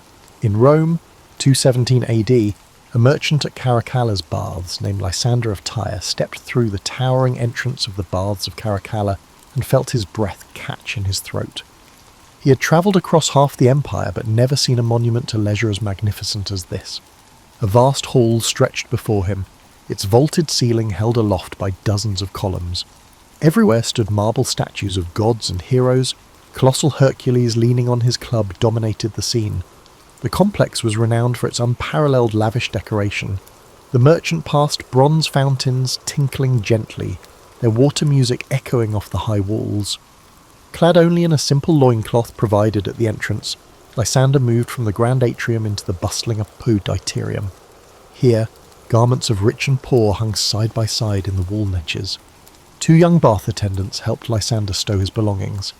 He cast a cautious eye toward his satchel of precious spices, until an attendant assured him it would be safe. With a nod of thanks, Lysander stepped gingerly onward, the smooth marble floor warm under his bare feet thanks to the hypocaust fires below. He first entered the tepidarium, a warm chamber where an inviting heat caressed his travel-weary muscles. Golden light filtered through high windows, illuminating mosaics of sea creatures across the floor. Groups of men reclined on heated benches along the walls, chatting in a dozen tongues: Latin, Greek, Egyptian, Aramaic, and even his native Syriac. Despite differences in speech and status, here all were simply bathers at ease. A portly Roman negotiator struck up a friendly conversation about caravan routes and even offered Lysander a dab of citrus-scented oil from his flask. The merchant graciously accepted, rubbing it into his skin as the tension of months on the road began to melt from his shoulders. Next he followed the flow of bathers into the caldarium, the enormous hot room. At one end of this cavernous hall roared a circular pool of steaming water flanked by enormous marble tubs. The air was thick and steamy, muffling every sound to a murmur. Lysander eased himself into the central hot pool. The water embraced him, almost too hot at first, but he slowly sank up to his chest. Waves of heat unfurled through his limbs, dissolving the stiffness in his spine from weeks of jostling in a camel-drawn wagon. Nearby, a pair of off-duty legionaries sighed with relief as they submerged themselves. Lysander closed his eyes and let sweat bead on his brow. A bath attendant appeared with a bronze strigil, and Lysander allowed the young man to briskly scrape the perspiration and oil from his skin. He marvelled at the sight of even this humble task in the Palace of Well-being. Properly steamed and scrubbed, Lysander was ready for the final trial, the frigidarium. He braced himself as he stepped into the next chamber, an airy hall with a vast cold swimming pool, natatio, open to the sky. The sun had climbed higher now, its rays dancing on the turquoise water. With a hearty exhale, Lysander plunged forward. The cold shocked him to his core. He gasped as the chill enveloped his overheated skin. When he surfaced invigorated, he was glad for it. He laughed out loud in surprise. Some nearby bathers chuckled at his shocked face, and he grinned back. The sudden contrast from hot to cold sent new energy coursing through his veins, leaving him alert and renewed. After swimming, Lysander wandered into a landscaped garden adjoining the natatorium. Clipped hedges and fruit trees offered dappled shade. He strolled along a portico where others lounged, cooling off, some enjoying a light snack. In one corner stood a small shrine to Aesculapius, the god of healing. Though not a devout man, Lysander paused to bow his head and offer a silent thanks to the powers watching over weary travellers. Only that morning he had arrived in Rome bone-tired and sore in every joint. Now he felt practically reborn. As he prepared to leave, Lysander felt the day's burdens completely lifted. Stepping back out through the grand doors into the bustling streets, the Syrian merchant carried with him a newfound vigour. The baths of Caracalla had cleansed the dust from his skin and washed away the weariness of his long journey. Refreshed and optimistic, Lysander hefted his satchel of spices, surprisingly lighter on his shoulders now, and set off to conclude his business in the capital, rejuvenated by the restorative powers of Rome's grandest baths. The Saint of the Baths, Rome c. 420 AD. The late afternoon sun cast long shadows through the half-empty baths of Titus, illuminating motes of dust swirling above the tepidarium pool. Flavia, a middle-aged deaconess of the Christian church, wrung out a linen cloth in warm water and gently laid it over an old woman's arthritic knees. Around them, a handful of the sick and poor soaked quietly in the small bath hall. This once grand facility had seen better days. Mosaics missing tiles, a dry fountain niche where a statue of Apollo had stood. Yet to Flavia, it was a sacred place of healing. In the corner, where a fresco of nymphs was fading, a simple wooden cross hung on the wall. She offered a silent prayer as she worked, not to pagan nymphs or gods, but asking Christ to bless these waters as he once did the pool of Bethesda. The city's elite now shunned public baths, preferring private tubs or avoiding them on moral grounds. Church leaders condemned bathhouses as dens of sin, outlawing mixed bathing and segregating men and women by hours. Many once great bath complexes were closing due to neglect, but Flavia saw opportunity in the decline. With few pleasure seekers left, one wing of the baths of Titus now served as an unofficial infirmary. Its warm rooms and water comforted those too poor or ill to bathe at home. Her patients this day included Septimius, a feverish stonemason, Nereus, a retired legionary with a festering leg wound, and old Livia, whose knees throbbed with arthritis. One by one, Flavia guided them through a gentle bathing regimen. In the tepidarium's mild warmth, stiff joints loosened and fevers began to break. She crushed a bit of rosemary and eucalyptus into hot water, filling the air with sharp, cleansing vapours that drew a weak smile from feverish Septimius. Next, with help from a few volunteers, former bath attendants now serving as Christian helpers, Flavia brought them into the small caldarium. In the hazy steam she softly sang a hymn. Nereus, the old soldier, closed his eyes and joined in between deep breaths of hot air. "This beats the army camps," he murmured with a faint grin. "Even if we sing to a different god now," Flavia chuckled. Even as times changed, the enduring practice of soothing weary bodies with heat remained. After the steam bath, Flavia led the group to the frigidarium. Only a trickle of cold water still flowed, but it was enough. Livia gasped as Flavia poured a bowl of the cool water over her swollen knees. "Easy," Flavia soothed. The brief cold shock brought relief. Livia sighed as the inflammation in her joints eased. Flavia thought of how ancient physicians praised the contrast of hot and cold to stimulate healing, and how even a Christian bishop had urged the use of God-given remedies like baths. Their circuit complete, Flavia helped the weakened bathers dry off and rest along the courtyard colonnade for fresh air. Twilight approached, a breeze carrying in the scent of olive trees outside. She ladled out cups of warm broth from a pot simmering, where perfumed oils were once heated. In the fading light, the group murmured prayers of thanks.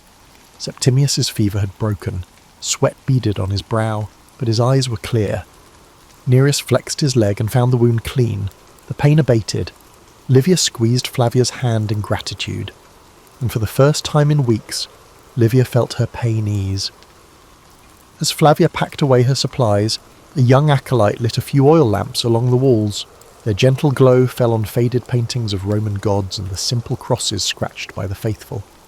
The old and new converged here. These baths once echoed with pagan odes and idle gossip. Now they heard prayers and hymns. The water that Romans once dedicated to Aesculapius was now blessed in Christ's name. Different prayers led to the same healing waters. Before closing for the night, Flavia knelt by the pool and dipped her hand into the warm water, whispering a final prayer of thanks. This derelict bathhouse turned infirmary felt as holy to her as any chapel. a place where suffering was eased and dignity restored. With that thought warming her heart, Flavia shuttered the doors. The baths of Titus fell into quiet darkness, save for the gleam of the wooden cross on the wall, a reminder that even as empires fade, the call to care for the sick endures. Under a leaden winter sky, Marcus pushed open the heavy doors of the baths of Diocletian in our final story of the twilight of the Thermae, Rome, 537 AD. A sharp wind followed him in, swirling fallen leaves across the floor. Only a dozen patrons huddled in the vast complex. The bath's emptiness was palpable. Marcus had served as curator aquarum, a water engineer for over 30 years, tending Rome's aqueducts and bathhouses. He remembered when these halls echoed with laughter each afternoon. Now many pools sat dry or lukewarm. Still he made his rounds, determined to offer what comfort he could to those few Romans who clung to the old ways. In the tepidarium, only 2 loyal patrons lingered in the lukewarm pool. Marcus checked the water with his hand, cooler than it should be. The furnaces had barely any fuel left, wood being scarce during the siege. He fed the last bits of charcoal into the boiler, coaxing a meagre flame. Moving on, he passed through the empty palestra, now strewn with dust. In a corner, weeds sprouted between cracked marble tiles where athletes once wrestled. He sighed and entered the caldarium. Only one pool here was still in use, fed by a trickle of warm water. A gaunt mother bathed her young son in the shallows of the one remaining warm pool. The same need for warmth and water, which had sustained so many before them, drew them here. The mother looked up at Marcus and gave a polite, hopeful smile. Marcus mustered a nod in return, even as his heart clenched with the knowledge he bore. At dawn, Marcus had scouted the aqueduct outside the city and discovered the grim truth. Gothic soldiers had cut the Aqua Marcia, toppling its arches to choke off Rome's water. The lifeblood of the baths was severed. What little water remained in the pools was all there would ever be. By tomorrow, the baths of Diocletian would fall silent. He made his way to the frigidarium, a cavernous hall that once housed a cold swimming pool larger than a forum. Now it was dry, the mosaic of Neptune on its floor exposed and dull. Marcus ran a hand along a cracked column. How many generations had cooled their brows here after the steam? He could almost hear ghostly splashes and youthful shouts from centuries past. Returning to the tepidarium, Marcus gently informed the few remaining bathers that the baths would likely close after today. The old men bowed their heads in resigned understanding, and the young mother's eyes brimmed with tears as she held her son closer. A patron placed a rolled parchment into Marcus's hand as a token of appreciation for his years of service, causing Marcus to swallow a lump in his throat. He promised the mother he would direct her to a nearby church offering heated rooms for refugees, a small solace. As twilight fell and the last bathers departed, Marcus remained alone in the cooling caldarium, the hiss of water gone. He sat by an empty basin. An old saying echoed, "While the baths remain, Rome remains." But Rome had changed, its people scattered, its aqueducts broken. Communal bathing, once the pride of Roman life, was now slipping into memory. Yet in the gathering darkness, Marcus felt a measure of peace.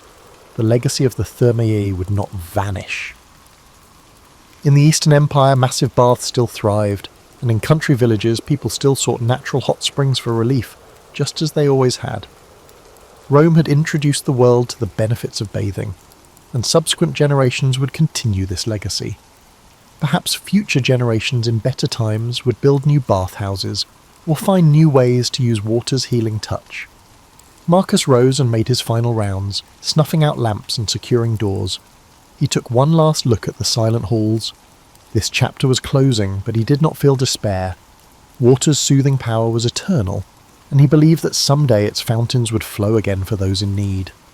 With that hope, Marcus Valens left the baths of Diocletian and shut its doors behind him. In the fading light, the great complex stood dark and still, a sleeping giant awaiting a new dawn in some distant future. Helen Keller began her life against a backdrop of Reconstruction-era Alabama, a place where social norms were frayed and family legacies weighed heavily on each new generation. Born on June 27, 1880, in Tuscumbia, she was part of a region still grappling with the aftermath of the Civil War. Her father, Arthur Keller, had served as a Confederate officer, and though the war was over, its echoes shaped the household's underlying sense of pride and anxiety. From the start, Helen's life was bound by both the contradictions of her time and a family quietly nursing unspoken wounds of history. Her earliest memories were, of course, coloured by a devastating change that came when she was just a toddler. Sometime before she turned 2, an unidentified illness, often described as brain fever, robbed her of sight and hearing. In many retellings, this moment is painted as a heart-rending tragedy, yet for Helen herself, it was a shift in perception. She never spoke of it in purely sorrowful terms later in life, perhaps because she was too young to fully process what she had lost. In essence, the deprivation of 2 key senses simply rearranged her experience of the world. The Keller family, on the other hand, was plunged into a haze of uncertainty, forced to adapt in ways they were hardly prepared for. The household was a swirl of tension. A child with no means of communication, save for raw gestures and the occasional shriek, tested everyone's limits.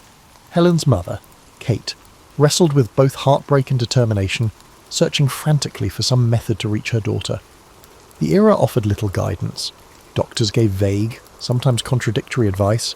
Neighbours whispered about God's will or nature's cruelty. Many believed that being both deaf and blind was a lifelong sentence of isolation. Yet Kate Keller refused to surrender to that conventional wisdom and began a tireless journey that would eventually take her to experts in distant cities. Within the walls of Ivy Green, the family's homestead, Helen's days were filled with tactile explorations. She felt the sun in the courtyard, the rough bark of trees near the garden, and the lingering vibrations of household chores. She could sense footsteps' vibrations on wooden floors and followed faint scents in the breeze to understand who was nearby. Though it sounds romantic to modern ears, to young Helen it was purely survival. She used every tool she had, taste, touch, smell, the delicate tremors of movement, and discovered how to navigate a chaotic environment. Still, such adaptation wasn't enough to give her a vocabulary or a means of expression beyond basic wants. She would throw tantrums to convey frustration, grabbing at objects she desired or wailing at moments of confusion. Her parents walked on eggshells, never knowing when their daughter's frustration might explode into yet another outburst. Occasionally, distant visitors from the family's circle of acquaintances arrived, but few had hope for Helen's future. 1 or 2 suggested asylums, most simply stared, polite smiles masking pity. These moments of external doubt only spurred Kate Keller to keep searching.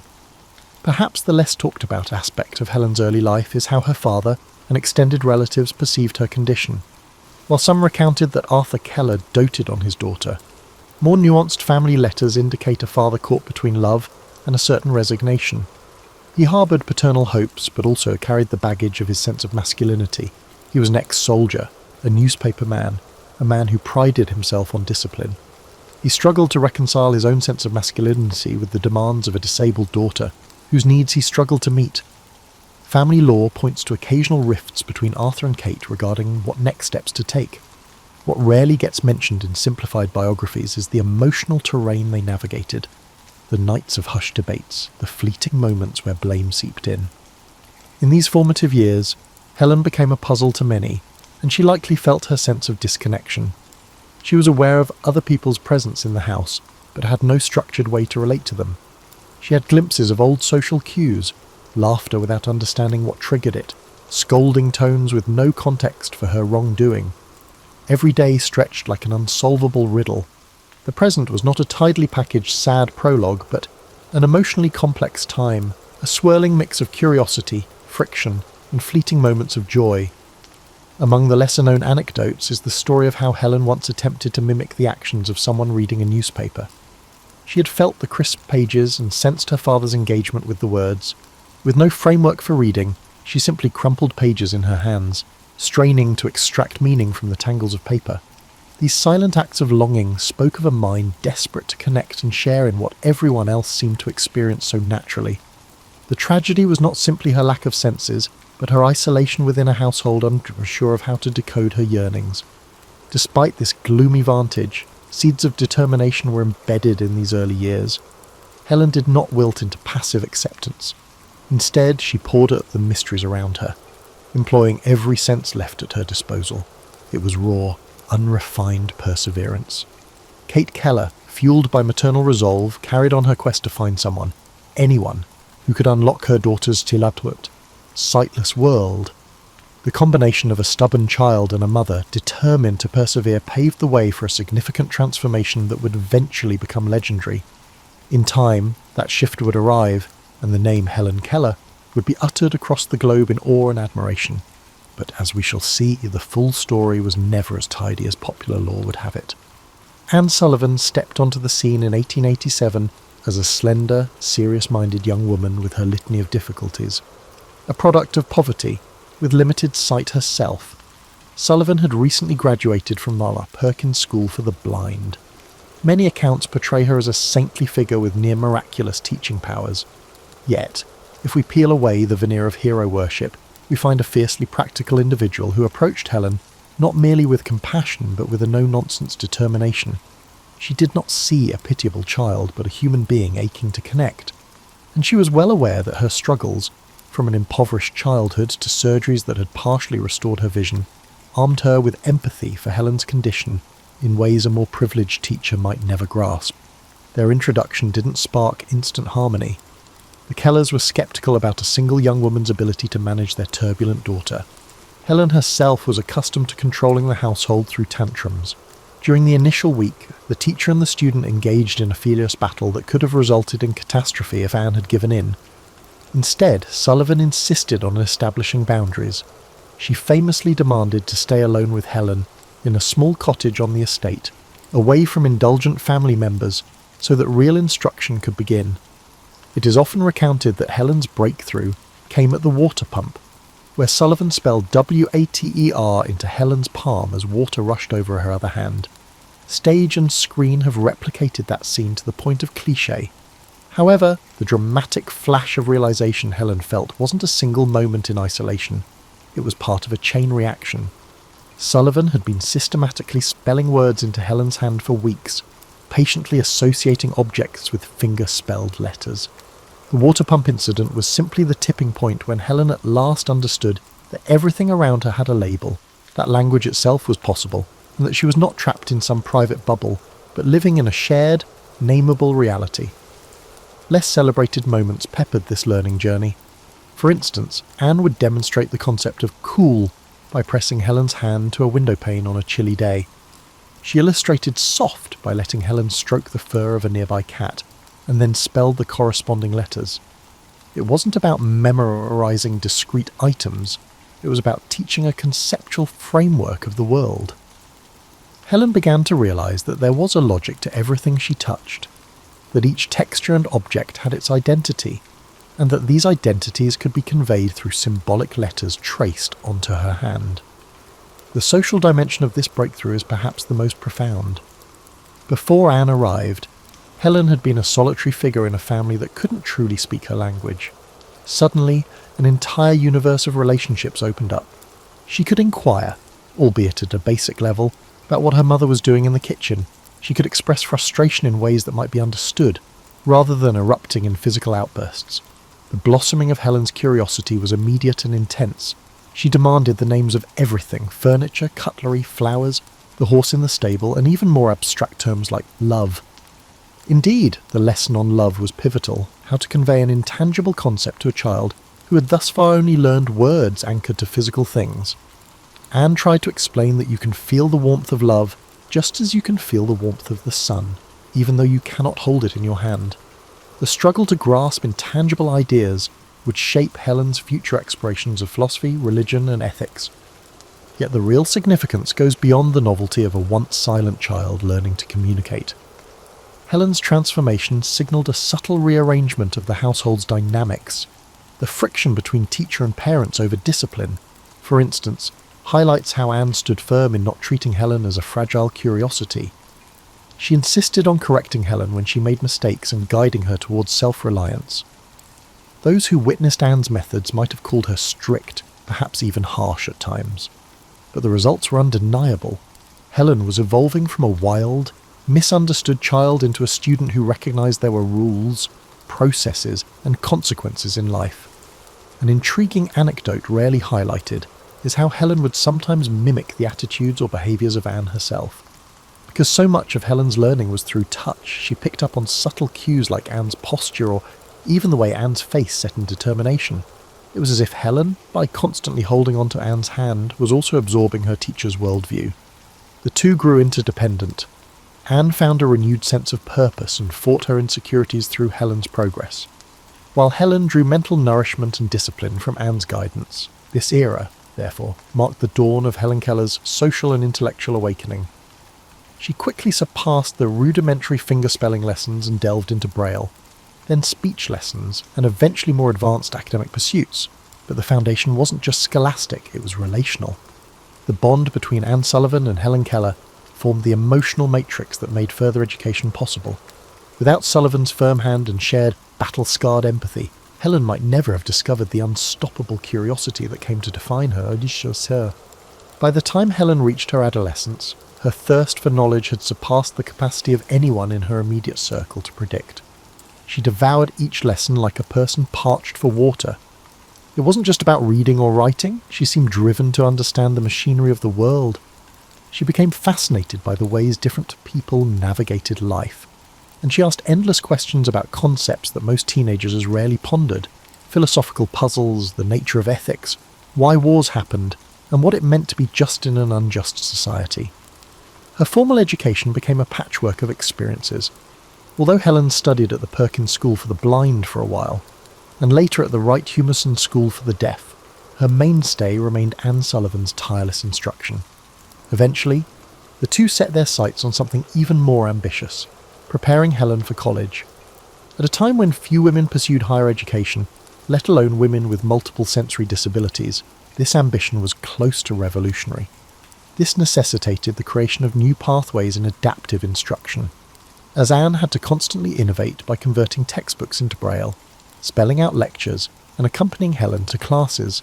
Their collaboration blurred the lines of teacher, translator, and companion in ways uncharted by conventional educational practices.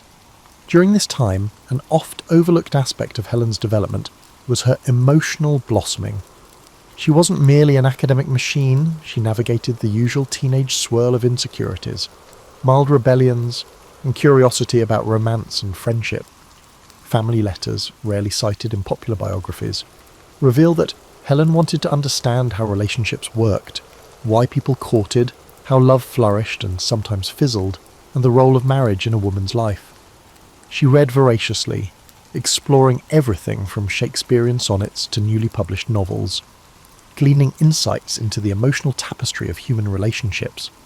One particularly striking incident revolves around Helen's experiment with speech. After mastering fingerspelling and Braille, she yearned to communicate verbally. Speech lessons for the deaf-blind were still rudimentary, and progress could be excruciatingly slow.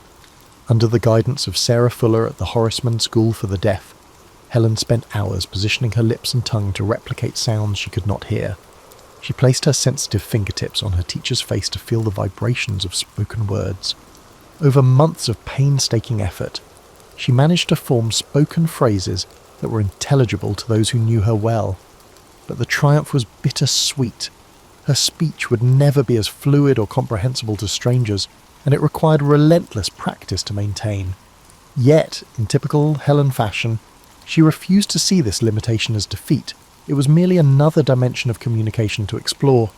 Socially, these teenage years also brought Helen under the spotlight in ways both thrilling and uncomfortable. The media caught wind of a miracle child who was deaf and blind, yet flourishing academically. Journalists occasionally visited to watch her articulate a few words or to see her read entire passages in Braille.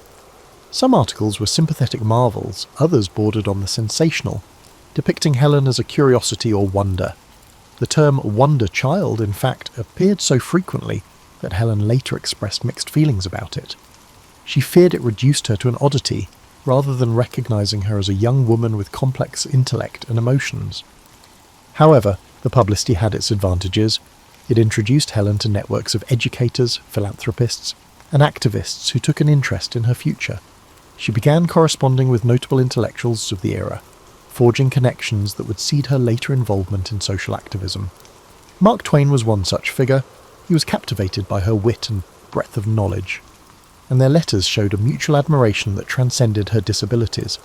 In an era when conversation itself was often limited to those within one's immediate circle, Helen was forging relationships across continents, guided by Sullivan's interpreting hands.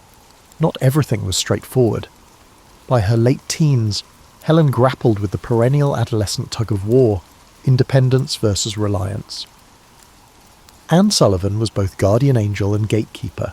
The closeness they shared sometimes led to friction. Helen wanted more autonomy, some space to make mistakes, to be alone with her thoughts, to test her boundaries. Anne, for her part, recognised that without her intervention, Helen could become overwhelmed in new environments.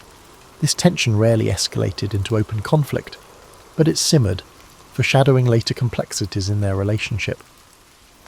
One revealing episode took place when Helen visited the ocean for the first time. She eagerly waded beyond her comfort zone, enthralled by the sensation of waves crashing against her body. Anne, worried about Helen's safety, yanked her back. This encounter illuminated the risk inherent in discovering the world through the partial senses. Each new experience was exhilarating to Helen, but her sense of danger was limited by her lack of sight and hearing. Her teacher and companion felt the weight of constant vigilance. It was a dance of trust and caution, exploration and safeguarding, one that would colour Helen's life for decades to come. In many ways, these teenage years were an incubator for the fierce intellect and strong will that the world would come to know. She was no longer the tantrum-prone toddler, nor simply a novelty act. She was a growing scholar and a burgeoning thinker, laying the groundwork for her adult pursuits. Every day, she discovered more about the labyrinth of human experiences, determined to map it out with whatever sensory tools she could muster. The next frontier would be college, a world of lectures, syllabi, social clubs, and new ideas that would both excite and challenge her in ways she had yet to imagine. Helen Keller's enrolment at Radcliffe College in 1900 had a profound impact. She was the first deafblind person to undertake a full course of study at one of the nation's most rigorous academic institutions.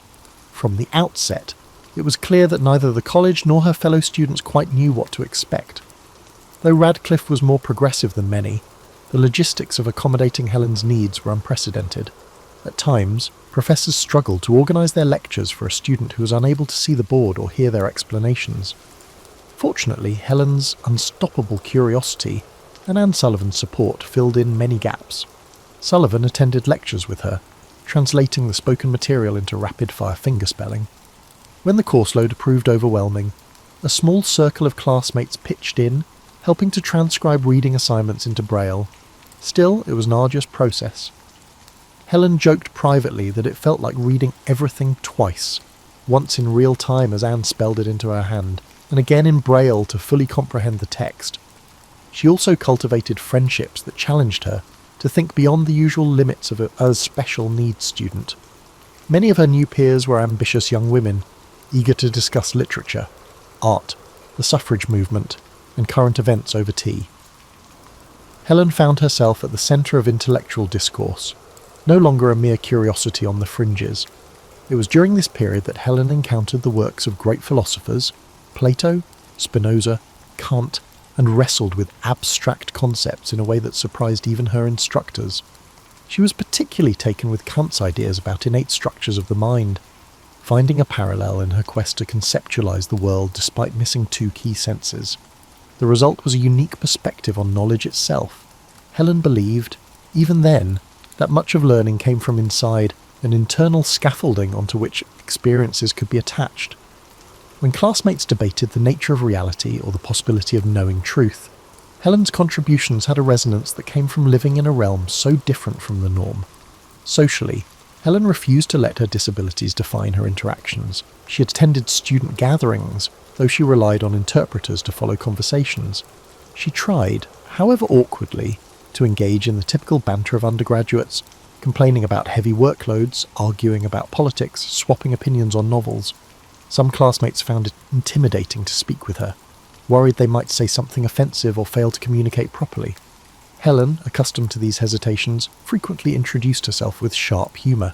She'd eavesdrop on petty gossip by laying her hand on a conversation partner's lips to feel the vibrations of their whispered words, then would interject a witty remark.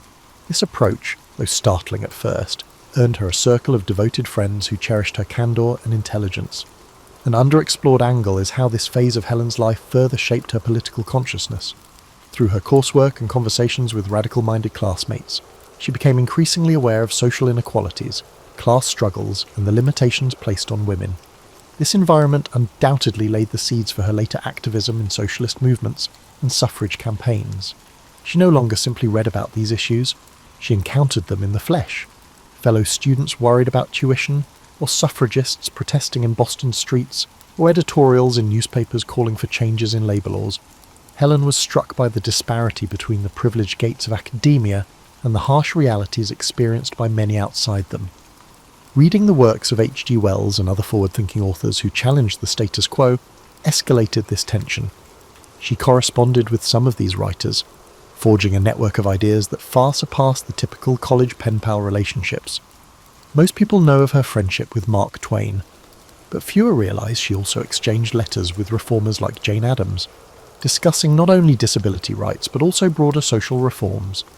Her identity began to crystallise around the idea that her life was not just about personal triumph, but also about dismantling the obstacles, social, economic and political, that held others back.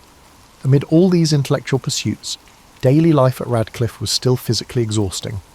Helen's health sometimes wavered due to the enormous strain of reading, writing, and deciphering a deluge of new material. Anne Sullivan too felt the pressure. She was effectively auditing the entire curriculum while juggling her role as interpreter, companion and caretaker. The two had to invent coping mechanisms, like scheduling strict breaks to rest Helen's fingers and avoiding marathon reading sessions late into the night. However, neither woman was willing to compromise, and they persevered in pursuit of excellence. By the time Helen graduated with honours in 1904, she had set a precedent that would serve as an inspiration to numerous others. She demonstrated that a deaf-blind individual could excel in a challenging academic setting, provided they had the appropriate reminders and determination.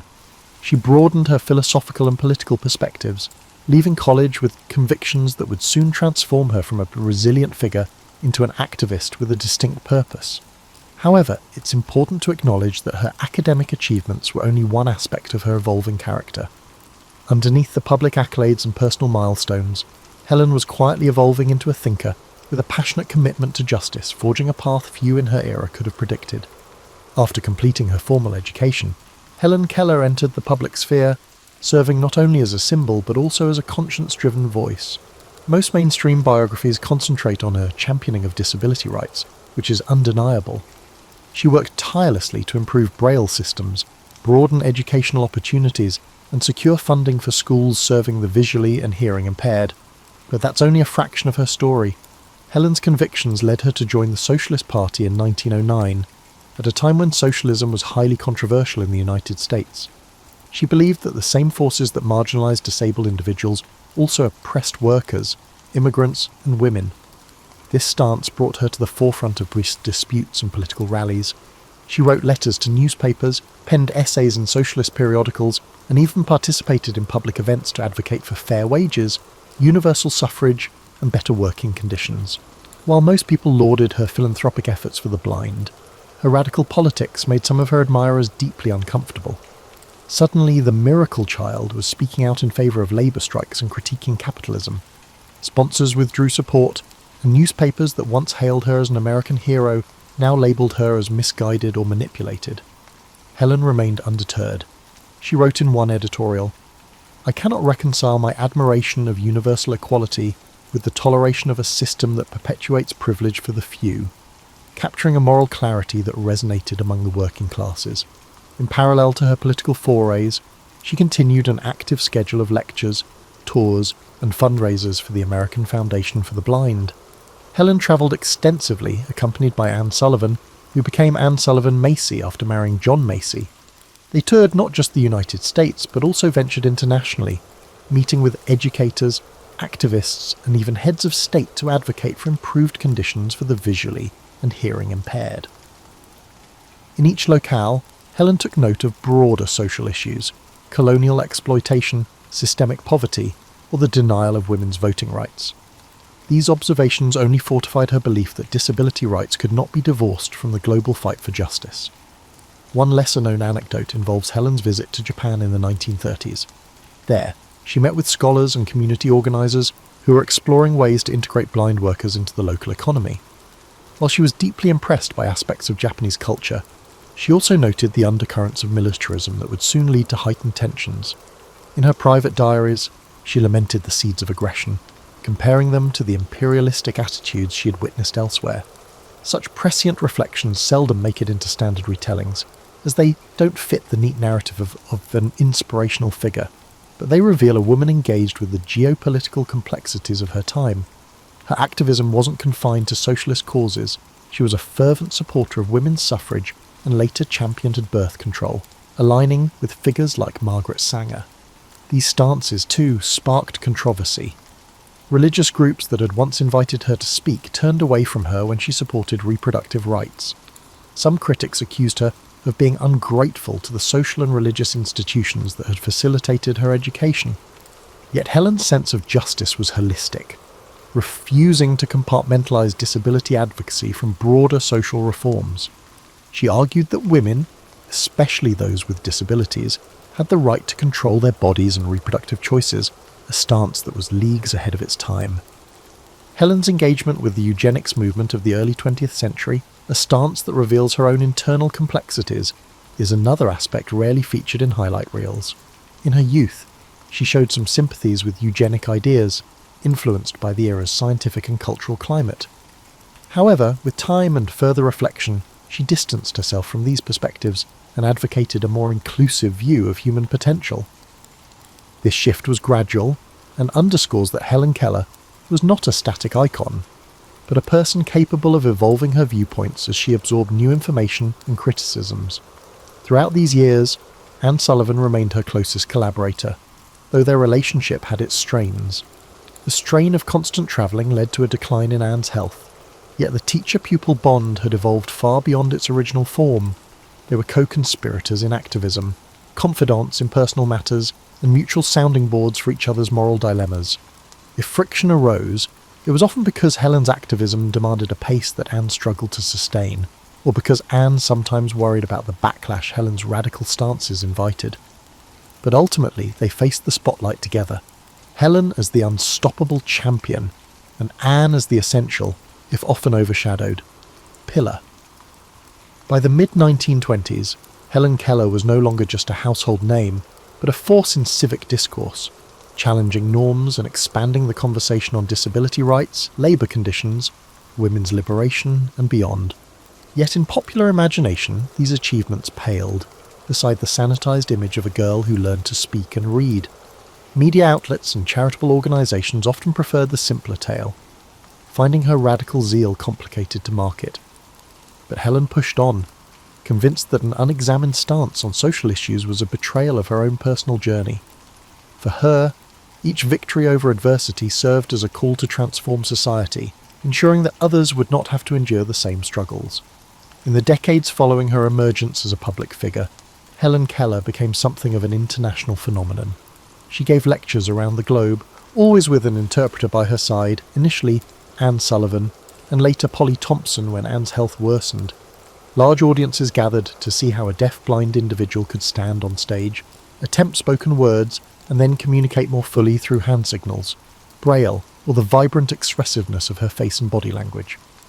Though there was a measure of spectacle in these events, Helen's substance often transcended the curiosity factor. She was unabashed in calling out injustices, whether addressing colonial practices in India or the plight of European refugees fleeing warfare. One memorable tour took her to South America, where she visited schools for the blind in Brazil and Argentina. Unlike some Western travellers of her day, Helen didn't confine herself to upscale reception halls. She insisted on meeting local activists and workers, even venturing into factories and impoverished neighbourhoods to speak with those whose lives rarely intersected with the privileged.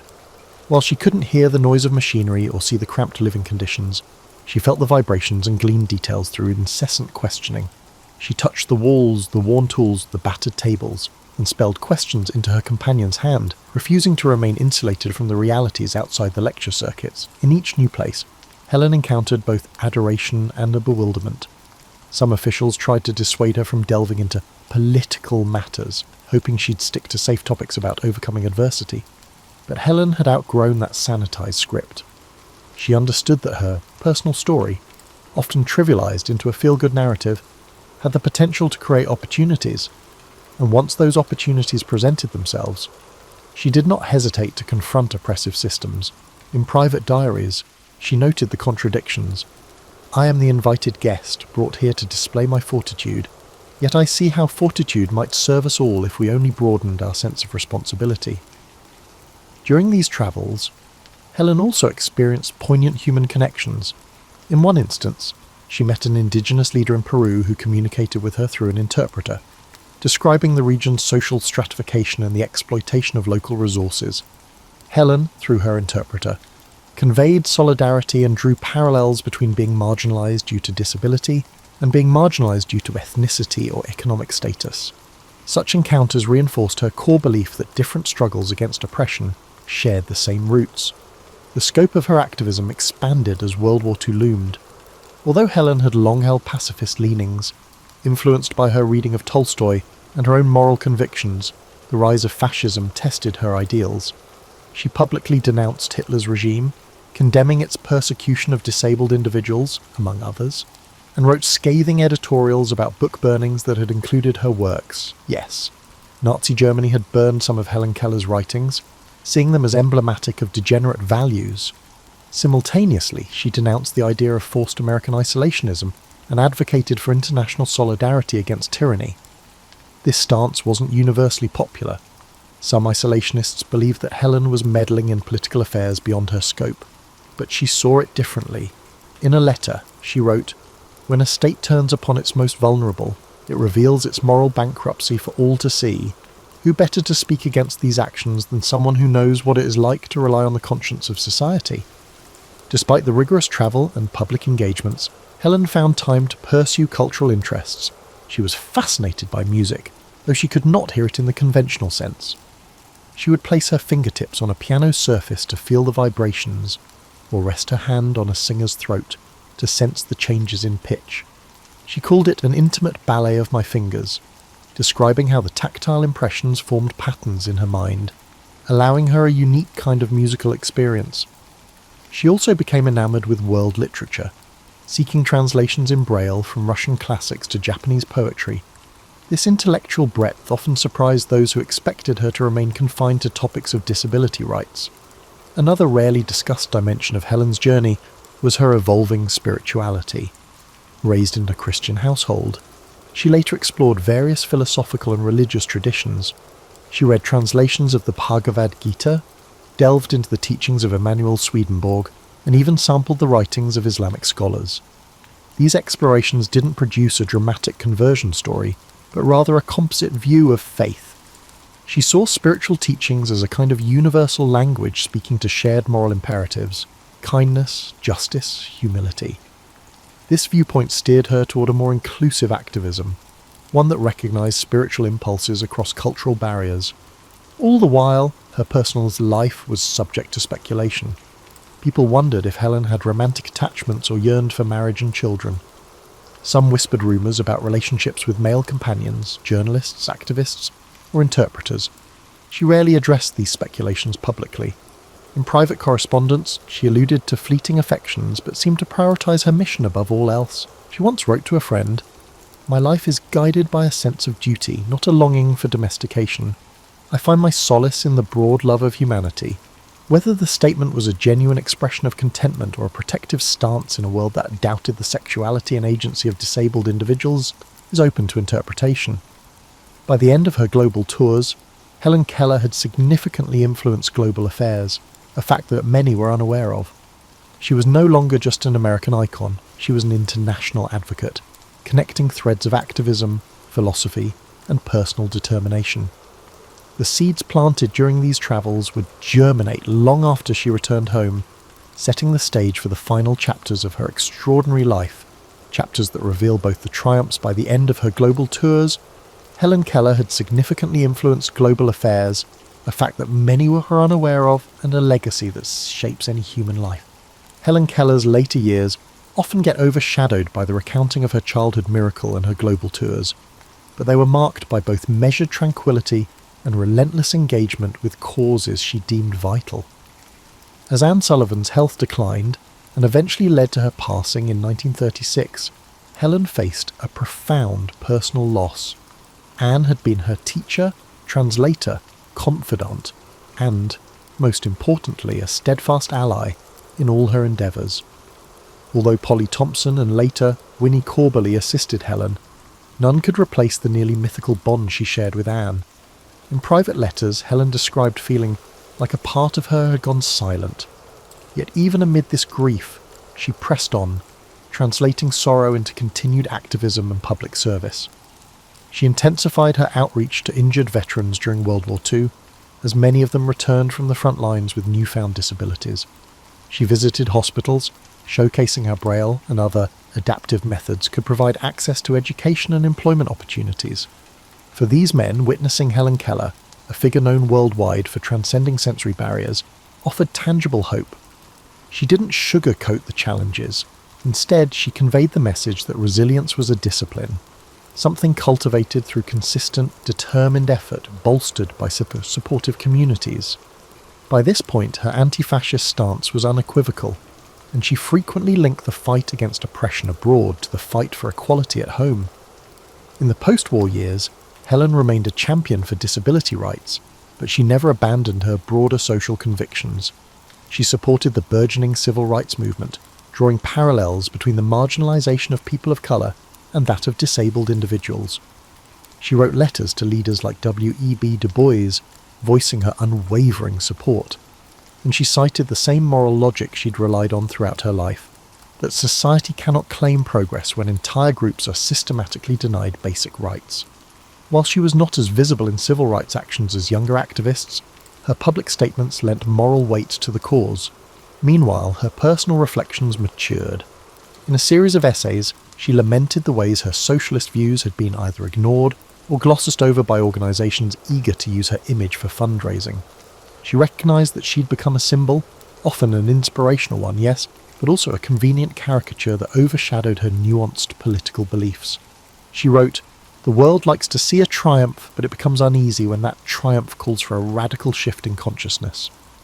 These essays never garnered the attention of her earlier achievements, partly because they challenged readers to confront deep-seated prejudices about both disability and class. As she moved into her 70s, Helen's pace slowed somewhat, though she refused to slip quietly into retirement.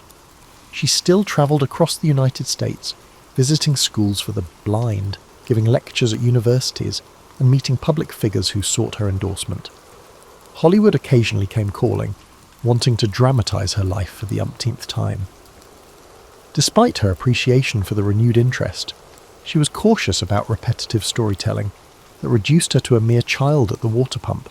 She often insisted that any portrayal include her advocacy work and her worldview, though producers weren't always receptive. She also kept she was writing, producing articles, letters and reflections that hammered home her belief in humanity's interconnected destiny. Helen's passing on June 1st, 1968, brought tributes from around the globe. Obituaries lauded her as the miracle worker's miracle, a phrase that, while meant to honour her, only reinforced the simplistic narrative she had wrestled with all her life.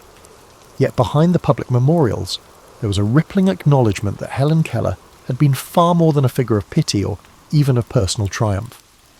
She had been a thinker, an activist, a woman of conviction whose reach extended into issues of class struggle, international peace, women's rights, and racial justice.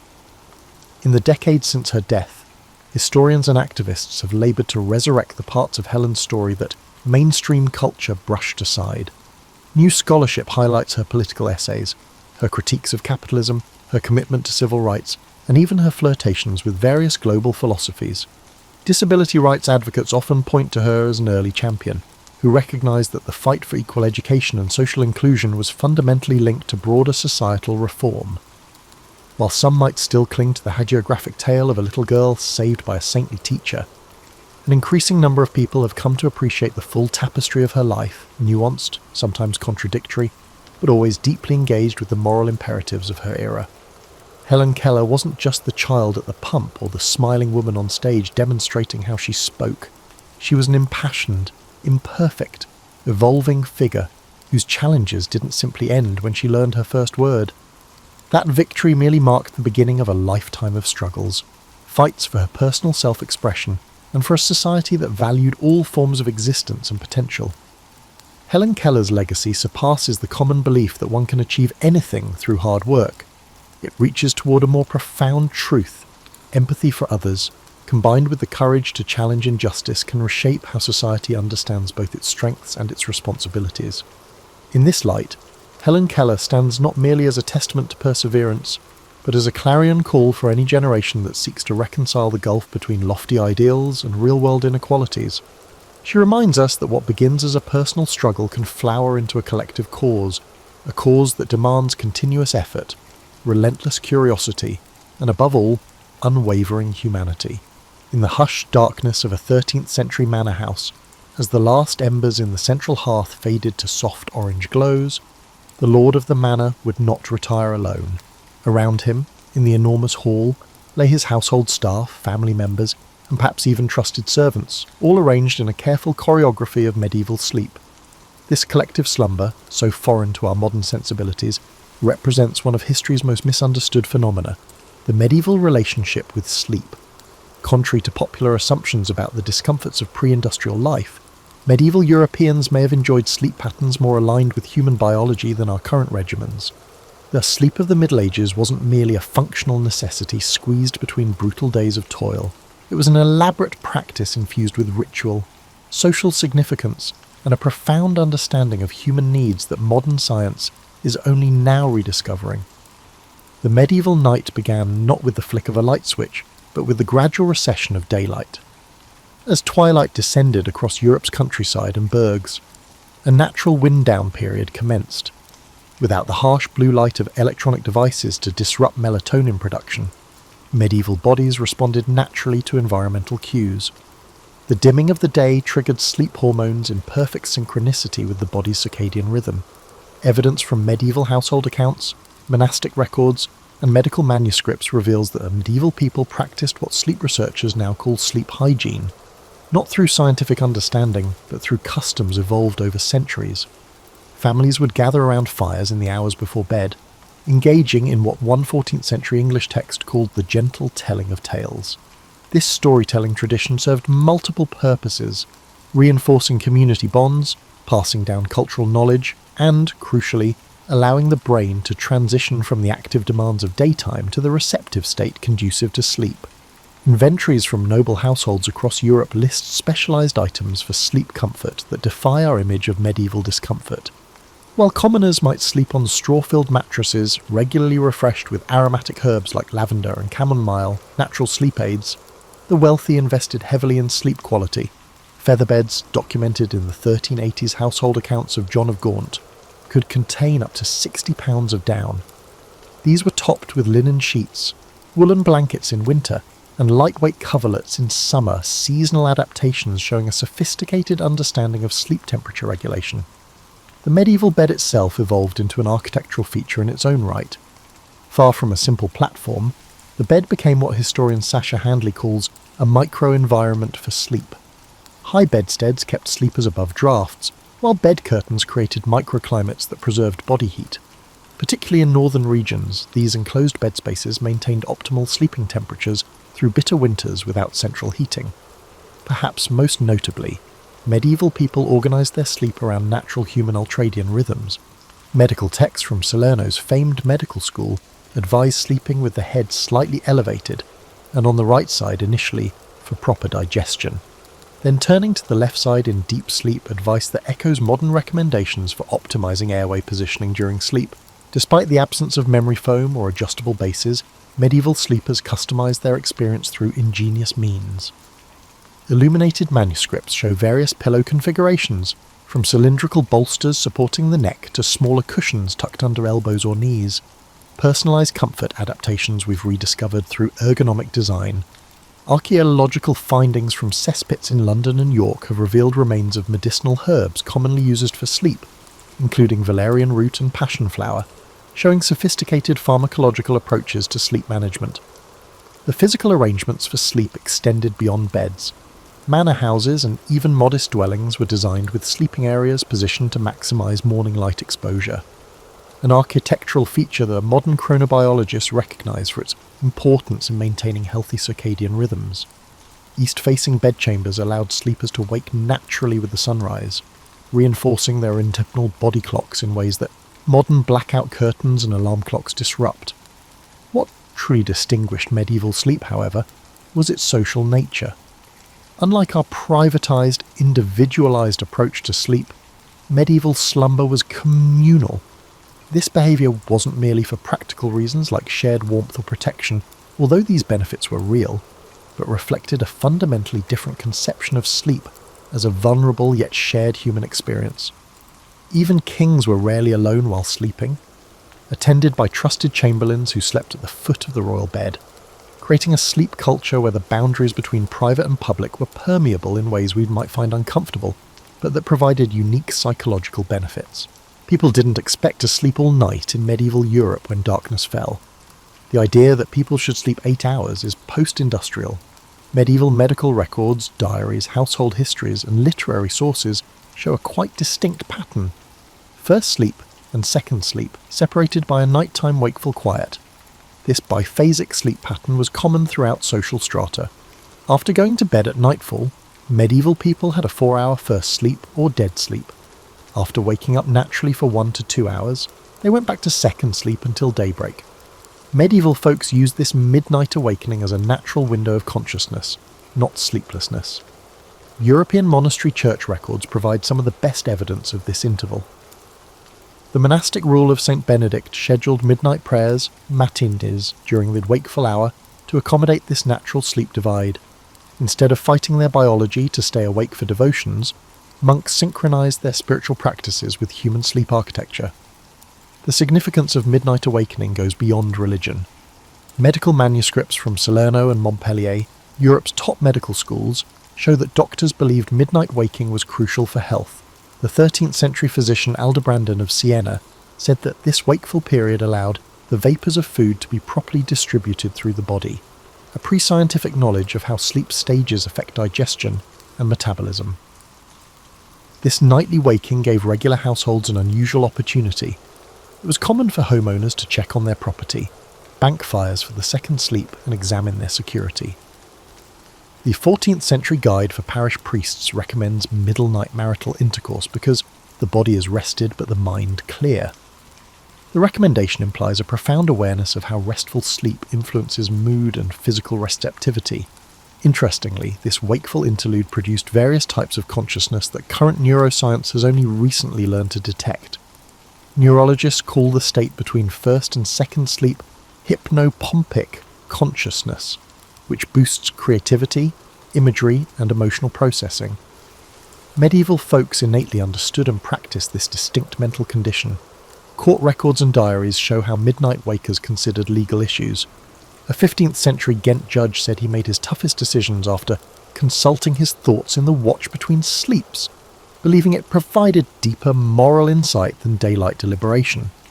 Craftspeople conceived new designs, farmers planned seasonal rotations, and merchants planned business initiatives during this contemplative period. Wakefulness had emotional and social benefits. Larger medieval households described night talking, intimate chats during midnight waking. These nighttime conversations allowed for exceptional emotional honesty, unlike daytime contacts confined by societal hierarchy and public presentation.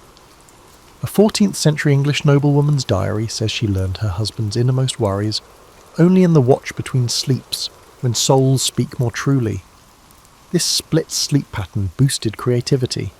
Chaucer writes poetry during his watching times, and illuminated manuscripts often state they were written in the midnight thinking time. Medieval dream interpretation guides distinguished between dreams during first sleep, processing daily events, and those during second sleep, prophetic or insight-bearing, due to the quality of thoughts during this period. Archaeology confirms this practice's prevalence. Medieval home excavations sometimes reveal little oil lamps for nighttime activities. In household inventories across social classes, night tables with writing tools, miniature prayer books, and meditation tools are common. When modern researchers removed artificial light from test subject settings for several weeks, they automatically reverted to biphasic sleep. Strong proof that segmented sleep is our biological rhythm. Medieval people honoured this cycle rather than pushing continuous sleep, aligning with their evolved sleep architecture in ways modern civilization rarely allows. Psychological benefits make segmented sleep valuable. The midnight wake-up allowed memory consolidation and emotional processing. Modern sleep science shows that disrupted sleep can improve memory formation. A 15th century French physician advised pupils to reread difficult material before bed and allow the mind to work upon it in the midnight watching. Medieval folks knew the value of this processing time. Medieval sleep environments were more complex and deliberate than popular belief. Medieval sleeping arrangements were frequently utilitarian marvels that represented considerable household investments and years of comfort technology, unlike the crude, unpleasant platforms depicted in modern media. Archaeology from intact medieval households shows that sleep quality was important. Excavated 13th century merchant homes in London showed specialised floor designs with insulating materials packed beneath sleeping areas, including wool, straw, and even feathers in wealthier homes, to block the cold from stone or packed earth floors. This intelligent underfloor insulation shows heat transmission concepts that affect sleep quality. Medieval sleep revolved around the bed, which evolved quickly. Bed technology improved by the 13th century from simple raised platforms. Estate inventories from around Europe reveal more sophisticated bed designs with specialised comfort components. The bed's hardwood frame, termed the bedstock, has mortise and tenon joints allowing minor flexibility without squeaking, which 14th century Florence Carpenter Guild laws required for undisturbed rest. Medieval mattress technology improved constantly. Peasant homes still used straw-filled beds, although they were more advanced. Traditional European farming groups using medieval methods used straw beds, not loose straw piled into sacks. Specially selected straw, oat straw, was recommended for its softness. Completely dried to prevent mould and broken to provide a springier texture was used. Most homes emptied and refilled these beds seasonally. For the wealthy, mattress technology evolved. By the 14th century, merchants and artists used wool-filled mattresses, while feather beds were the height of medieval sleep luxury. These were constructed sleep surfaces, not feather sacks. Guild regulations from 14th century Paris required feather beds to be built with particular weights of different feather varieties piled for compression and rebound.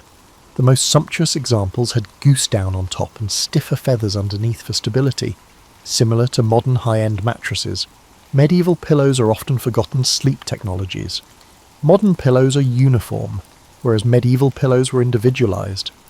Archaeological evidence and household inventories show at least 4 pillow types: neck bolsters for spinal alignment, softer head pillows for comfort, wedge pillows for medical conditions, particularly respiratory issues, and smaller support pillows for positioning.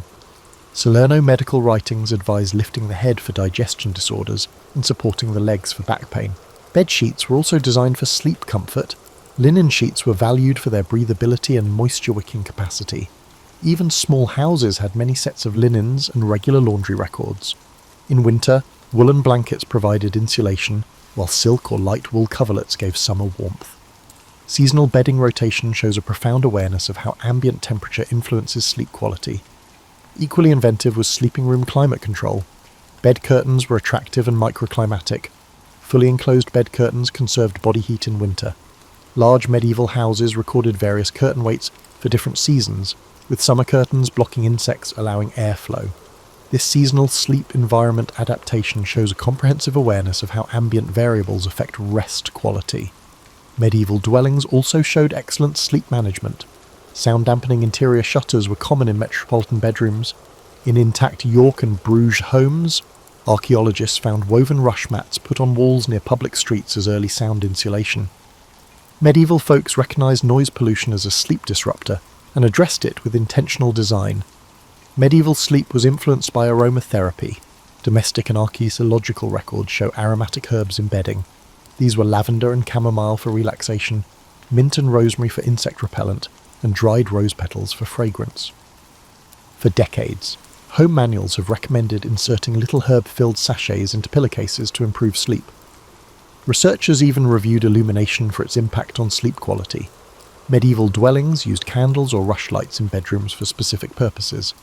When affordable, beeswax candles were recommended near beds because they smoke less than tallow. Rushlights, manufactured by immersing river rushes in fat, burned longer and dimmed to help people fall asleep.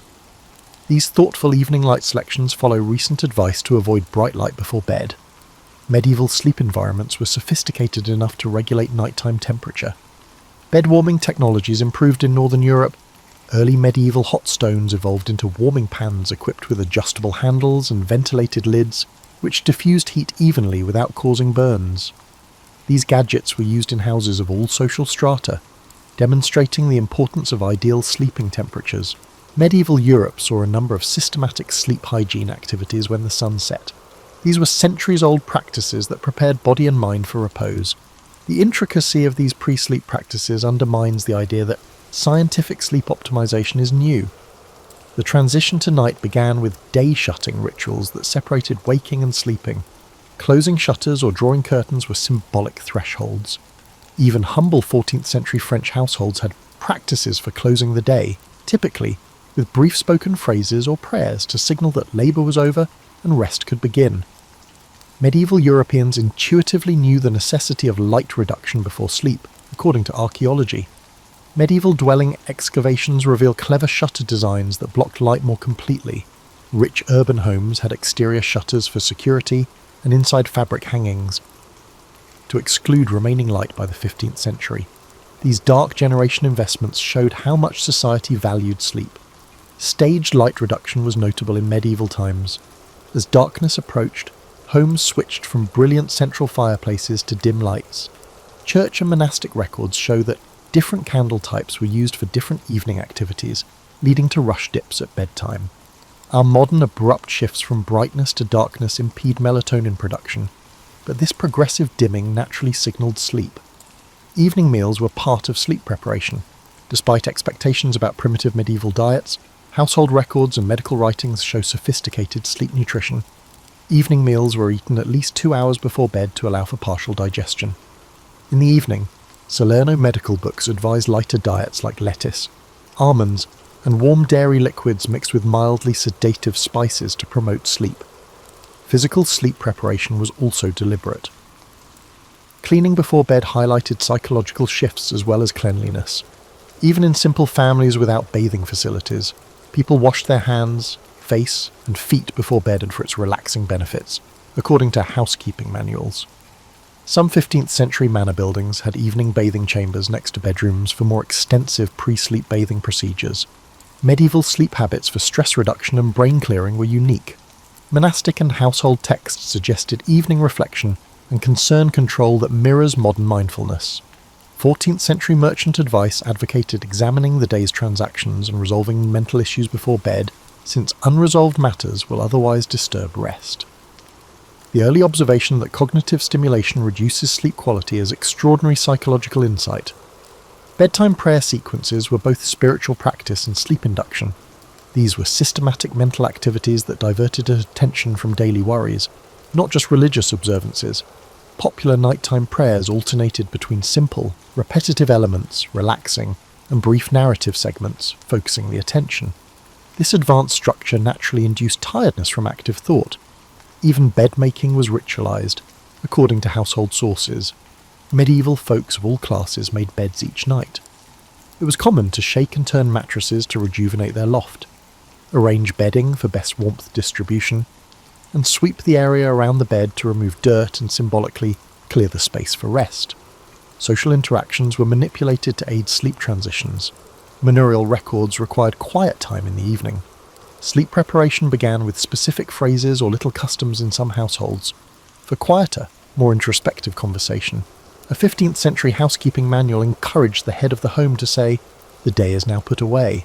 Most notably, medieval sleep rituals addressed sleep onset insomnia. Medical manuscripts provide advanced sleep treatments.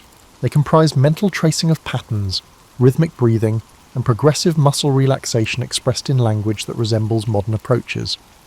A 14th century Montpellier medical treatise discusses body scan meditation, similar to that taught in sleep clinics. Medieval sleep literature emphasized posture. Medical texts outlined ideal sleep postures for different body types and health issues. Modern understanding of how body position influences digestive processes during sleep suggests commencing sleep on the right side to help digestion before turning to the left. This was not common wisdom, but scientific observation of sleep quality. Auditory practices helped wakefulness transition. Night watch calls the hours in villages and cities, providing temporal grounding. These repetitive sound patterns may have helped maintain sleep rather than disrupt it. People say the familiar calls comforted and oriented them during brief overnight awakenings without disturbing sleep architecture. The social structure of sleep may be the biggest distinction between medieval and modern sleep. Medieval sleep was a shared, vulnerable state entrenched in well-arranged social ties that offered distinct psychological benefits not found in modern, isolated sleep.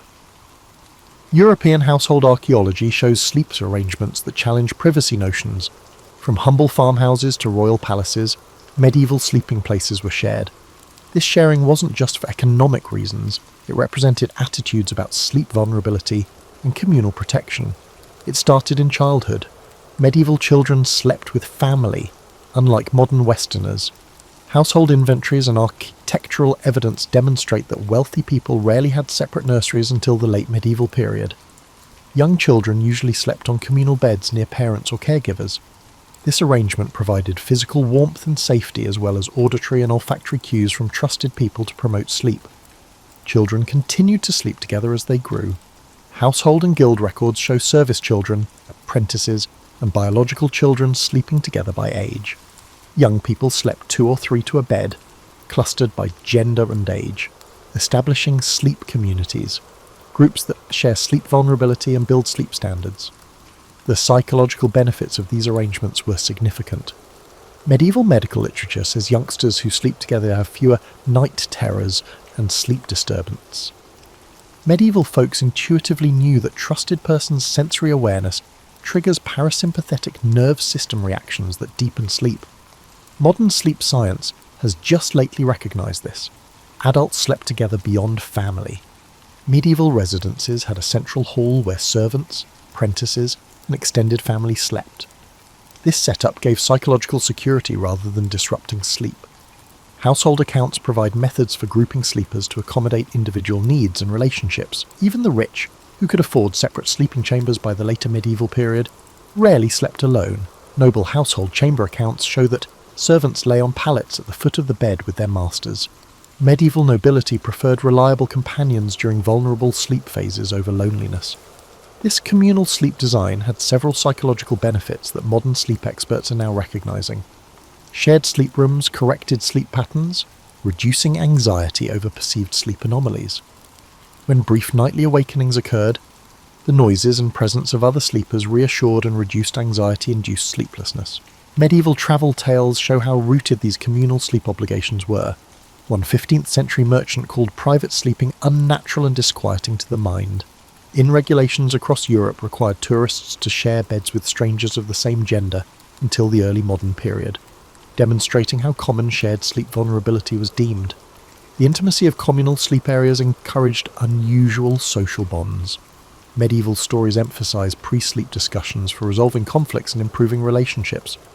Before bed, a 14th century family manual encourages settling disputes because harmony before rest brings better health to all. This incorporation of dispute resolution into sleep habits provided regular relationship healing that standalone sleep arrangements rarely do. Medieval sleep's communality improved safety. Before modern locks and security measures, numerous sleepers were protected by collective vigilance.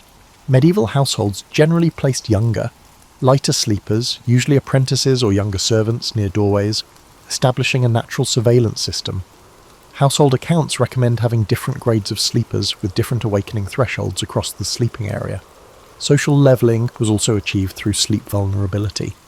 Daytime activities were hierarchical, but sleep momentarily lowered status. Snoring, shifting postures, and the universal weakness of unconsciousness made even high-status people seem more real to their subordinates, according to historical reports.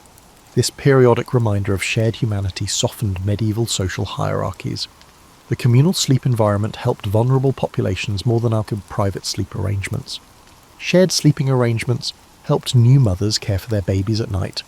Village records and household narratives show that nursing mothers slept near other women who could help with evening feedings and child calming.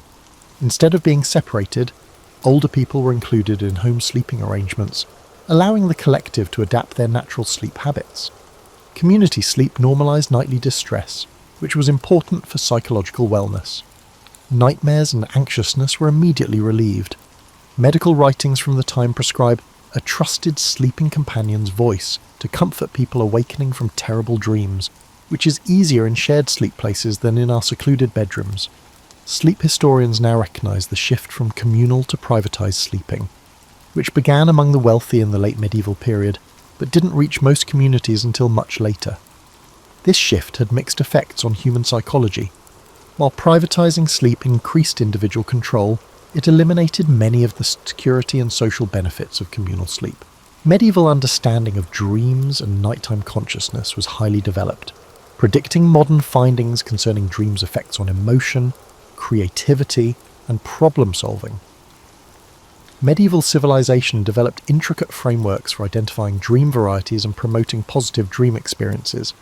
Medieval dream theory classified dreams by psychological cause and meaning. Medical books from Salerno and Montpellier distinguished digestive dreams, those influenced by nutrition and physical conditions, from spirit dreams, those originating from deeper psychic processes.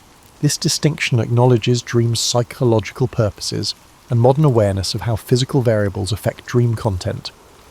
Medieval understanding of how sleep absorbed everyday events was sophisticated. The 13th century encyclopedist Bartholomeus Anglicus observed that the mind sorts through the day's events while the body rests, foreshadowing REM sleep memory consolidation research. Household instructions advise quickly revisiting important daily events before bed to aid this processing function, which sleep researchers now know improves memory integration. Medieval dream notebooks show that people actively engaged with their dreams. Several preserved monastic and noble household dream diaries document dream content with attention to repeating themes and emotional patterns. A 14th century Florentine merchant kept a thorough book about how he tracked dream symbols, linking them to his waking concerns and using dreams to make commercial decisions. Medieval dream practice used complex dream incubation techniques to actively influence dream material to answer specific inquiries or difficulties. The monastic records describe focusing on certain questions before sleep and utilizing visualization to bring them into dream consciousness. This goal was practical cognitive training, not just spiritual. Multiple craft guild records mention masters telling trainees to consult their dreams when designing. Archaeology supports medieval dream practice. Excavations found dream-related objects near beds.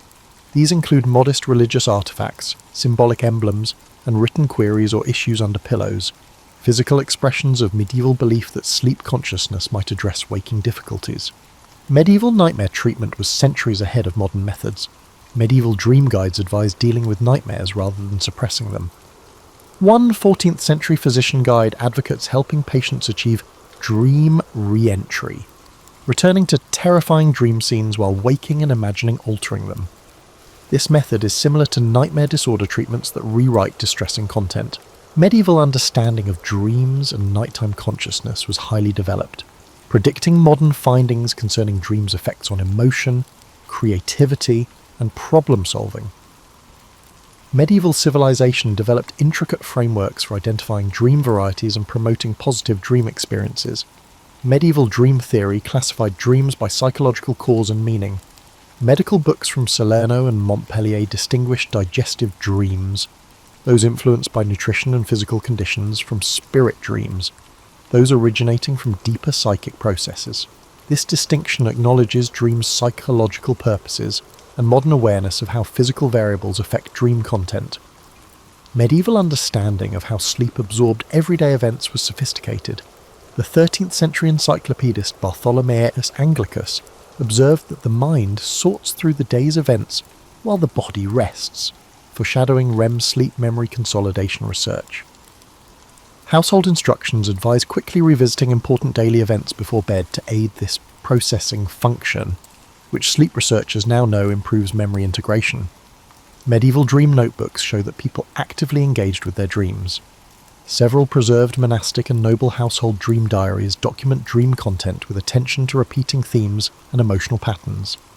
A 14th century Florentine merchant kept a thorough book about how he tracked dream symbols, linking them to his waking concerns and using dreams to make commercial decisions. Medieval dream practice used complex dream incubation techniques to actively influence dream material to answer specific inquiries or difficulties. The monastic records describe focusing on certain questions before sleep and utilizing visualization to bring them into dream consciousness. This goal was practical cognitive training, not just spiritual. Multiple craft guild records mention masters telling trainees to consult their dreams when designing. Archaeology supports medieval dream practice. Excavations found dream-related objects near beds. These include modest religious artifacts, symbolic emblems, and written queries or issues under pillows, physical expressions of medieval belief that sleep consciousness might address waking difficulties. Medieval nightmare treatment was centuries ahead of modern methods. Medieval dream guides advised dealing with nightmares rather than suppressing them. One 14th century physician guide advocates helping patients achieve dream re-entry, returning to terrifying dream scenes while waking and imagining altering them. This method is similar to nightmare disorder treatments that rewrite distressing content. Due to historical changes in sleep interactions, medieval Europeans' excellent sleep quality slowly declined. Understanding this decline helps us apply medieval sleep advice today.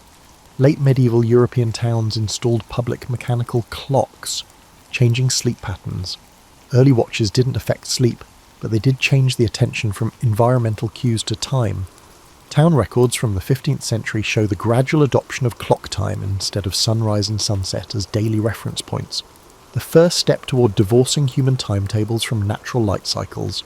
Archaeology shows this window design change.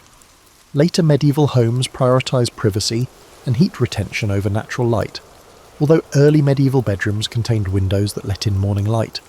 This architectural change devalues sleep-natural light alignment, which is increasingly critical for circadian rhythms. Industrialization and artificial lighting most affected medieval sleep.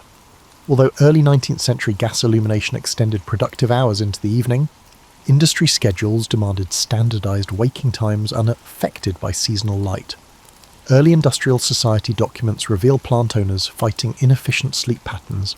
In 1883, a factory manual warned against workers' persistent habit of night waking between sleep phases due to industrial schedules eliminating biphasic sleep.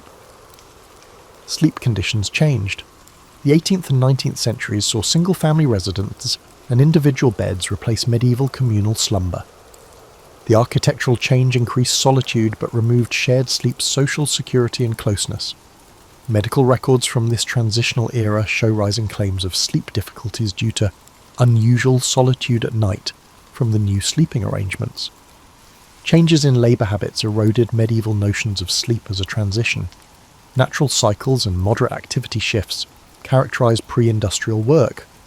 Industrial time discipline destroyed the natural wind-down time of medieval sleep patterns. Industrial and office timetables created guillotine waking, sharp alarm-driven transitions. Many found sleep uncomfortable during this change. Early mass production homogenized sleeping surfaces without regard for comfort. Yet medieval people of all classes had devised sophisticated bedding systems that met bodily demands. Historical records indicate that workshop dwellings had crude beds, unlike medieval peasants. Over centuries, sleep comfort technologies would improve. These changes lead to consolidated sleep culture, the idea that normal sleep is a single, unbroken period rather than the centuries-old biphasic pattern. Medical texts of the late 19th century pathologized nocturnal waking as a disorder. This medical reinterpretation replaced medieval sleep wisdom with modern norms. This historical transformation goes beyond discomfort. Medieval sleep practice was physically and psychologically advantageous, according to modern studies. With unprecedented rates of insomnia, sleep-disordered breathing, and circadian rhythm issues, sleep professionals call the global sleep crisis caused by suppression of natural sleep patterns. The loss of medieval sleep's midnight waking period is notable. A normal sleep break was essential biologically and psychologically. Neurological research found this interval had brainwave patterns that supported creativity and emotional processing. Industrial and post-industrial sleep practices eliminated this cognitive state by requiring continuous sleep. Medieval slumber societies offered psychological stability that modern ones lack. Modern sleep experts have established that trusted people reduce sleep delay and stress hormones. Modern sleep arrangements eliminate these benefits, creating anxiety-related sleep disruptions. Even in medieval times, seasonal sleep duration fluctuations were biologically good. Pre-industrial civilizations and historical sources show that medieval people slept longer in winter due to natural melatonin synthesis. Modern sleep schedules ignore seasonal changes, creating winter circadian misalignment. Medieval and pre-industrial sleep traditions are being rediscovered despite these losses. Sleep medicine now admits that medieval sleep practice was sophisticated and biologically sound, so we should revisit it. New sleep transition. Understanding is the best rehabilitation. After centuries of alarm clocks disrupting sleep, sleep professionals emphasize pre-sleep wind-down, reclaiming the medieval idea of sleep as a transitional activity. Modern sleep hygiene follows medieval practices of gradually reducing light exposure, quieter evening activities, and systematic pre-sleep routines. Modern technology harms and helps sleep. Screen usage influences melatonin production, yet apps and devices measure sleep and support circadian cycles. There are programs that regulate lighting throughout the day to approximate natural light progression, and alarm systems that pinpoint optimal awakening points throughout sleep cycles to recreate medieval sleep patterns. Architecture honours sleep wisdom. After decades of decreasing natural light in bedrooms, modern sleep-focused architecture prioritises eastern exposure for morning wake-ups, reverting to medieval design. Some creative neighbourhoods are investigating communal sleep solutions for uneasy sleepers. Researchers and sleep experts studied medieval segmented sleep. Biphasic sleep patterns like first and second sleep improve sleep, mood, and cognition in long-term studies. Sleep clinics increasingly recommend this routine for insomniacs who believe their sleep disorder is their body re-establishing its natural cycle. Medieval sleep surroundings were rediscovered.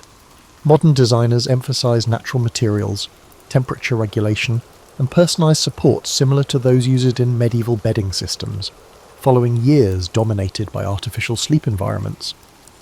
Adjustable firmness mattresses and weighted blankets are inadvertent homages to medieval sleepers' custom bedding. Medieval sleep still affects psychology and spirituality. Sleep experts recommend medieval home evening contemplation style mindfulness. Increasing interest in dream work and creative dream engagement rediscovers medieval ideas of dreams as valuable sources of knowledge and creativity. The rising recognition that sleep is a cultural habit motivated by societal values and goals is positive. Medieval people valued sleep quality and built social norms to protect it. Unlike modern production cultures, the slow sleep movement promotes workplace and societal practices that respect natural sleep patterns. A key paradigm change is realizing that societal institutions mismatch human nature and create numerous sleep disorders. Modern companies are experimenting with flexible timetables that match natural chronotypes and seasonal changes, like medieval civilizations did. Workers were organized around seasonal light shifts and human energy cycles. These strategies apply medieval wisdom to modern conditions. Medieval sleep reminds current sleepers that many human sleep features are neither infinitely adaptable nor flawless to copy. Human nature operates best when aligned with rhythms our medieval ancestors intuitively recognized and honored. Despite great pressure to conform to industrial and post-industrial sleep demands, medieval sleep teaches us to examine whose pre-industrial sleep expertise remains physically and psychologically helpful, not to reject comfort or technical progress. Current knowledge and rediscovered old customs may help us create sleep patterns that match evolutionary and current needs. Researchers say medieval people didn't understand the neurochemistry of sleep, but they recognized its patterns and respected its requirements in ways we're only now beginning to appreciate. That appreciation can solve our sleep crisis without drugs or technology by restoring decades of pre-industrial sleep practice. Medieval sleep advice is more than just history. It offers ways to sleep better and honour our natural heritage. As research validates medieval sleep patterns and practices, we may find that rediscovering our ancestors' centuries-old knowledge of natural sleep is the best sleep advancement. From the vantage of old Macedonia, where elders gathered beneath olive trees to swap hushed lore, the story of Hercules emerged in sparks of disbelief. They whispered about a force that blurred the boundaries between the mortal and divine realms. This child, born in modest Tiryns, possessed an unsettling gift. Feats of strength performed so calmly that some wondered if the gods had quietly laid a blessing or a curse at his feet. Tiryns was a farming community framed by rocky hills and cloud-strewn skies. a place defined by the routine labour and rigid social caution. The boy's first display of uncanny power was witnessed by a shepherd. With a single tug, he reined in an ox known to drag grown men like ragdolls. It wasn't the show of force itself that troubled onlookers. It was the eerie silence with which he did it, as though testing a boundary rather than revelling in might. Soon, neighbours recalled other oddities, doors unhinged by a careless push, footprints left in stone, and animals that yielded to his hand without resistance. Though some saw him as Tyrion's protector in training, others felt uneasy. Mortals were fragile beings. Gifts of such magnitude often drew divine ire. Hercules, for his part, behaved like any curious youth, combing riverbanks for turtles or carving shapes into soft rock. Yet beneath each childlike pastime lurked an awareness of difference. He sensed that the world around him fit like a shirt one size too small, familiar but constricting. A single miscalculation could fracture relationships or destroy trust. As he neared 15, rumours of unnatural predators swept across the farmland. Shepherds muttered of wolves the size of ponies, with eyes lit by feral intelligence. The local militia dared not test the truth of those claims, leaving the fields in a state of hush. Hercules, compelled by equal parts curiosity and duty, gathered a simple spear and ventured into the pine forests alone. For 3 nights, the darkness swallowed him. On the 4th dawn, he reappeared at the village edge, clothes torn, blood running down his arms. Yet he carried no trophy, only the quiet certainty that the threat was gone. Word of his deeds spread through travellers' wagons and along shepherds' routes, echoing into lands beyond. It was said that the monstrous wolves vanished as swiftly as they had come.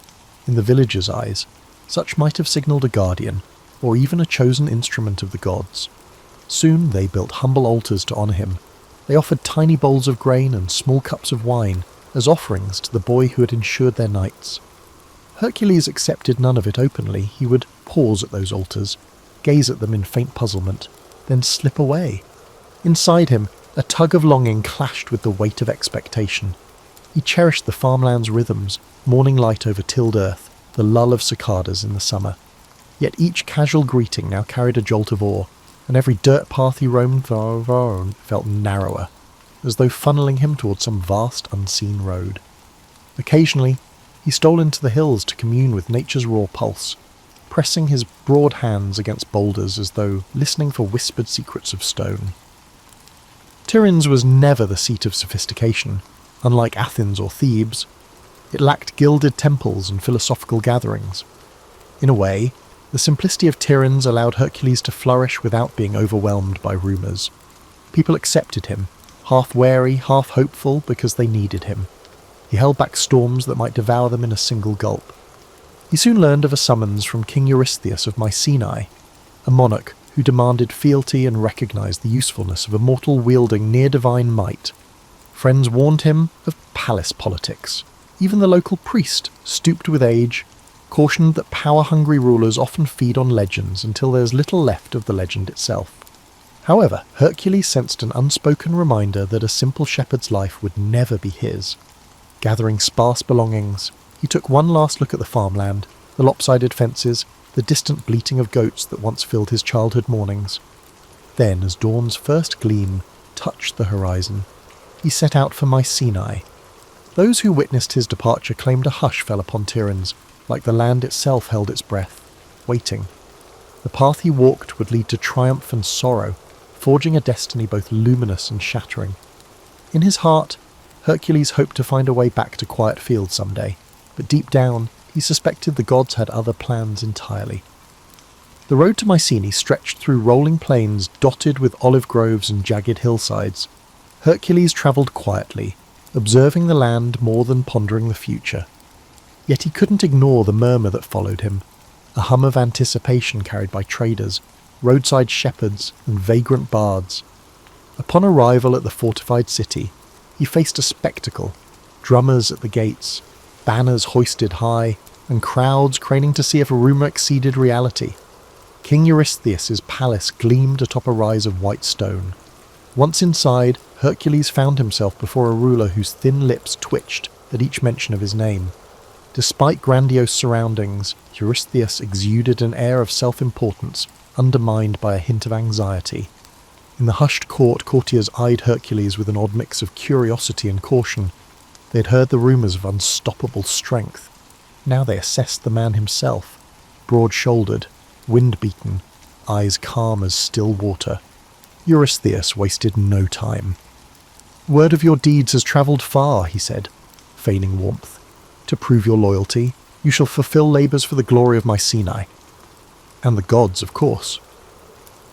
Applause followed from courtiers, though it felt forced. Hercules bowed, not out of fear, but recognising that refusal would brand him an enemy of a kingdom that seemed both powerful and petty. Besides, he sensed destiny's nudge again, that intangible force hinting these labours might shape his future. His first assignment, the Nemean lion. Villagers near Nemea spoke of a cat the size of a warhorse, its fur impervious to spears or arrows. Eurystheus demanded its pelt as proof. Setting out with minimal supplies, Hercules ventured into a region shadowed by tall grasses and jagged rock. On the second day, he spotted massive paw prints pressed into the soil. Following them, he entered a dank cavern overhung by dripping vines. The lion emerged, its coat shimmering like steel. Arrows snapped against its hide, confirming the rumours. They grappled, the beast roaring with unnatural ferocity while Hercules wrestled in silence, locking powerful arms around the creature's neck. At last, he wrenched it downward, ending its life with a blow that reverberated in his bones. No victory cry escaped his lips, only relief. He skinned the lion with its claws and then draped the pelt over his shoulder. When he returned, Eurystheus balked at the sight of that massive trophy. Commanding the city gates shut, he insisted Hercules remain outside due to displaying future conquests from a distance. Thus began a curious ritual. Each time Hercules completed a labour, the king would peer down from the safety of high walls, making excuses to avoid direct contact. The champion, calm in compliance, never argued. He found no pride in forcing an audience. Fulfilling duty was enough. Shortly after, he faced the Lernaean Hydra, a serpent with 9 heads that regrew if cut. Hercules approached the swamp of Lerna, its murky waters stinking of rot. He attacked, but each severed head sprouted 2 more, only with the help of his nephew Iolaus, who cauterized each stump with torchlight. Did Hercules triumph. Lifting the central head, still hissing in death, he returned to Mycenae. The king, peering over parapets, dismissed the victory. "You had help," he sneered, yet the people watching from afar marvelled. Labourers mounted. The Cyrenaian hind, sacred to Artemis, tested his finesse. He chased it for a year across forests and streams before cornering the golden-antlered creature. Rather than slay it, he merely captured and displayed it, then set it free, earning grudging respect from the goddess. He subdued the Erymanthian boar, bringing it back alive. After each feat, Eurystheus found reasons to belittle it. Still, word spread, forging Hercules' name into a legend that outgrew even the king's attempts to contain it. Hercules tasked with cleaning the Augean stables, an impossible mass of filth left for decades. Diverted 2 rivers in a single day, washing away the grime and exposing the stable's owner, Augeas, for his dishonesty. Along the way, the hero recognised these tasks weren't simply chores from a cowardly king, they served as rites of passage. Each labour illuminated facets of responsibility, cunning and mercy. Yet Hercules also sensed a growing gulf between himself and normal life. Day by day, the realm saw him less as a man and more as a living weapon. Behind the feats and rumours loomed an unspoken shadow. Stories hinted he was atoning for a private tragedy caused by a divine curse. He carried that burden silently, forging ahead on a path paved by others' demands. In fulfilling each new labour, Hercules grew ever more certain that his real battle lay within, a test to see whether monstrous foes or guilt from a past soaked in blood would claim him first. Over time, Eurystheus' list of labours seemed an endless well of peril. Some missions exuded a sense of malice, as if the king aimed to eliminate Hercules by challenging him to confront real-life nightmares. Yet it wasn't the magnitude of tasks that hollowed Hercules' spirit. It was the sense that each success fueled the king's resentment. Mycenae now revered a champion who strode in only to drop proof of another victory before vanishing again. At dawn one day, a messenger gasping for breath approached Hercules outside the city walls. A threat lurked by Lake Stymphalus, where ravenous birds terrorized farmers. Their iron-like feathers cut flesh, and the beating of their wings filled the sky with a menacing clang. Stymphalian birds were rumoured to be spawn of an ancient curse, feasting on anyone who strayed near the marsh. Eurystheus's decree was terse: exterminate them. Travelling to the lake, Hercules found the marshland choked with tall reeds and stagnant water. At dusk, he glimpsed shadowy shapes perched in twisted trees. Arrows alone wouldn't suffice. For every creature he felled, others scattered into the gloom. Recalling an old tale, he fashioned bronze clappers, forging a racket so loud it startled the flock skyward. As they took flight, he shot them down systematically. Their carcasses drifted into reeds, painting the swamp red under the waning sun. The few that escaped took the legend of this unstoppable archer with them. More labour followed. Fetching the Cretan bull, a massive beast rumoured to breathe fire, brought him face to face with an animal maddened by captivity. Rather than slay it, he subdued it and brought it to Mycenae, only to watch Eurystheus cower behind the gate. Later, capturing the mares of Diomedes required wrestling savage horses bred for violence. Some say Hercules fed Diomedes to his mares in a moment of grim poetic justice, ending their thirst for human flesh. Yet it was an act that left Hercules uneasy. Dispatching a tyrant solved one evil, but the memory haunted him. What line separated righteous punishment from barbarity? In these wanderings, he discovered people who welcomed him as a living legend, yet recognised his underlying melancholy. Children peered around corners, hoping to see the giant who wrestled monsters. Old men offered wine, praising him as champion of the downtrodden. Occasionally, Hercules paused to help build a wall or fix a broken roof, acts of normalcy that anchored him to everyday life. But the moment always came when a new labour call or a rumour of a monstrous threat demanded his presence. At night, he grappled with nightmares. The unwritten story behind his forced servitude gnawed at him, a rumour that he'd once been driven crazed by Hera's wrath, causing him to commit unspeakable deeds against those he loved. Although few dared mention it aloud, the weight of that guilt never left his eyes. Even the unstoppable Hercules could not outrun sorrow that sprang from within. Eventually, Eurystheus delivered yet another test, to steal the girdle of Hippolyta, queen of the warrior women known as Amazons. In a land beyond the Aegean, Hercules came upon a culture of disciplined fighters who lived independent of typical patriarchal laws. Initially, Hippolyta welcomed dialogue, impressed by rumours of a hero who balanced power with compassion. She considered granting him the girdle as a diplomatic gesture, but Hera, ever meddlesome, spread deceit among the Amazons, whispering that Hercules planned to abduct their queen. In the ensuing chaos, swords clashed, alliances shattered, and Hippolyta fell. Dying, she handed the girdle to Hercules, her expression etched with betrayal and sorrow. He departed with the prize, cursing the gods who twisted every peaceful solution into conflict. This pattern of tragedy bled across each mission. The more he accomplished, the less solace he found. The blame was easily laid at Eurystheus's feet, but Hercules understood that the seeds of discord came from the gods themselves, and from his heart, burdened by regrets. No monstrous hydra or invulnerable lion caused him as much pain as the memories he couldn't erase. Each labour, though celebrated by others, felt like an extension of penance. Still Hercules pressed on, partially out of duty and partially from an instinct that stopping might let darker forces run rampant. He was no politician, no orator, but people believed in him, and in their belief, he found a reason to shoulder his tortured past.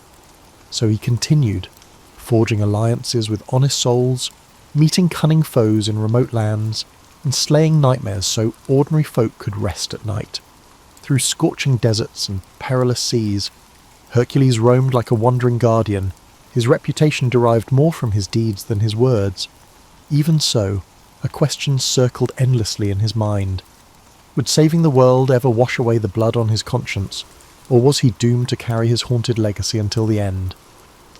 As the labours approached their conclusion, Hercules observed a change in the political landscape.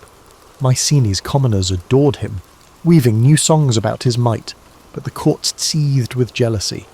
King Eurystheus, cornered by his decree, pressed onward with increasingly brazen demands. He ordered Hercules to journey to the far edges of the known world.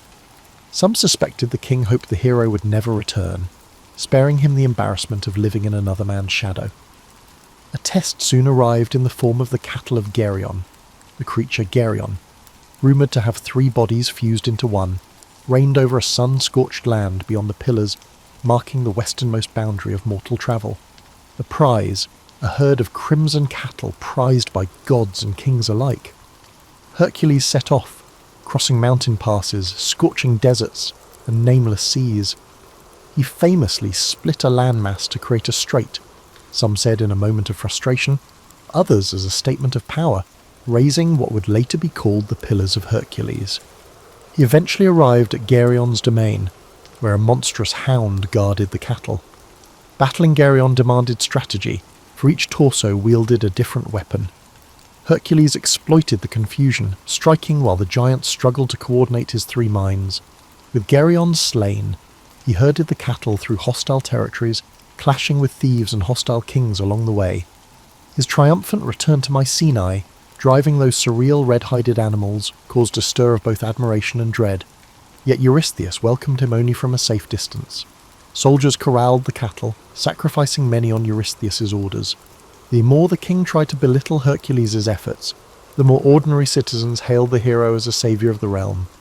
Privately, Hercules remained unmoved by their cheers. Each new conquest carried echoes of moral conflict, as if he were a blade used by manipulative hands. Another monumental feat involved the golden apples of the Hesperides, guarded by a serpent coiled in a hidden orchard. Tales said the apples conferred immortality, though most mortals never reached the far-flung garden. Hercules travelled for months, uncertain if such a place truly existed. Eventually he encountered Atlas, the titan condemned to hold the sky on his shoulders. Seizing an opportunity, Hercules offered to take that cosmic burden temporarily if Atlas would fetch the apples. Atlas retrieved them, but then tried to abandon Hercules, hoping to free himself from eternal torment. Through a cunning ploy, Hercules tricked Atlas into reclaiming the heavens, walking off with the fabled fruit. When he presented the golden apples to Eurystheus, the king had no idea what to do with them. Legend says Athena herself intervened, returning the apples to their rightful place.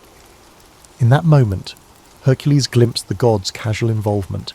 They toyed with mortal affairs, granting fleeting favours or curses, shaping destinies as one might shuffle coins. He realised that each labour was less about Eurystheus's commands and more about the god's inscrutable agenda, and his path of atonement. Only one task remained, descending into the underworld to capture Cerberus, the 3-headed hound of Hades. This final labour surpassed mortal limits, for no living soul dared approach that dismal realm without invitation. Hercules ventured down the dark corridors of the earth, guided by wailing spirits and the unrelenting pull of cosmic gloom. Before the throne of Hades, he offered to wrestle Cerberus bare-handed if permitted to bring the beast to the surface. The god of the dead consented, more amused than alarmed. Their struggle was fierce. Each of Cerberus's heads snapped and snarled, snake-like tails lashing in fury. Yet the hero subdued the beast, hauling it above ground to Mycenae's gates. When Eurystheus saw the snarling hound of death, he hid, trembling behind his walls. Hercules, mission done, gently returned Cerberus to Hades. With all labours completed, Hercules stood outside Mycenae's walls, eyes on the fortress that had dominated his life. He expected neither thanks nor release, for he understood his service wasn't to Eurystheus but to something deeper. Turning from the city, he felt both emptiness and freedom. He had conquered beasts and braved terrors unknown to mortal men. Now, the question loomed, could he conquer the shadows that clung to his heart? He walked away, the crowds uncertain whether to weep at his departure or celebrate their king's deliverance from jealousy. Quietly, Hercules carried with him the echoes of every monstrous roar, every anguished cry, forging a destiny severed from royal commands but still bound by the god's inscrutable design. Released from Eurystheus's demands, Hercules drifted. Some claimed he roamed until he found a remote valley, building a modest home beside a sparkling brook. There, he tried to cultivate olives and vine crops, as though seeking normalcy. Villagers in the vicinity grew accustomed to spotting a giant figure mending fences or hauling timber. For the first time, he blended into daily life, if only briefly. Yet tranquility proved elusive. Strangers arrived, testing the legend. Some wanted to measure strength against the famed demigod, brandishing swords or arrogant boasts. Others offered alliances steeped in hidden agendas. Hercules repelled them, but each confrontation frayed the delicate peace. Rumours circulated about a new champion who might best him, and with each rumour came another challenger. Tiring of this drama, Hercules took to the road, relinquishing the valley to preserve its calm. He wandered from city to city, forging a reputation as a roving problem solver. In Attica, he drove away raiders who preyed on vulnerable farms. In Aetolia, he mediated disputes among tribal leaders too proud to seek peace themselves. Some towns offered him gold or titles, but he refused, yearning for something intangible that mortal wealth couldn't provide. Whispers of his identity preceded him. Children recited his labours as bedtime stories. Local bars named beverages after him, and travelling minstrels twisted details for dramatic flair. Along the way, Hercules encountered Deianira, a woman said to possess both keen intellect and resolute compassion. She saw through the aura of legend, urging him to confront the guilt that shadowed him. Her strength of spirit matched his physical might, and their bond blossomed into love. For a while, he believed he might carve out a life of shared purpose, perhaps leading a small settlement or teaching others to defend themselves without tyranny. They married, weaving fresh hopes into days that felt gentler, yet the old cycles returned. One evening, while travelling together, they encountered the centaur Nessus at a river crossing. Nessus offered to ferry Deianira across the water, but partway he revealed his intent to abduct her. Hercules, swift to act, let an arrow fly, its tip laced with hydra poison. The wounded centaur collapsed, blood soaking the shore. In his final breaths, he whispered deceit to Deianira. Should she ever fear losing Hercules' love, a garment stained with his blood would bind him to her. Moved by desperation, she gathered some of that blood, too distraught to see the trap. Life continued. Hercules continued to be a wandering force, with Deianira either by his side or anxiously waiting at home. Over time, she worried about rumours of his infidelity. Travelling the world exposed him to temptations, and his legend drew admirers of every stripe. In a moment of fragile insecurity, she recalled Nessus's final words. She treated a robe with the centaur's blood, believing it a charm that would secure Hercules' devotion. When Hercules donned it, the old poison ignited like living fire, adhering to his flesh. He tore at the fabric, but the agony only worsened, ripping his skin away. Realizing the horrifying betrayal, he raged in confusion, not knowing the entire truth of why the robe burned him alive. Faced with the insurmountable pain, he sensed no earthly remedy could quell it. Deianira, horrified by what she had caused, either fled or took her life. Accounts differ. Hercules, in his torment, built a funeral pyre on Mount Weta. Step by tortured step, he climbed, each footfall echoing the weights he'd carried all his life. Guilt, duty, heartbreak. He stretched himself upon the wood, begging for an end to his suffering. Flames were lit, devouring mortal flesh that once battled monsters and kings. Smoke curled toward the sky, bearing the essence of a hero who had saved entire realms yet failed to escape divine cunning and human frailty. Some say that in those final moments, Zeus intervened, lifting his son's immortal spirit to Olympus. Others claim Hercules simply became ash, the price of mixing superhuman deeds with all too human vulnerabilities.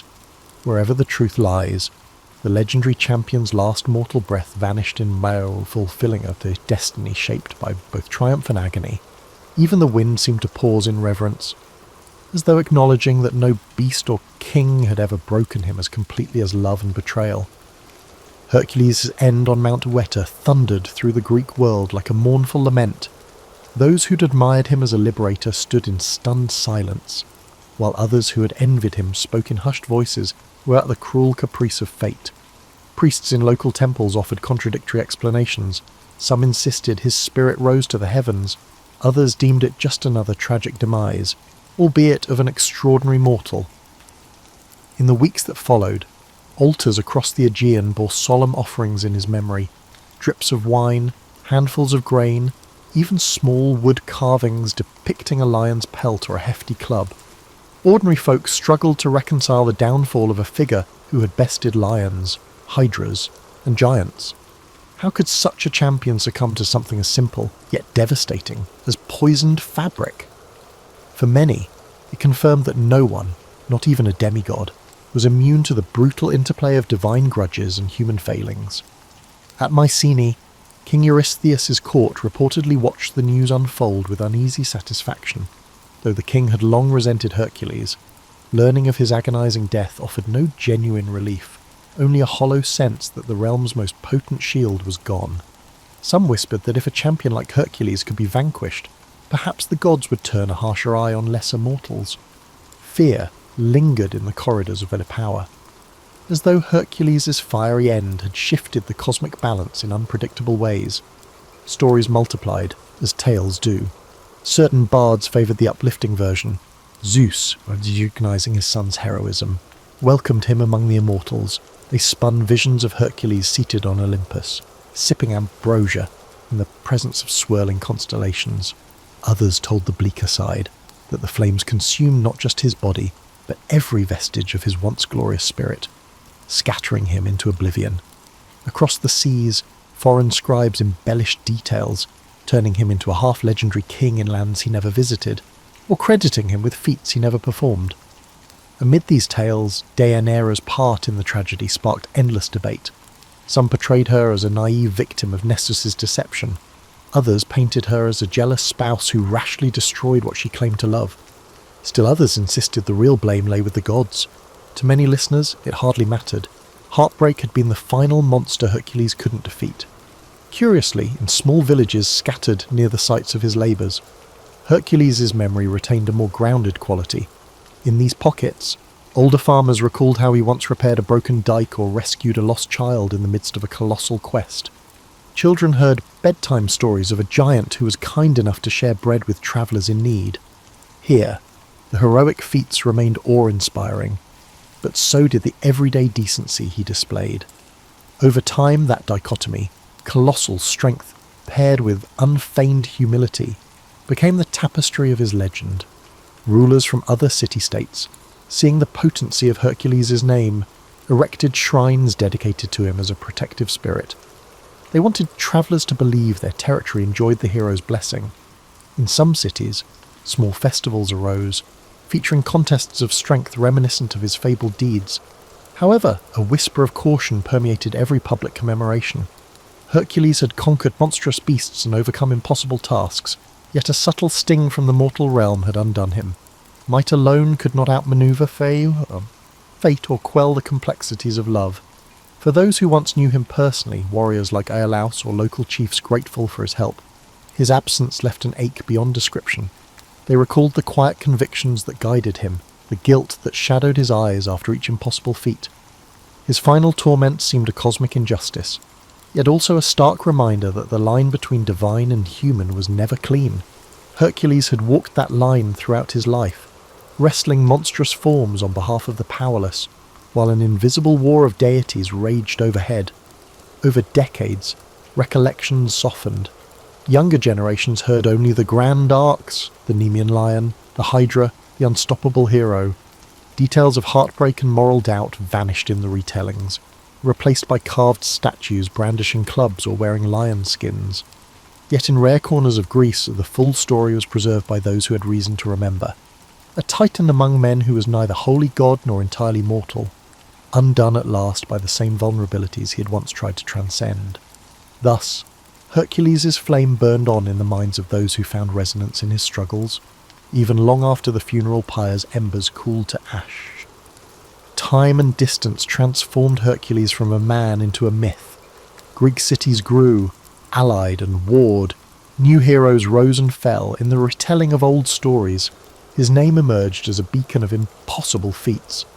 Philosophers invoked him as a parable, some praising perseverance, others warning against arrogance. In remote villages, older generations passed down more intimate accounts. How a colossal figure once mended a roof before chasing off marauders, or how he accepted a bowl of wine on a cold night without flaunting his stature.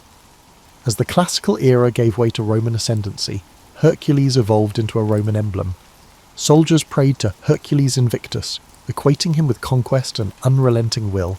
Statues proliferated, From grand marble works in the Forum to tiny household shrines, emperors, hungry for legitimacy, wrapped themselves in the demigod's imagery, hoping some shred of that timeless prowess might cloak their human frailties.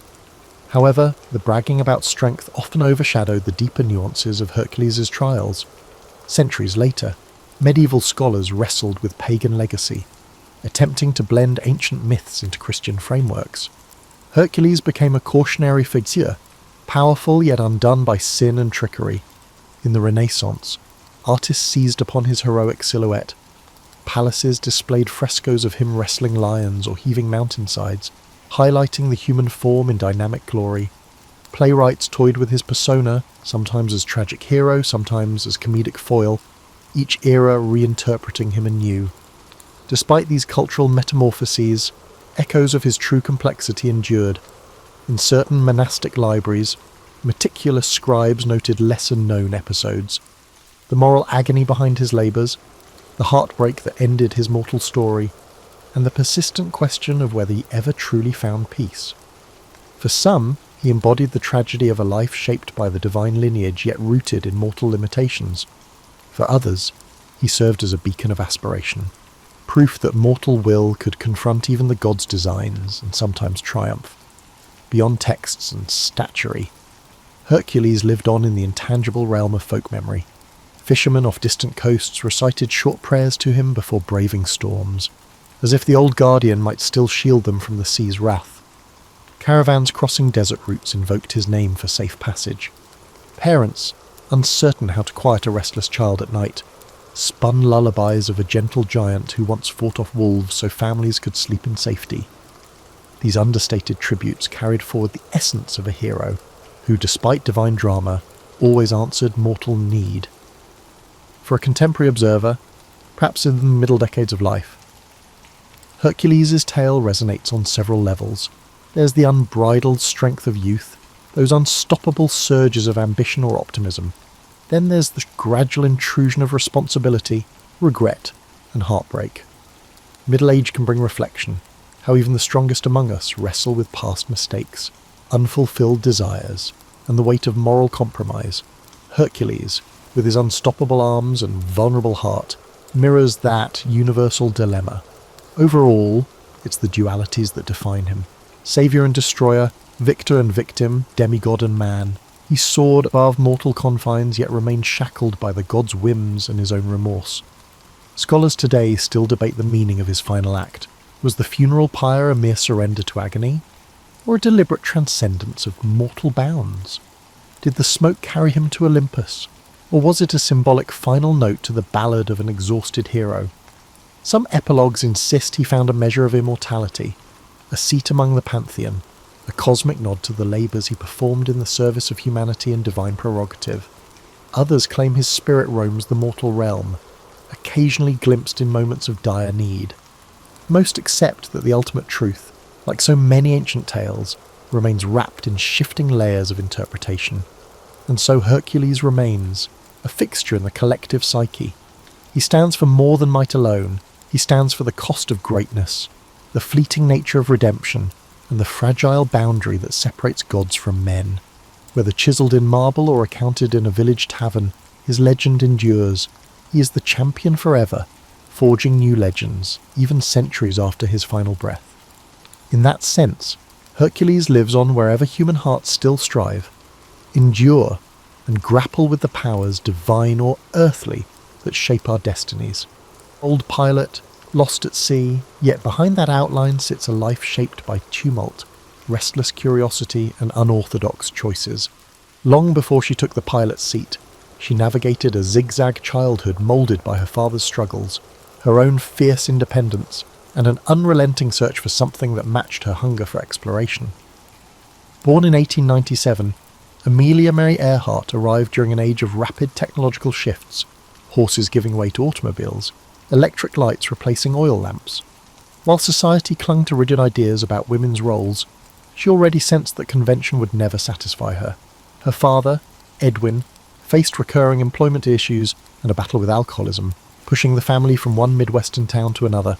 Her mother, Amy, tried to soften these disruptions, but instability became a constant companion. Even as a child, Amelia bristled at traditional expectations for girls. She climbed trees, collected insects, and roamed outside with an irrepressible sense of adventure. Some saw the behaviour as a lack of etiquette. Amelia viewed it as following her instincts. In 1908, her father took her to an air show in Des Moines. At first, she wasn't enthralled by the airborne spectacle. She gravitated more toward mechanical toys on display. Yet the memory of Rickety planes overhead planted a subtle seed, machines capable of transcending everyday boundaries. Financial and personal troubles deepened, and Amelia and her sister Muriel moved to Chicago to live with friends. There, Amelia saw the gap between her restless mind and the rigid structures of typical schooling. She was competent in her classes, but captivated by Seton's science labs and sports fields, places where she could experiment physically and mentally. Upon finishing high school, she worked as a nurse's aide in Toronto during World War I, tending to wounded soldiers. This glimpse of wartime grit and sacrifice gave her a new perspective on courage. She encountered airmen who spoke of the sky as a place of both danger and liberation, an idea that lingered in the back of her mind. After the war, Amelia briefly studied at Columbia University, flirting with a path in medicine. But she felt caged by the academic routine. She yearned for movement, for experiences that unsettled her comfort zone. All of this set the stage for 1920, when she took a short ride in an open cockpit plane over Long Beach, California. The frigid wind slapped her face, the engine's roar rattled her bones. It wasn't glamorous, but it was real. She stepped off, convinced she had to learn to fly. Her family, unsettled by her father's ongoing issues, wasn't in a position to finance her ambitions. Unfazed, Amelia took odd jobs: photographer, truck driver, stenographer, scraping together the money for flight lessons. In 1921, she found a female instructor, Netta Snook, which was itself a rarity. Amelia's desire to fly was not some fleeting thrill. It became the single driving force of her daily life. She would bicycle to the airfield at dawn, face grimy hangars, and endure the skepticism of onlookers who saw flying as the realm of men, or at best, a passing novelty for daring women. By 1922, Amelia had saved enough to buy a used Kinner Airster biplane. Painted bright yellow, she called it the Canary. She practiced takeoffs and landings until her hands ached. Pushing the limits of that rickety craft, she felt more alive aloft than anywhere else. The year 1923 brought her pilot's license from the Fédération Aéronautique Internationale. That piece of paper symbolised not merely achievement but independence from the confining norms she had chafed against since childhood.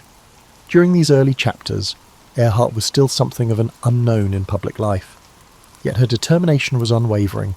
People around her noted a quiet resolve rather than a trumpeted sense of ambition. She was also a tireless self-promoter when necessary, skillfully networking to support her dream. Even then, adversity followed her: money woes, mechanical breakdowns, and persistent gender barriers. But that persistent spark refused to dim. In these formative years, Amelia Earhart discovered the two threads that would define her life: the power of flight to break social boundaries, and the will to confront whatever hurdles appeared. She was no stranger to precarious landings, literal or metaphorical. Each forced landing taught her a new lesson about survival, and each time she took off again, as she inched closer to rewriting what the world expected from a woman who refused to stay grounded. She refused to accept limits. Amelia's aviation career pivoted in 1928. Though she'd set a women's altitude record, she was not widely known. That changed when publisher George Putnam invited her on a transatlantic flight, not as a pilot, but as a passenger to record flight data. Many doubted a woman could duplicate Charles Lindbergh's feat. She saw the publicity potential, despite the limited role. The Fokker friendship left Trepassey Harbour, Newfoundland, in June 1928. Pilots Wilma Stultz and Louis Gordon flew the plane. Amelia sat in the cabin, both thrilled and frustrated. After 20 hours, they landed in Wales. Lady Lindy, the press crowed, a nickname she disliked. She was proud but uneasy. She hadn't actually piloted the plane. Still, she harnessed the attention. Working with Putnam, who became her husband, Amelia realised fame could spotlight women's capabilities. She gave talks, wrote articles, and pushed against the belief that women belonged in narrow roles. She argued that anyone willing to face aviation's hazards was qualified for other fields as well. Flying then was perilous. Planes were primitive, navigation uncertain, crashes frequent. Men monopolised the field due to entrenched power, not superior skill. Amelia, often overlooked, gleaned tips from male aviators, proving adept at turning knowledge into action. By 1930, she was setting speed records. Knowing such achievements drew sponsors. Financial backing kept her in the air. In 1932, 5 years after Lindbergh's solo crossing, Amelia tackled it at the Atlantic alone. She left Harbour Grace, Newfoundland, aiming for Paris. Storms and mechanical troubles forced her to land near Londonderry, Northern Ireland. She still became the first woman to fly solo across the Atlantic. Her 14-hour ordeal included icy winds and failing instruments. Exhausted upon landing, she casually mentioned wanting hot chocolate, an offhand remark that endeared her to millions. Suddenly, Queen of the Air was everywhere. She tolerated the hype, preferring to focus on her cause. Through speaking tours, books, and founding the 99s, she fought for female pilots' rights and pushed airlines to hire women. She was firm yet courteous, insisting that if she could manage transatlantic flight, other barriers should fall. Her efforts targeted institutions and attitudes. She recognised the power of formal networks like the 99s, giving women pilots a unified voice. Her personal fame provided opportunities, which she utilised to exert pressure on flight schools and manufacturers. Beneath the public persona, she was already planning bigger horizons, a round-the-world flight, which could further shatter doubts about women's roles in aviation. Although cameras captured her calm confidence, Amelia dealt with real danger in the skies and relentless scrutiny on the ground. She paid no mind to skeptics, focusing instead on fuel capacity, route planning, and advancing aircraft design. Celebrity wasn't her endgame. It was a tool to prove that women had the skill, grit, and imagination to lead in any domain. By the early 1930s, she had evolved from an obscure pilot to a global symbol, showing that records weren't mere stunts, but gateways to progress. Every new achievement underscored her core belief that barriers were illusions, begging to be dismantled. And the more she accomplished, the more the world saw her courage as a call for transformation. Each success hinted that she, and all women, were only beginning to test the limits of possibility. Her schedule became relentless. She juggled flying demonstrations, interviews, and writing commitments that funded her daring pursuits. She understood the power of mass media, yet was careful to remain authentic. When reporters pressed for sensational stories, she gently steered conversations toward practical issues, like improving airplane technology and securing better training opportunities for women. At the same time, she refused to be pigeonholed as merely a women's champion. She emphasized that aviation itself was a realm of innovation for everyone. With Charles Lindbergh, Wiley Post, and other leading aviators, she discussed breakthroughs in navigation systems, weather tracking, and safety procedures. Her goal was to be taken seriously not just as a symbolic figure, but as a knowledgeable pilot shaping the future of flight. Behind the scenes, she dealt with exhaustion and the weight of expectations. Friends recalled her bouts of insomnia and anxiety, masked by her poised exterior. Despite these strains, she pressed on, convinced that flying offered a blueprint for a more open-minded society. Each record set was more than a personal triumph, it was a collective push forward. She often remarked that real change demanded more than a single feat. It required sustained resolve. Aviation, in her view, was the symbol of what humanity could accomplish after abandoning outdated prejudices.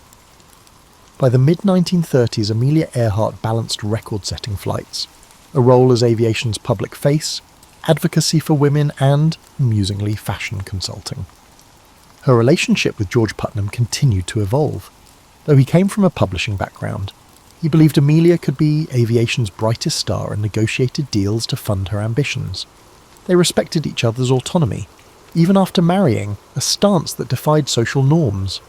She refused to adopt his surname or confine herself to traditional wifely roles, a choice that drew gossip but matched her insistence on individuality. Putnam's PR skill brought endorsement offers, from luggage to sportswear, but Amelia stayed selective, wanting authenticity over empty promotion.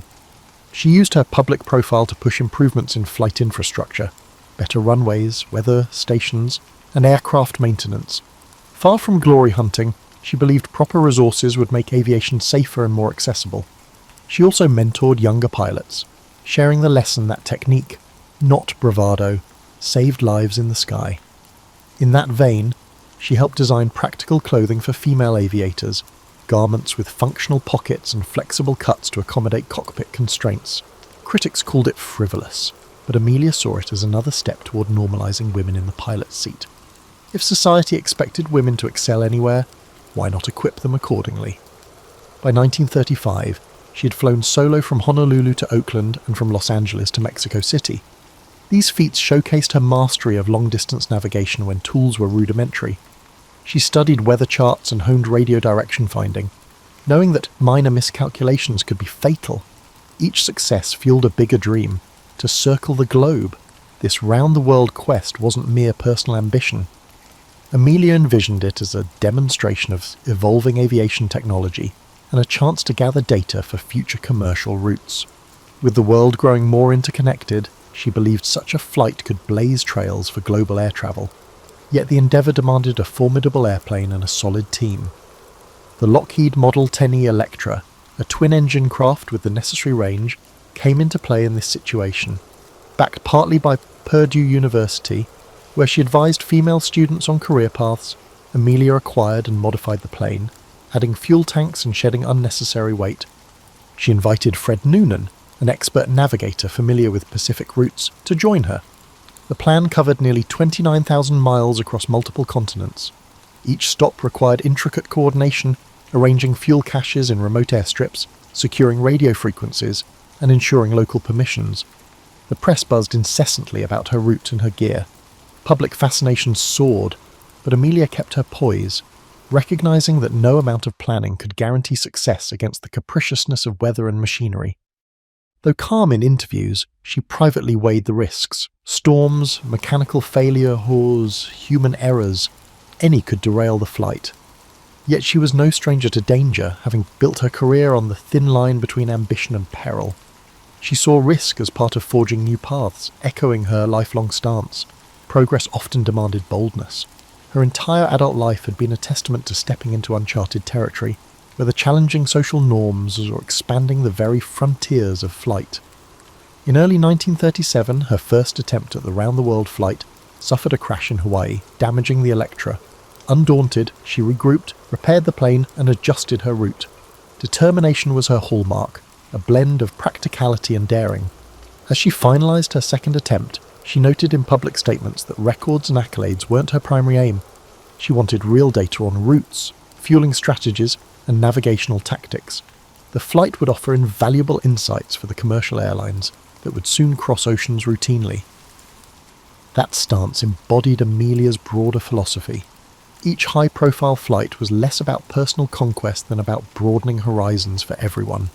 She had devoted years to proving that women were fully capable, but she also believed that aviation itself was the wave of the future. In bridging these perspectives, she became an avatar of possibility, a living emblem of how one individual's determination could shift cultural assumptions. And now, poised for her greatest adventure yet, Amelia was ready to test the limits again. A risk-laden gamble that might cement her reputation, or cast it into haunting uncertainty. Her calm outlook belied the sheer complexity of her plans. She understood that failure would breed critics who believed women had no place in extreme aviation. Yet she moved forward, convinced that taking flight for knowledge and progress was worth every risk. In Amelia's view, flying wasn't just her destiny, it was a collective awakening and societal evolution. Amelia Earhart's second round-the-world attempt launched on May 21st, 1937, from Oakland, California. This time, she and Fred Noonan flew eastward, hopping between continents with the Lockheed Electra. The trip started smoothly, moving from Miami through Central and South America, then across the Atlantic into Africa. Each stop brought fresh refueling challenges, mechanical checks, and updated weather data, but Amelia maintained her signature resolve. By June, they had traversed Africa and the Middle East, arriving in India amid monsoon rains. They pressed on to Southeast Asia, landing in locales like Rangoon and Singapore, places few Americans had seen. Amelia's dispatches noted extreme heat, erratic wind currents, and the rigorous demands of accurate navigation. Fred Noonan's precise star fixes ensured they stayed on course, despite unpredictable skies. Eventually, they reached New Guinea with about 7,000 miles to go. The next leg aimed for Howland Island, a tiny speck in the Pacific. The US Coast Guard cutter Itasca would guide them via radio. Finding such a minuscule island required near-perfect navigation and clear weather. On July 2nd, 1937, they departed Lae in the pre-dawn darkness. Loaded with fuel for roughly 20 hours aloft, they transmitted periodic position reports. At first, signals were clear. Then Amelia's messages hinted at difficulty pinpointing Howland.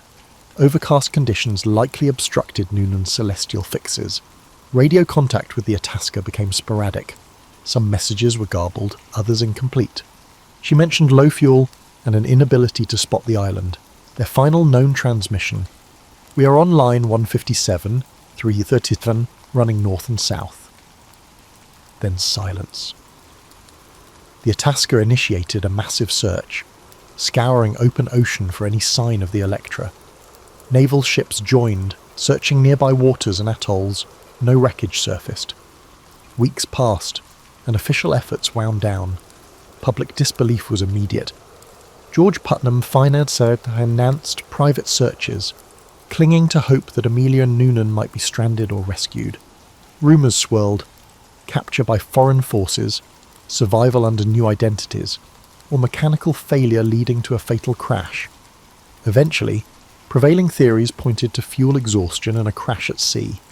Howland Island had proved elusive, even to skilled aviators. For admirers worldwide, her disappearance felt unreal. She'd seemed unstoppable, a figure who pushed boundaries without fear. Now the iconic pilot vanished into the Pacific's expanse. Her loss struck a nerve, amplifying the emotional investment many had in her journey. Yet as shock turned to grief, her achievements took on a different hue, no longer just records but testaments to a bold spirit. Films, newsreels, and reprints of her articles kept her story alive.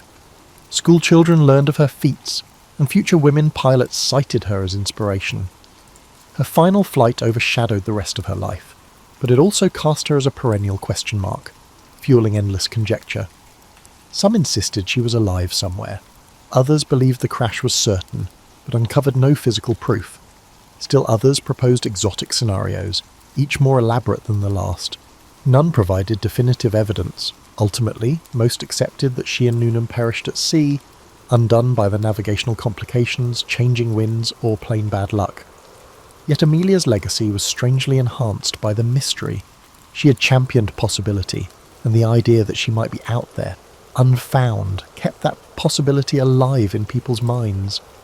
The line between myth and history blurred. She had become more than a pilot. She was an avatar of human daring. Her story infused with both triumph and tragedy. If anything, the unsolved nature of her final voyage cemented her place in public consciousness. Institutions named in her honour sprang up. Researchers kept pursuing leads on remote islands, pointing to castaway remains or scattered debris, each new fragment reigniting debates. The fascination endured, crossing generations and continents. In the wake of her loss, the aviation community pushed for better safety measures, improved radio technology, and refined navigation techniques. Governments funded more comprehensive maps and placed greater emphasis on weather forecasting. Ironically, Amelia's demise accelerated the very reforms she'd long advocated. If she could have witnessed the progress, she might have nodded quietly, pleased that even in absence. She was moving aviation forward, and so the world mourned, searched, and eventually accepted its heartbreak. Amelia Earhart, whose smiling face had adorned magazines and whose gritty determination broke barriers, was gone, but rather than diminishing her impact, her disappearance etched her into the global consciousness. Hers became a story of possibility cut short, yet also eternal, a reflection of how high humanity can climb and how unforgiving the frontier can be, undeniably. In the immediate aftermath of Amelia Earhart's disappearance, the public learned the scope of the desperate search underway. The Coast Guard cutter Itasca had already been combing the waters around Howland Island, but the US Navy soon mobilised, launching one of the most extensive rescue efforts in peacetime history. Over several weeks, ships and airplanes fanned out across the central Pacific, scanning for any sign of wreckage or survivors. Military personnel interviewed islanders, contacted passing vessels, and monitored all radio frequencies for stray signals that might lead them to the missing plane. George Putnam, distraught but resolute, organised private expeditions of his own. He poured personal funds into hiring search craft, offering rewards for credible information. Messages from psychics, adventurers, and self-appointed investigators flooded his office. Though many leads were far-fetched, Putnam refused to dismiss them outright, afraid of missing any clue that might point to Amelia's location. A handful of newspapers criticised the urgency, questioning the expense at a time when global tensions were on the rise. Still, for countless admirers worldwide, the operation was a moral duty. Someone as groundbreaking as Amelia should not simply vanish without every effort to locate her. Rumours bloomed. Early on, some claimed she had been spotted in distant ports, fueling speculation of a forced landing followed by rescue under mysterious circumstances. Others pointed to unconfirmed transmissions that briefly crackled over shortwave radios in the days following her disappearance. Could it be Amelia, calling for help? Enthusiasts hung on each scrap of reported signal, though none were convincingly traced to the missing Electra. The mass of conflicting stories stoked a media frenzy, with headlines proclaiming everything from miraculous survival to sinister conspiracies. In official circles, however, evidence began to narrow. Reports from the Itasca indicated that Amelia's last radio messages had grown increasingly urgent. Low on fuel, uncertain of her coordinates, she was racing against time in a vast expanse of ocean. Naval commanders, though moved by her bravery, understood the grim odds. Even if Earhart and Noonan had survived a water landing, floating in the Pacific's punishing heat without an adequate raft or supplies would be a daunting ordeal. Within a month, the military scaled back the large-scale search. Having spent millions of dollars and covered an enormous swath of the Pacific, they found no trace of the Electra. While certain remote atolls and reefs remained unexamined, the probability of finding survivors dwindled by the day. Public statements struck a balance between honouring Amelia's accomplishments and reconciling with the increasingly likely outcome. George Putnam refused to give up. For many months, he funded private efforts to investigate scattered leads. Small vessels sailed to the Forgotten Islands, examining debris that never matched Amelia's plane. Tyre tracks in the sand, bits of metal, and rumours of castaways all turned out to be dead ends or unrelated artefacts. As the search continued, public opinion split between mournful acceptance and stubborn hope. The iconic pilot had carried the aspirations of countless fans who believed she symbolised limitless possibility. Now, they wrestled with her apparent demise. At the same time, her disappearance captured the imagination of those who preferred a more dramatic explanation. Could foreign powers have seized her, suspecting espionage? Could she have orchestrated a disappearance to evade recognition? Each guess, no matter how wild, found at least a small chorus of believers. Meanwhile, tributes poured in from every corner. Schools held ceremonies, newspapers published retrospectives, and radio stations aired stories of her earlier triumphs. Letters expressing admiration flooded the offices of aviation clubs. Numerous individuals highlighted Amelia's contribution to paving the way for women. If she could challenge the skies, they reasoned, then others could challenge entrenched social barriers. Politicians, too, invoked her legacy in calls for expanded roles for women in the workforce, hoping to harness the public's admiration for her accomplishments. By early 1938, the official verdict leaned heavily toward a crash at sea. Within another year, Amelia Earhart would be declared legally dead. George Putnam, exhausted and grieving, continued to write about her life, ensuring her name stayed in the public consciousness. Having travelled alongside her in countless ways, he refused to let a silent ocean claim the last word on her story. Photographs of Amelia, smiling in front of her plane, goggles perched on her forehead, remained pinned to his walls, reminders that her spirit, daring and unbreakable, transcended whatever fate had befallen her. In the public eye, she had already entered a realm where myth and memory intertwined. In the years after Amelia Earhart's disappearance, her story wove itself deeply into the culture, shaping discussions of exploration, gender roles, and national identity. While the global press initially focused on the sudden void left by her vanishing, attention soon shifted toward analysing what she had embodied. She had shown that an American woman could stand shoulder to shoulder with prominent male aviators, forging a path in a field still dominated by men. Her example lingered in the minds of young women contemplating fields traditionally closed to them, not just in aviation but in science. technology, and beyond. Institutions bearing her name sprang up. Elementary schools in the United States adopted the moniker Earhart to honour her daring spirit. Scholarships were established to support aspiring women pilots, sometimes endowed by contributors who had followed her final flight with bated breath. Though these gestures varied in size and scope, each underscored a collective drive to keep her influence alive. The 99s, the organisation for female pilots that Amelia had helped found, continued to recruit members, nurturing a new generation unafraid to push boundaries. Beyond formal commemorations, Earhart's disappearance fueled research aimed at preventing similar tragedies. Early radio equipment had proven unreliable. Post-1937 advances focused on refining both hardware and communication protocols. Governments funded studies of weather patterns, leading to better forecasting. Aviation experts developed more rigorous standards for navigation, ensuring that future pilots received advanced training in celestial fixes and radio direction finding. Some historians argue that the spotlight on Amelia's disappearance hastened these improvements, whether intentionally or not. She prompted an acceleration of aeronautical progress. Meanwhile, the theories about her fate refused to fade.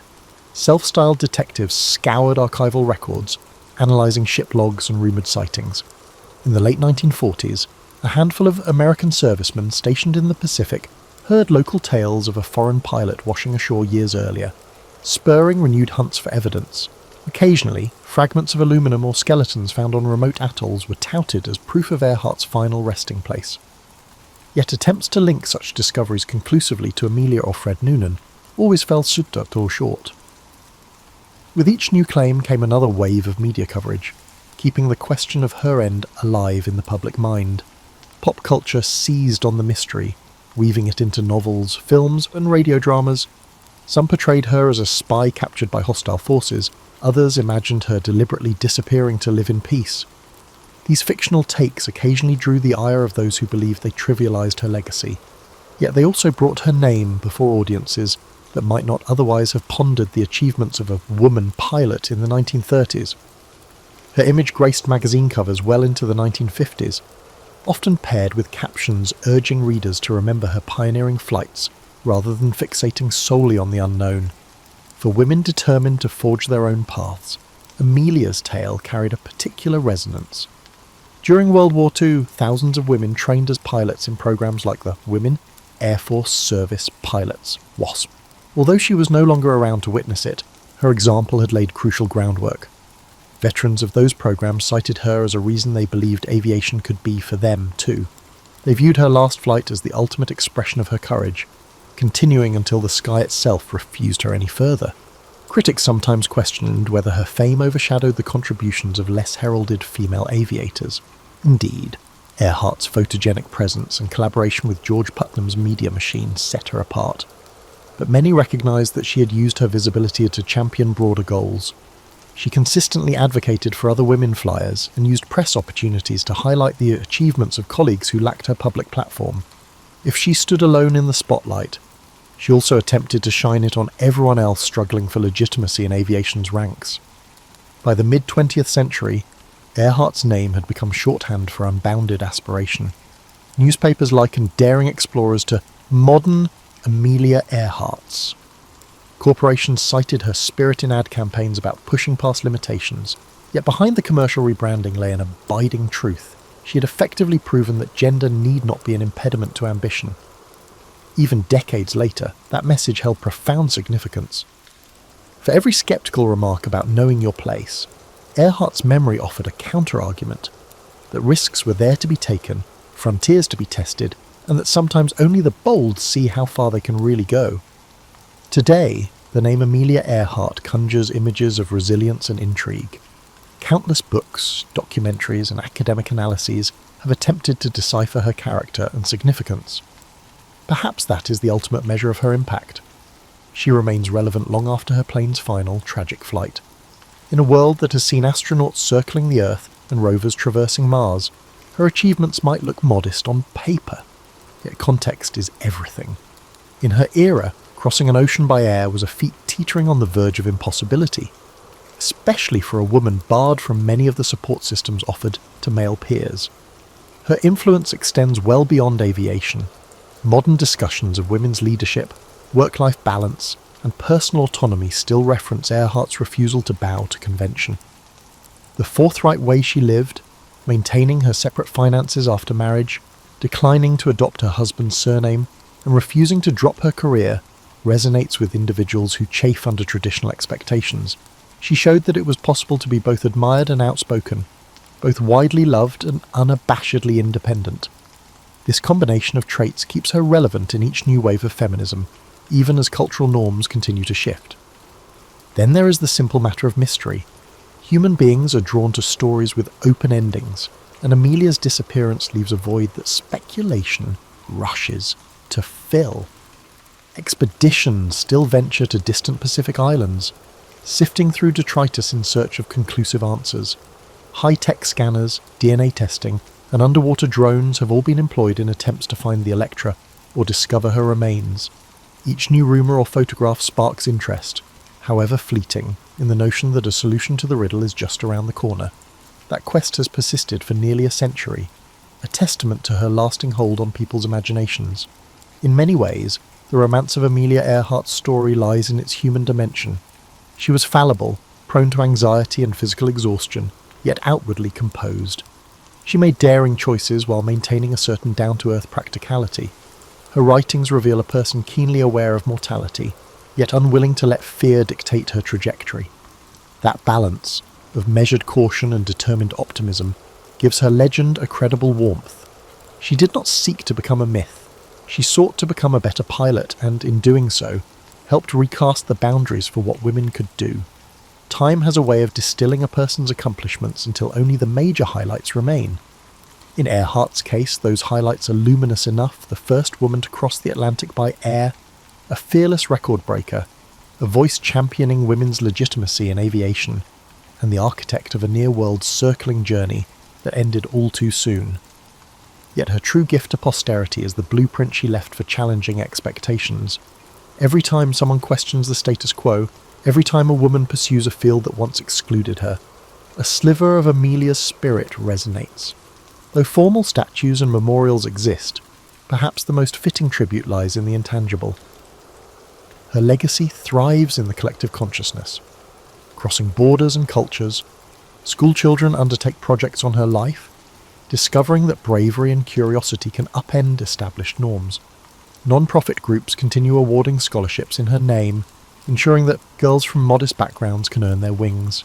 Engineers, astronauts, and even entrepreneurs cite her as an influence, exemplifying self-reliance and bold vision. Critics might argue that the aura surrounding Amelia Earhart romanticizes risk-taking. Indeed, she faced criticisms in her lifetime for the dangers she accepted, but her approach, grounded in rigorous practice and serious study, suggests she treated risk as a necessary ingredient in progress, not a reckless thrill. The spirit that drove her planes into the sky was the same spirit that drives any pioneer, an abiding desire to see what lies beyond the horizon.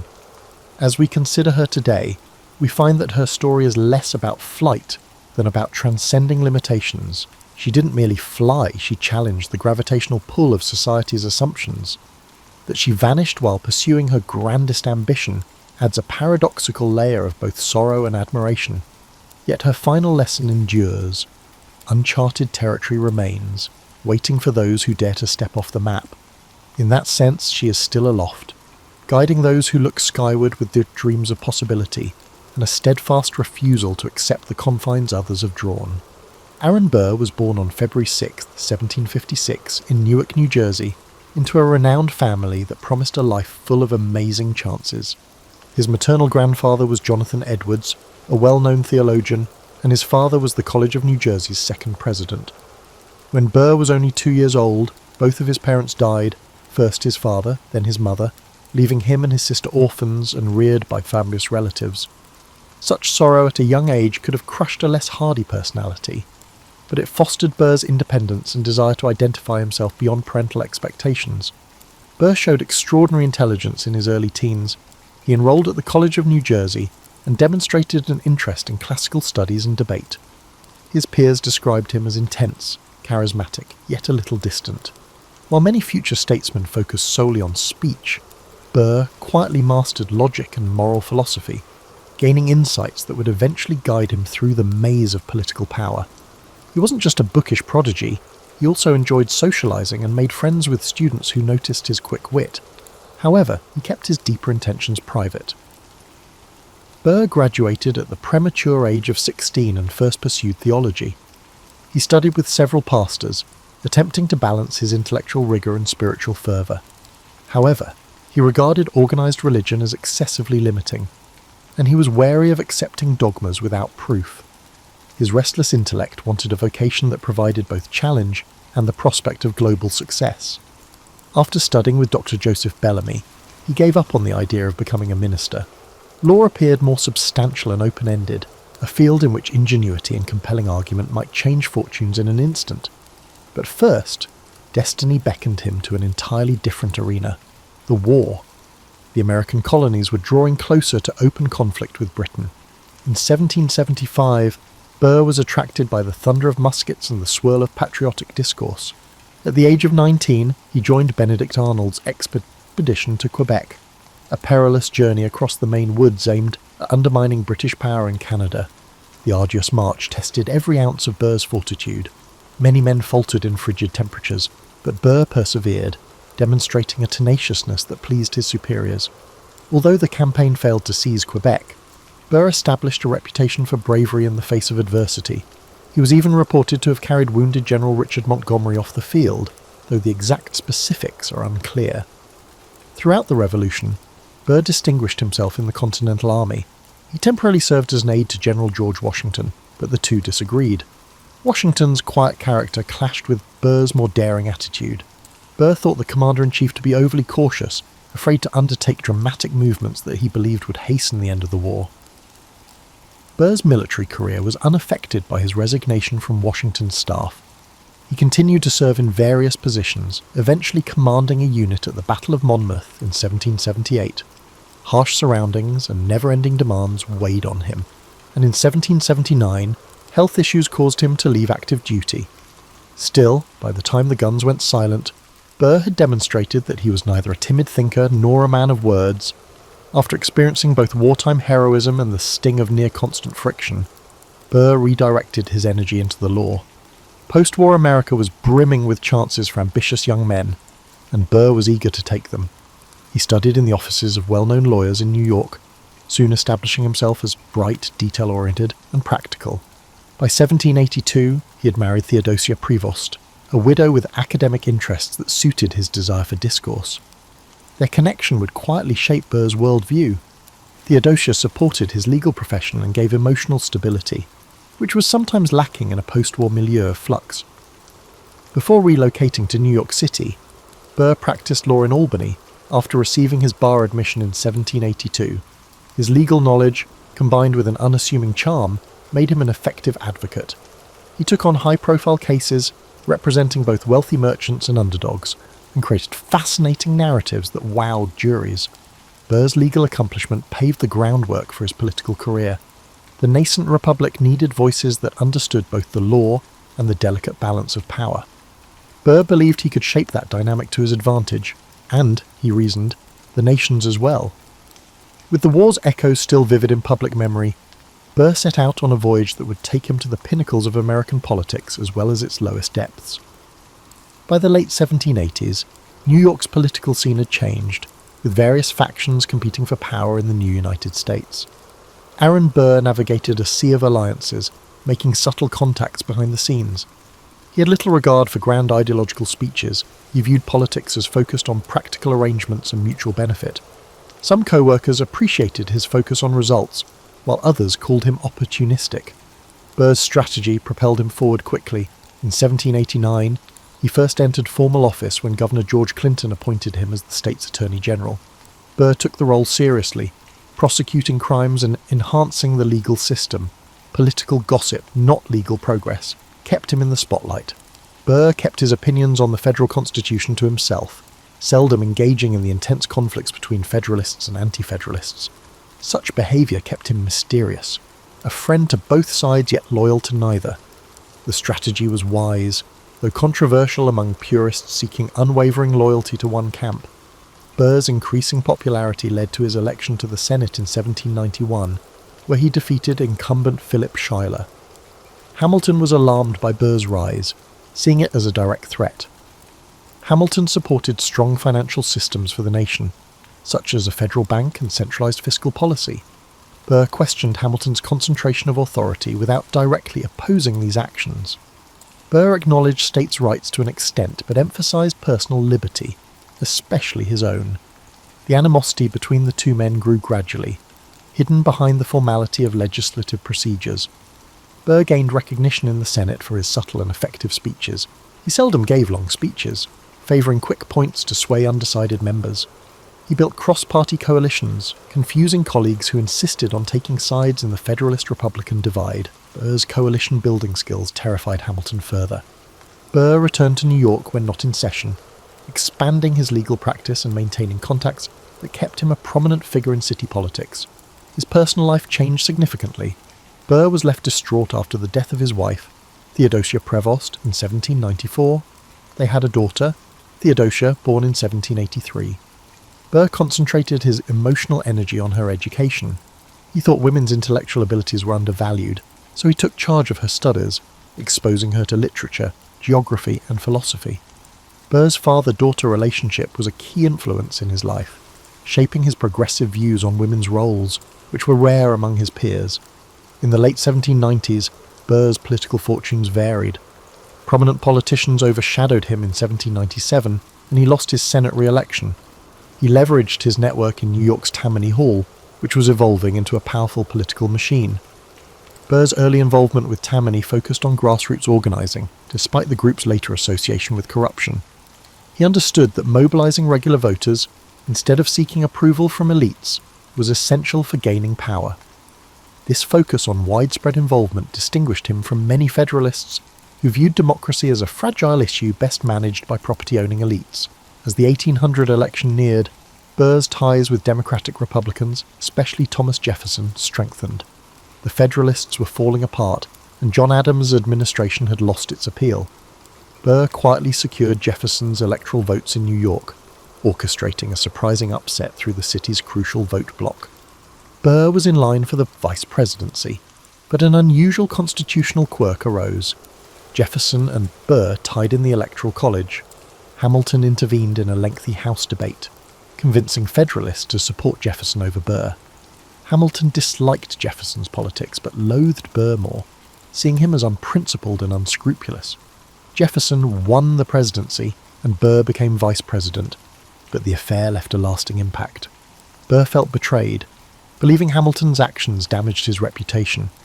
The idea of honour, crucial in early American politics, ultimately resulted in a disastrous conflict.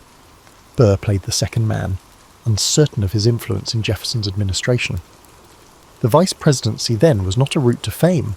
Burr presides over the Senate but plays a minimal role in executive decisions. Jefferson was wary of Burr's ambition and maintained distance from him. Burr, as presiding officer of the Senate chamber, showed remarkable fairness, earning praise from his ideological opponents. The larger stage called. Rumours of a governor's run in New York or other high positions fueled Burr's ambition. Aaron Burr, vice president from 1801 to 1805, viewed his formal duties as limited. After defeating the Federalists, Thomas Jefferson excluded Burr from the main group that influenced policy. The president chose a cabinet that matched his vision, allowing Burr to preside over the Senate with notable calmness and fairness.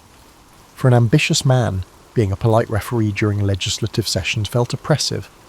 Burr's resentment grew gradually. He invested great effort in ensuring Jefferson's success, but gained little in political rewards. Jefferson's circle, influenced by Madison and others, opposed Burr's flexible partnerships. They viewed him as a political chameleon, prioritising personal gain over intellectual beliefs. Burr viewed unwavering partisanship as unwise. He believed the Republic prospered when leaders worked together across factions. The ideological divide deepened. In 1804, Burr aimed for the New York governorship, believing this influential role would restore his national prominence. The race was full of intrigue. Burr faced tough competition from Morgan Lewis, supported by DeWitt Clinton, the notable nephew of Governor George Clinton, and Alexander Hamilton's group. Hamilton stood prominently against Burr's candidacy, Hamilton portrayed Burr as a power-hungry individual who found it difficult to manage a municipal council, let alone a state. Burr was appalled. Burr lost the race significantly. It felt worse than a political failure. It seemed like a personal betrayal by Hamilton.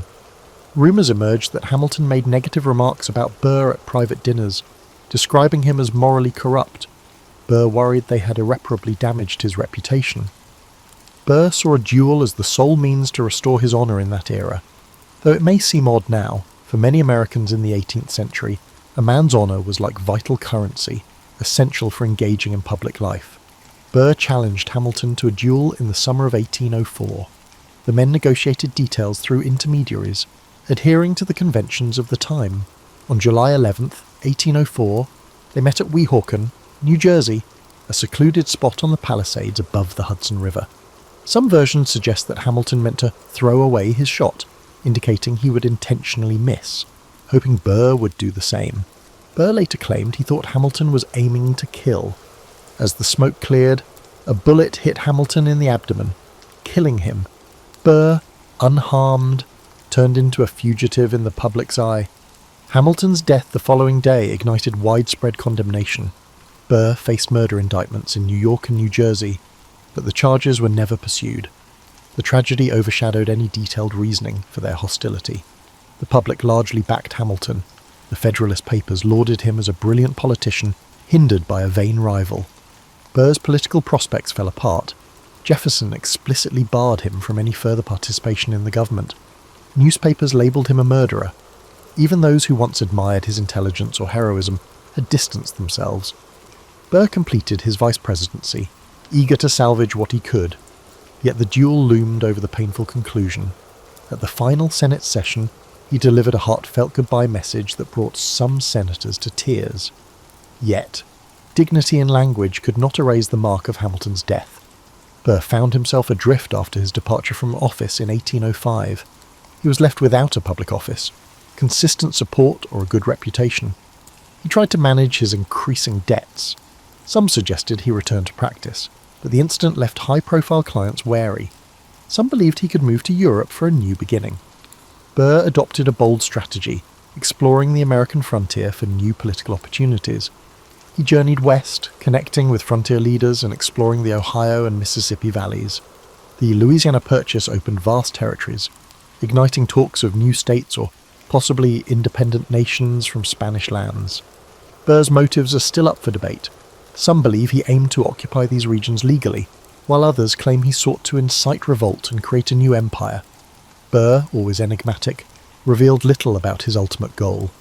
He built connections with influential frontiersmen like General James Wilkinson, the governor of the Louisiana Territory and a U.S. Army officer. Burr recognized the potential in leading a private expedition to benefit from the southwestern frontier. Whispers circulated back east.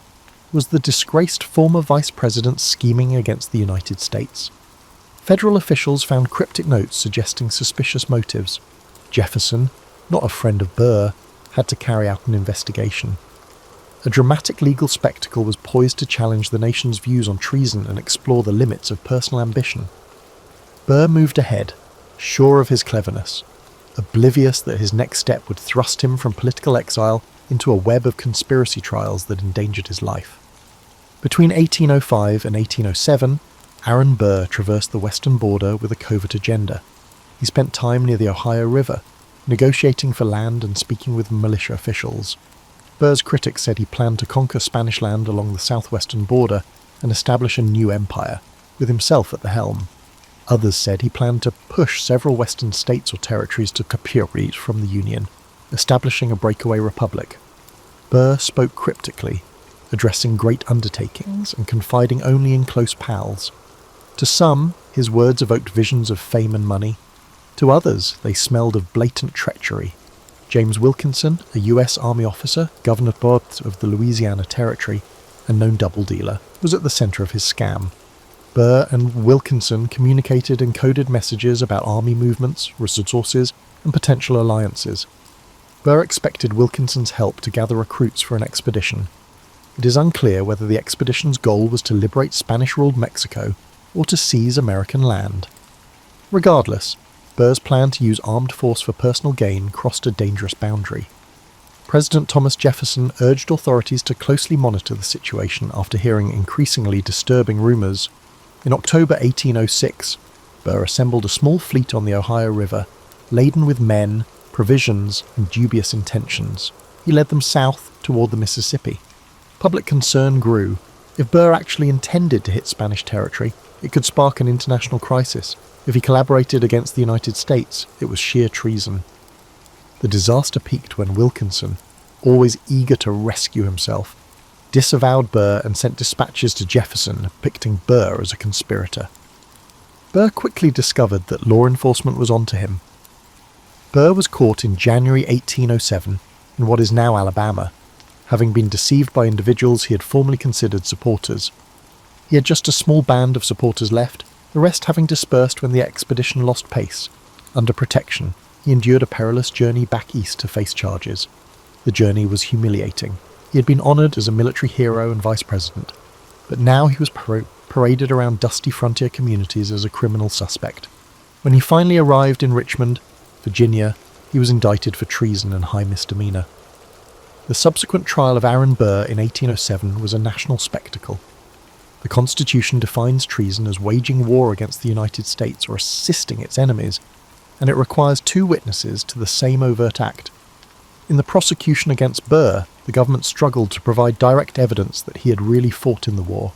They had reams of letters hinting at mischief and testimonies from turncoat collaborators, but no clear evidence of a definite plan to break off territory or confront US forces.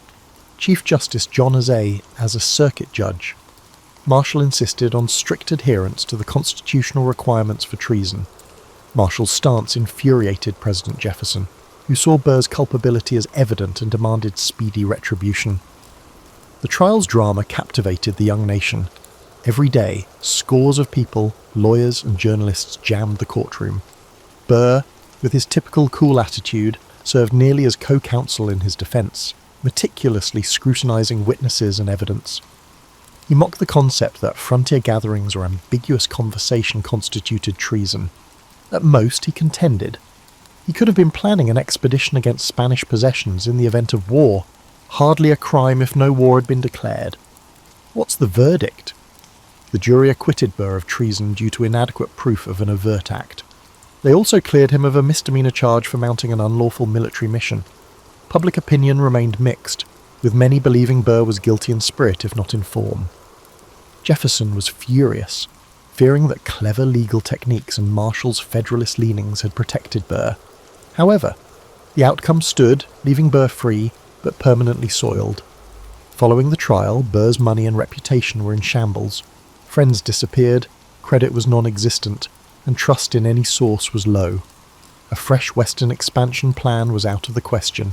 His every step would be examined. Burr, facing near certain ostracism, chose to depart to Europe in 1808. He had an audacious plan.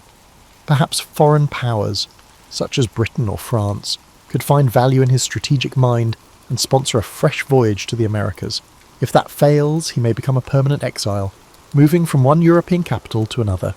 Embarking on a ship under an assumed identity, the once vibrant politician plummeted into what appeared to be irreversible obscurity, leaving behind a country that would remember him only as a duelist and an alleged traitor.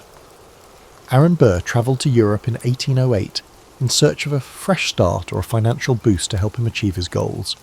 He travelled around England, France and other countries, meeting politicians, bankers and explorers. The charismatic man who negotiated New York's political environment attempted to persuade Europeans that he could make a significant difference in the Americas with their assistance. The times had changed. European powers were engaged in the Napoleonic Wars, focusing on conflicts in Europe rather than transatlantic strategies. Burr's imprecise and impractical plans garnered only courteous nods and dubious stares.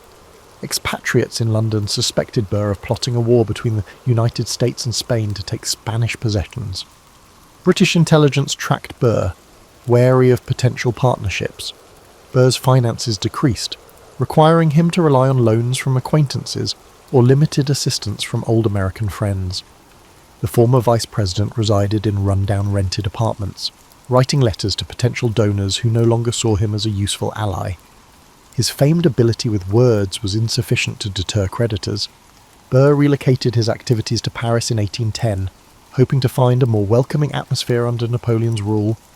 He encountered bureaucratic obstacles and disinterest there as well. The French had interests in Spain and were not interested in supporting a renegade American proposal.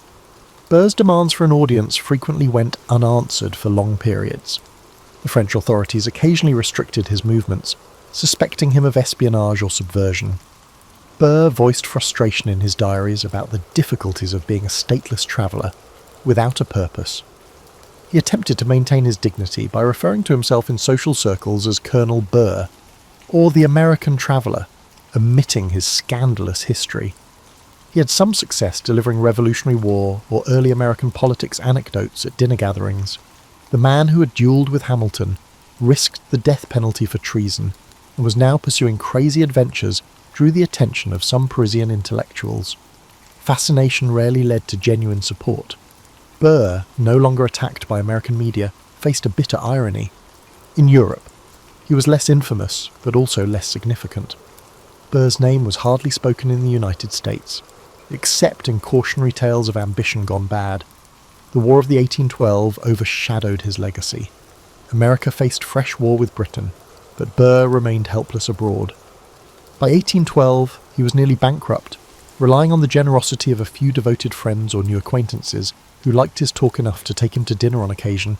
He felt the burden of returning to America. Will he get rearrested? Will creditors pursue him? Is it possible to reconstruct a life? Burr decided to come home in 1812 because he saw no future in Europe. The return was humiliating.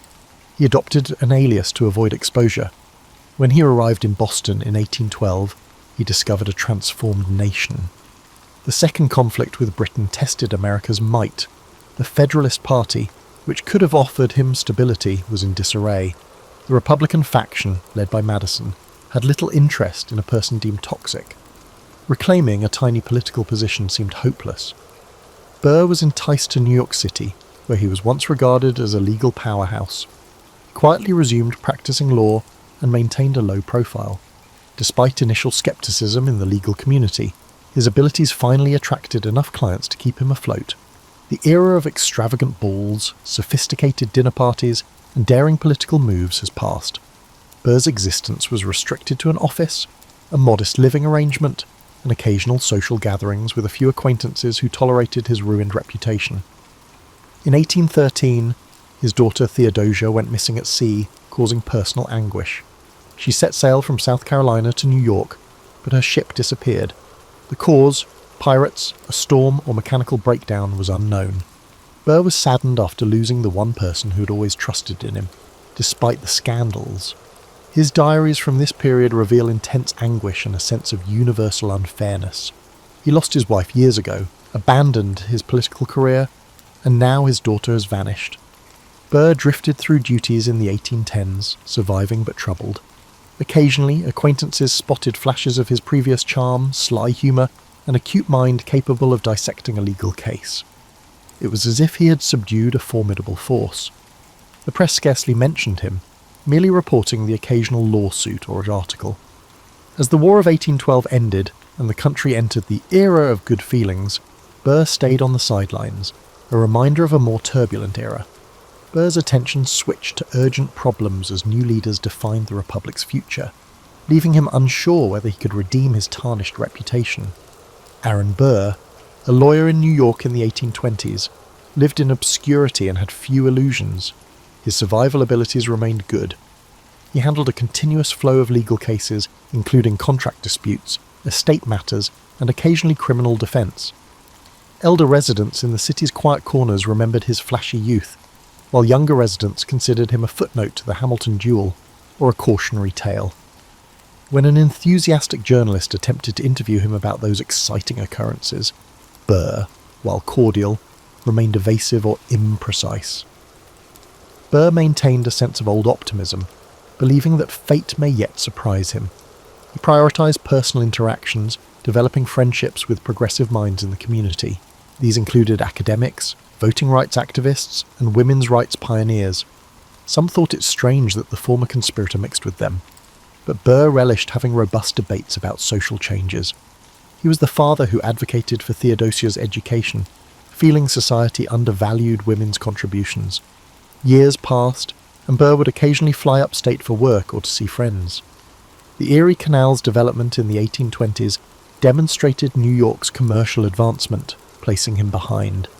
Younger politicians, such as DeWitt Clinton, emerged as the city's lights, overshadowing Burr's legacy. He walked by the new canal locks, surveying the mass of workers and business people, privately realizing that these infrastructure accomplishments defined a future he had aspired to influence as a politician. He was consistently unable to establish financial stability. Debts accumulated, forcing Burr to seek clients relentlessly. His previously raw charisma had faded, but in brief contacts with clients or local clerks, that disarming aspect still flared. He did not marry again. Rumours of covert liaisons circulated, but none evolved into a bond that matched Theodosia's unwavering loyalty. Burr told a close friend that he felt older than his years, as if the burdens of scandal, exile, and heartache had aged him prematurely. Burr married Eliza Jumel in 1833, a wealthy widow who was thought to be America's richest lady. Observers suggested that it was a convenient marriage, with both partners pursuing financial or social advantage. The union rapidly became contentious. Jumel expressed concern about Burr's excessive spending and his possible grandiosity.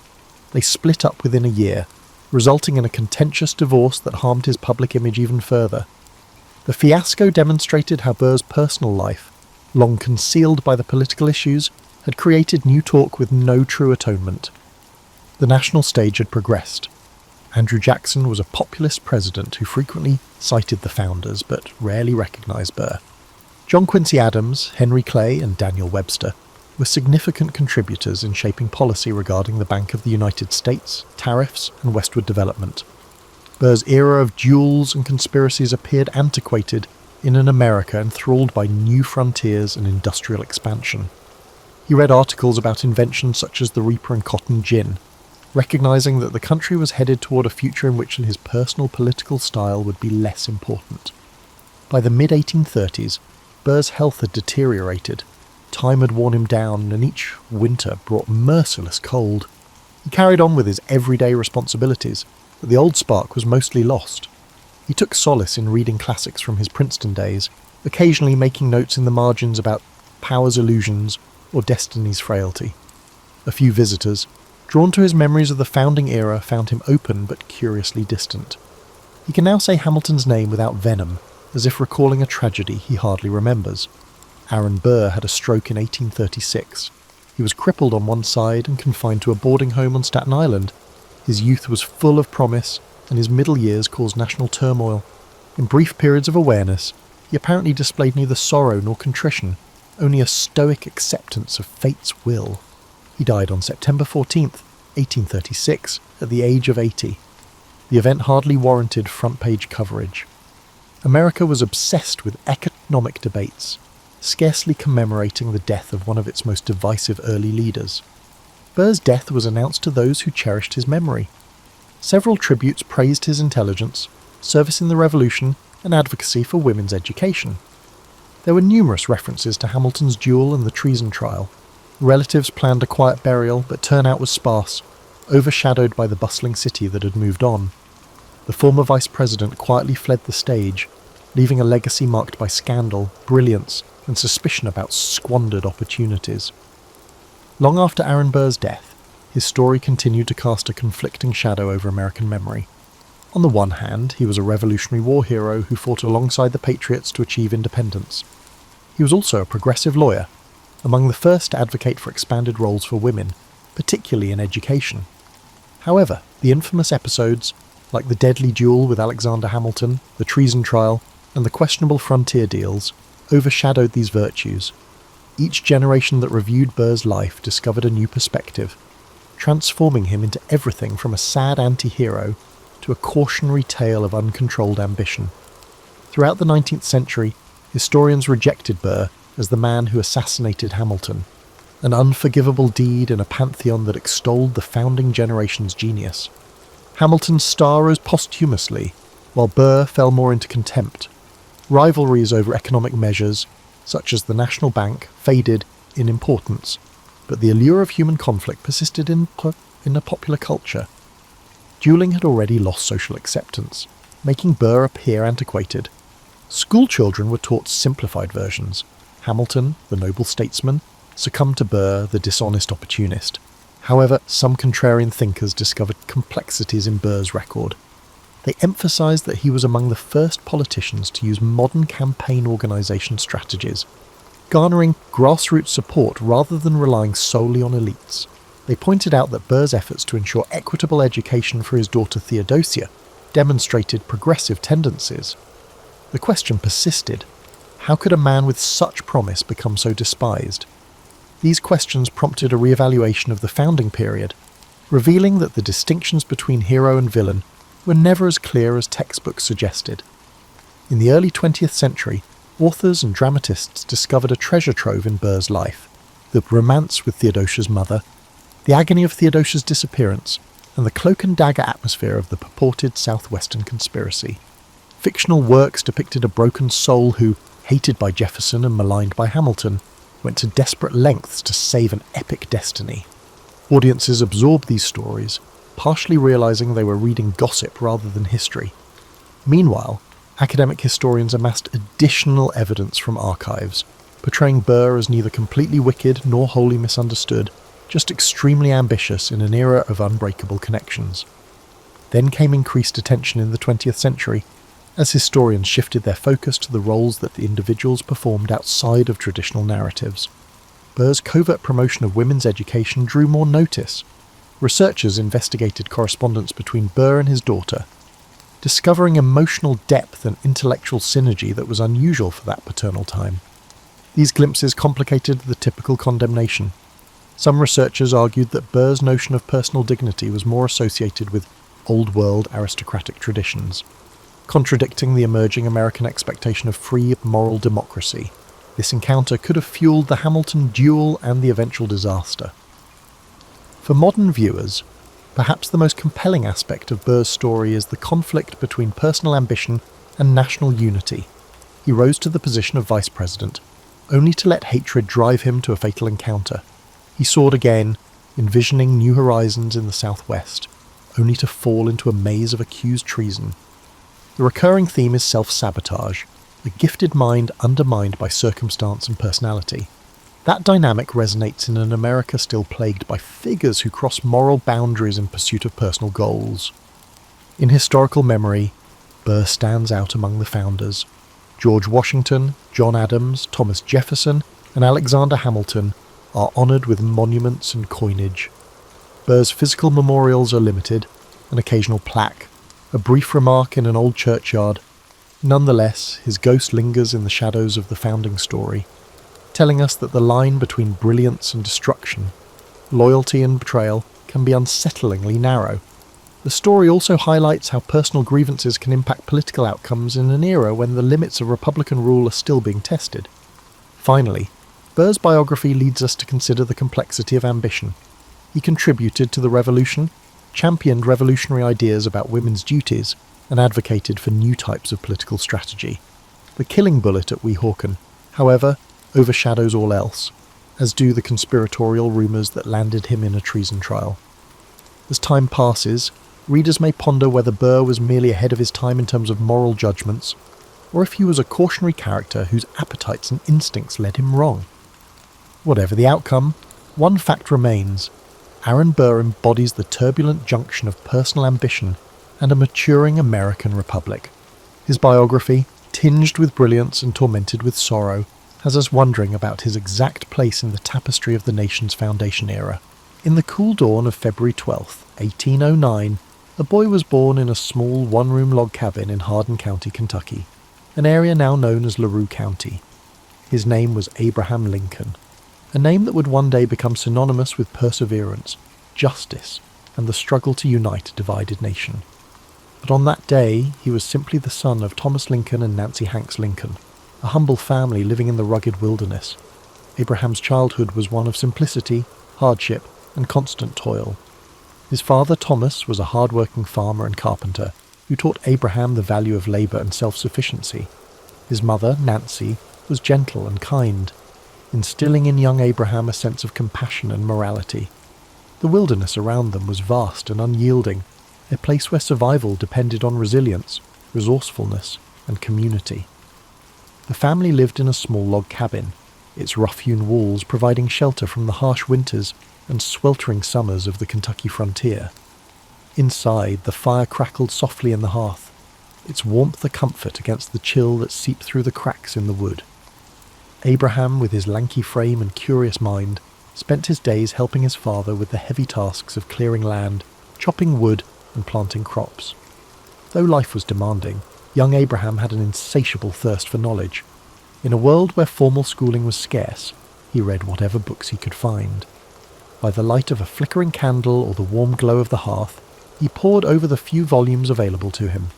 The Bible, Aesop's Fables, Robinson Crusoe, and Pilgrim's Progress. Words became his refuge, a gateway to worlds beyond the rough frontier. He absorbed stories, ideas, and knowledge, shaping a mind that would one day influence the course of a nation. Tragedy struck when Abraham was just 9 years old. His mother, Nancy, fell ill with milk sickness, a deadly disease caused by drinking the milk of cows that had grazed on poisonous plants. Her passing left a void in the young boy's heart, a loss that would shape his empathy and understanding of human suffering. In the quiet days after her death, Abraham and his sister Sarah clung to each other for comfort, their bond deepened by shared grief. His father remarried a kind and supportive woman named Sarah Bush Johnston. She brought stability to the household and encouraged Abraham's love of learning. She saw in him a boy who was different, thoughtful, driven, and destined for something greater. As the years passed, the family moved to Indiana and later to Illinois.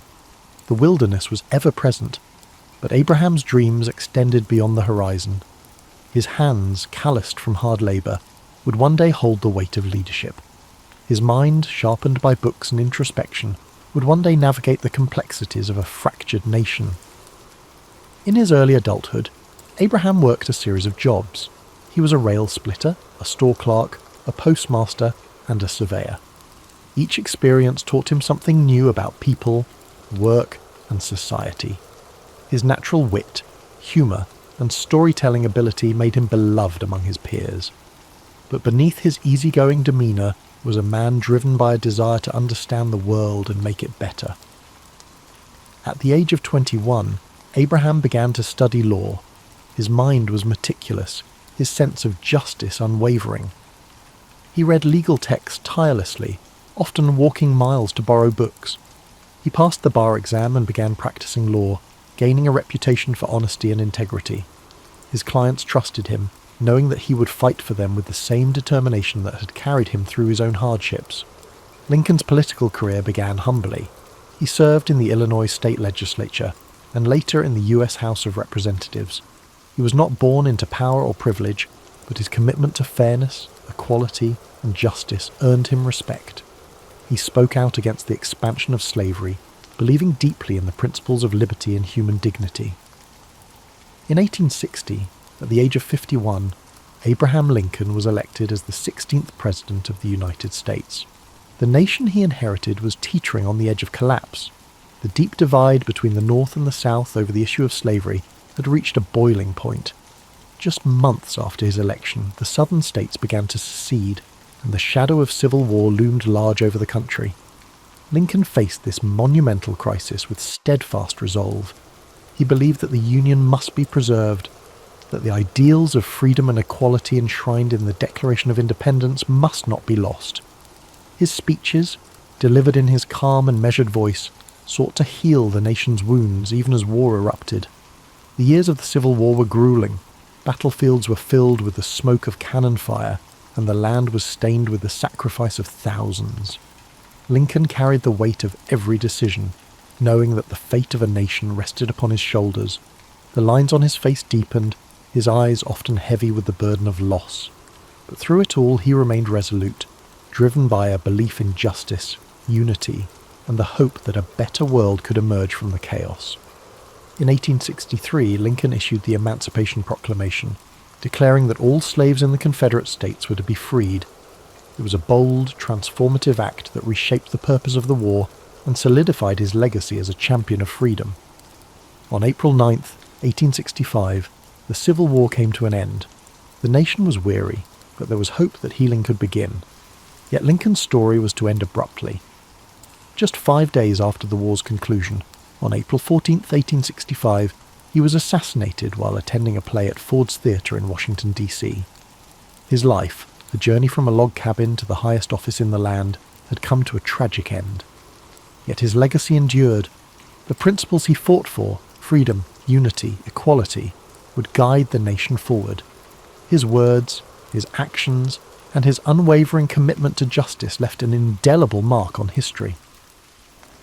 As you breathe deeply now, let the story of Abraham Lincoln settle gently into your mind. His life was a testament to resilience, to the belief that, even in the darkest times, hope, compassion, and perseverance can light the way forward. As you drift further into the gentle embrace of sleep, let the legacy of Abraham Lincoln settle, like a comforting blanket over your thoughts. His journey from the rugged frontier to the hallowed halls of the White House is a reminder of the strength and resilience that lives within us all. His life teaches us that even in times of struggle, compassion, and perseverance can lead to hope, unity, and transformation. Picture the quiet landscape of the American frontier, the wide open plains stretching endlessly beneath a star-filled sky. The air is crisp and cool, and the soft breeze carries with it the scent of wild grass and earth. A sense of stillness settles over the land, the kind of stillness that comes with the end of a long day of toil. This is where Lincoln's journey began, where each sunrise and sunset shaped a man who would one day guide a nation through its darkest hours. As you breathe in deeply, feel that same calm resilience within you. The steady rhythm of your breath mirrors the gentle sway of the tall grasses, their tips shimmering in the pale moonlight. The sky above is vast and serene, a reminder that even amidst the chaos of life, there exists a quiet, enduring peace. Let this image fill your mind with tranquility, a sense of knowing that no matter the trials you face, there is strength to be found in perseverance and patience. Imagine the crackling of a campfire in the distance, its warm glow a beacon of comfort in the darkness. The flames dance softly, casting flickering shadows that sway and twist. This fire represents the warmth of human connection, the bonds of unity that Lincoln so passionately fought to protect. Even when the world was divided, he held firm to the belief that a nation could heal, that people could come together despite their differences. Lincoln's story reminds us of the quiet power of humility, empathy, and integrity. In his speeches and letters, he spoke not with arrogance, but with a deep understanding of human nature, of the pains and struggles that shape us all. His words carried the weight of experience and the hope of a better tomorrow. They were like gentle waves, lapping against the shores of a fractured nation, each word a step toward healing and reconciliation. As you lie here, feel yourself sinking deeper into rest. The burdens of the day grow lighter, like leaves floating gently down a stream. The water carries them away effortlessly, leaving behind a surface that is smooth and calm. Allow your mind to let go of worries, doubts, and fears, knowing that the path forward, though sometimes difficult, is always illuminated by the quiet light of hope. The soft whisper of the wind through the trees mirrors the quiet resolve that Lincoln carried within him. His journey was not one of ease, but of purpose. Each challenge, each setback, was met with patience and fortitude. He understood that change, real and lasting change, takes time and steady effort. In the face of adversity, he chose to act with dignity, knowing that his choices would shape the future for generations to come. As you drift deeper, imagine standing in the stillness of a forest at twilight. The world is hushed, the last rays of sunlight filtering through the branches, casting long golden shadows on the ground. This is a place of reflection, of quiet contemplation. The air is filled with the faint sounds of nature, a distant owl calling softly, the rustle of leaves in the breeze. Here you feel a connection to the world around you, a sense of being part of something much greater than yourself. Lincoln's life, with its moments of triumph and tragedy, is a reminder that each of us has the power to shape our own legacy. His belief in justice, equality, and unity is a flame that continues to burn, a beacon that guides us through the darkness. His story encourages us to act with kindness, to stand firm in our principles, and to seek peace even in turbulent times. Breathe in deeply, the air filling your lungs with a sense of calm and clarity. With each exhale, let go of any tension or unease. Feel your body relax further, each muscle softening, your mind becoming lighter. The steady rhythm of your heart is like a gentle drumbeat, grounding you in this peaceful moment. The night envelops you now, a cocoon of warmth and safety. The stars above shimmer softly, their light a reminder that even in the vastness of the universe you're not alone. You are part of a story that stretches across time and space, connected to the dreams, struggles and triumphs of those who came before you. As you continue to relax, let Lincoln's story inspire a sense of quiet resolve within you.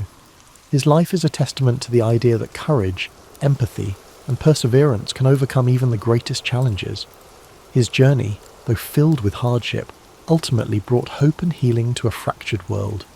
You too carry that potential within you, the power to face challenges with grace and to find peace in the midst of uncertainty. Thank you for joining us tonight on History and Sleep.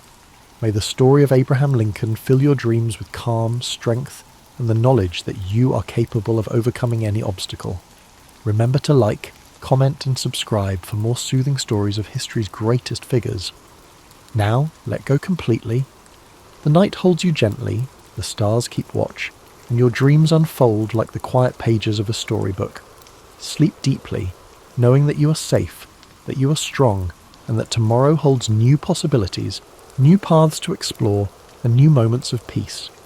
As you drift even deeper into the comforting depths of sleep, let the quiet strength of Abraham Lincoln's story continue to guide you. His journey, one marked by perseverance, compassion, and unwavering resolve, reminds you that within every moment of stillness lies the potential for growth and healing. The night wraps around you like a warm, protective embrace, and your mind settles further into a place of deep relaxation. Imagine now a gentle breeze whispering through the fields of the American Midwest, where the tall grass sways like waves upon a sea of green and gold. The landscape is bathed in the silvery light of the moon, casting long shadows that dance across the open plains. This is the land where Lincoln grew up, where he learned the value of hard work, the weight of responsibility, and the simple joys of a life lived close to nature. The distant sound of a slow-moving river meanders through the air, its waters reflecting the soft light of the stars. Each ripple is like a thought, gentle and fluid, carrying away the worries of the day. You're standing on the banks of this tranquil river, feeling the cool, damp earth beneath your feet. The water flows endlessly, reminding you that life, with all its challenges and triumphs, moves forward in its own steady rhythm. In the distance, you see a campfire glowing softly, its flickering flames casting a warm, golden light. The warmth of the fire reaches out to you, offering comfort and reassurance. It represents the quiet resolve and inner strength that guided Lincoln throughout his life. The flames dance and sway, whispering stories of perseverance, courage, and the enduring power of hope. Lincoln's life, though filled with challenges and loss, was also a testament to the beauty of simple joys, the laughter of loved ones, the satisfaction of hard work, and the solace of quiet reflection. His humility and integrity, even in the face of great adversity, remind us that true strength is not always loud or forceful. Sometimes it is found in the quiet determination to do what is right. As you breathe in deeply, feel that same sense of quiet strength fill your being. Each breath brings with it a wave of calm, washing away tension and worry. With every exhale, you release the weight of the day, allowing your mind to sink further into the peaceful flow of the night. The world around you is hushed, the night filled with a serene stillness. The stars twinkle softly above, like tiny beacons of hope, each one a reminder of the infinite possibilities that lie within you. Their gentle light is a guide, leading you through the darkness and into a place of rest and renewal. Imagine now that you are walking along a well-worn path, the soft grass cushioning your every step.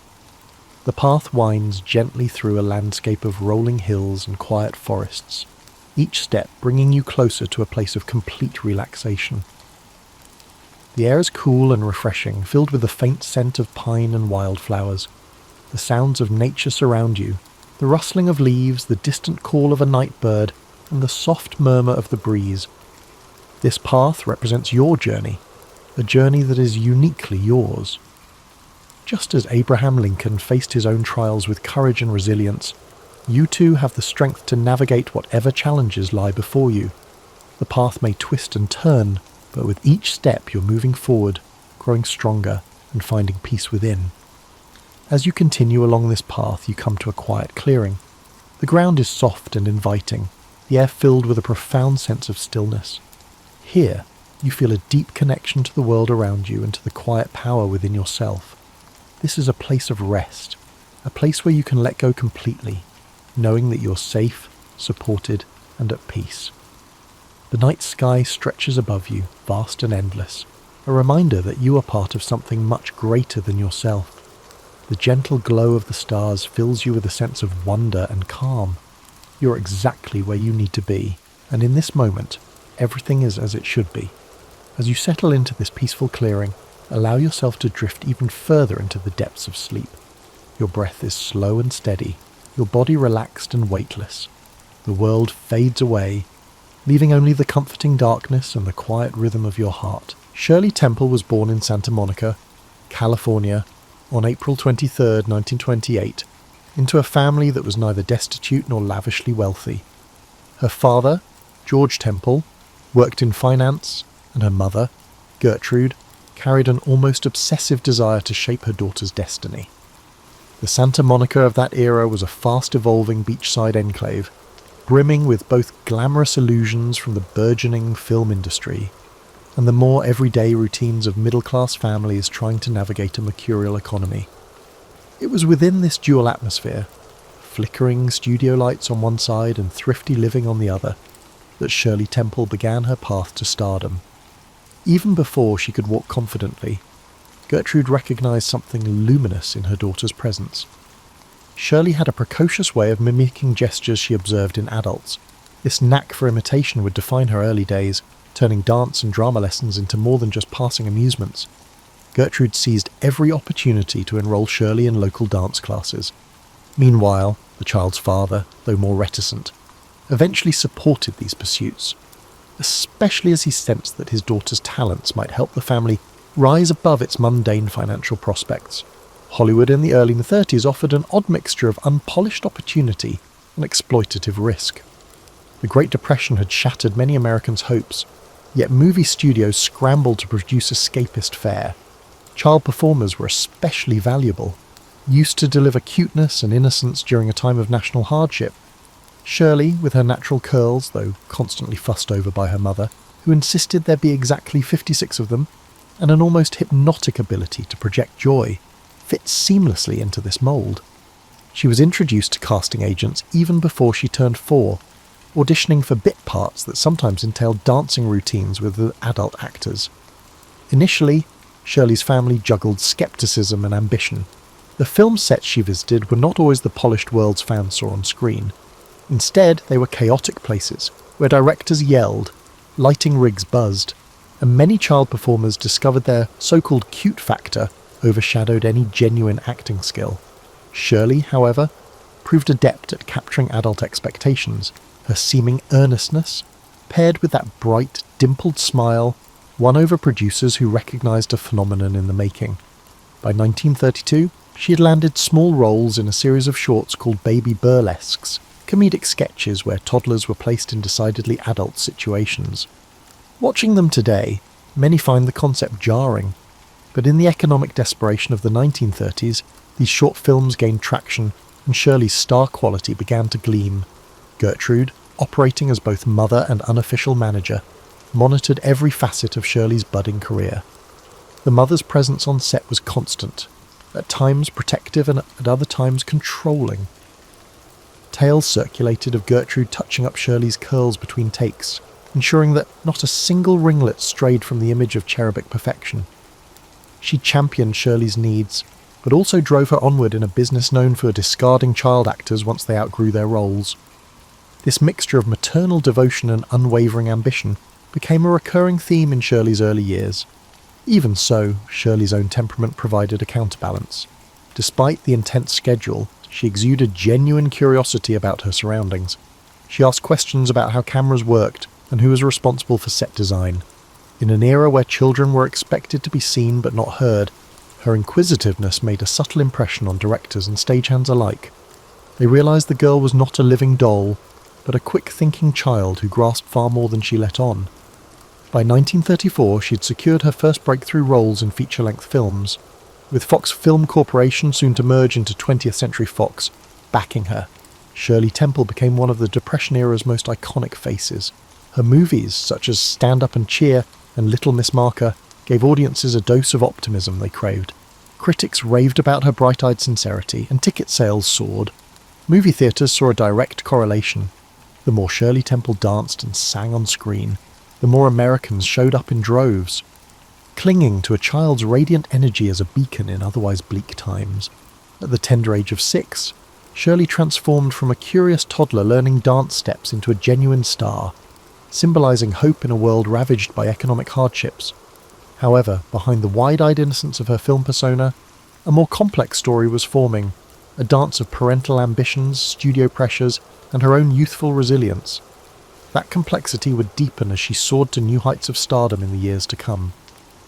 In 1935, Shirley Temple underwent a significant transformation when her studio recognised the potential of their petite leading lady to lead full-length features. With the country still reeling from widespread unemployment and breadlines, her films provided escapism laced with optimism. Titles like Bright Eyes and Curly Top showcased not just her cherubic face, but an uncanny knack for on-screen chemistry with adult co-stars. She became the face of Fox's silver screen offerings, out-earning many established actors. Yet behind the upbeat songs and tap dances, negotiations and business manoeuvres were at play, many of which set precedents for how future child stars would be handled. Key among these developments was the contract Shirley signed with Fox, or more accurately, the contract her parents signed on her behalf. Its details sparked discussion across Hollywood. She was guaranteed a significant weekly salary, though significant in the 1930s. Currency meant something different than it would today, plus bonuses if her pictures performed well. Fox also set aside funds for her education and well-being, though the lines often blurred between on-set tutoring and real schooling. This arrangement acknowledged her star power, yet did little to protect her from an exhausting work schedule that some might deem exploitative. During this period, directors marvelled at Shirley's focus that necessitated multiple takes for adult actors, which often concluded swiftly once Shirley achieved her marks. She had a near-photographic recall for lines and dance moves, a quality that impressed her choreographers. Equally striking was her composure under pressure. Fox executives, anxious to capitalise on her popularity, pushed for a film turnaround schedule that left little room for a typical childhood.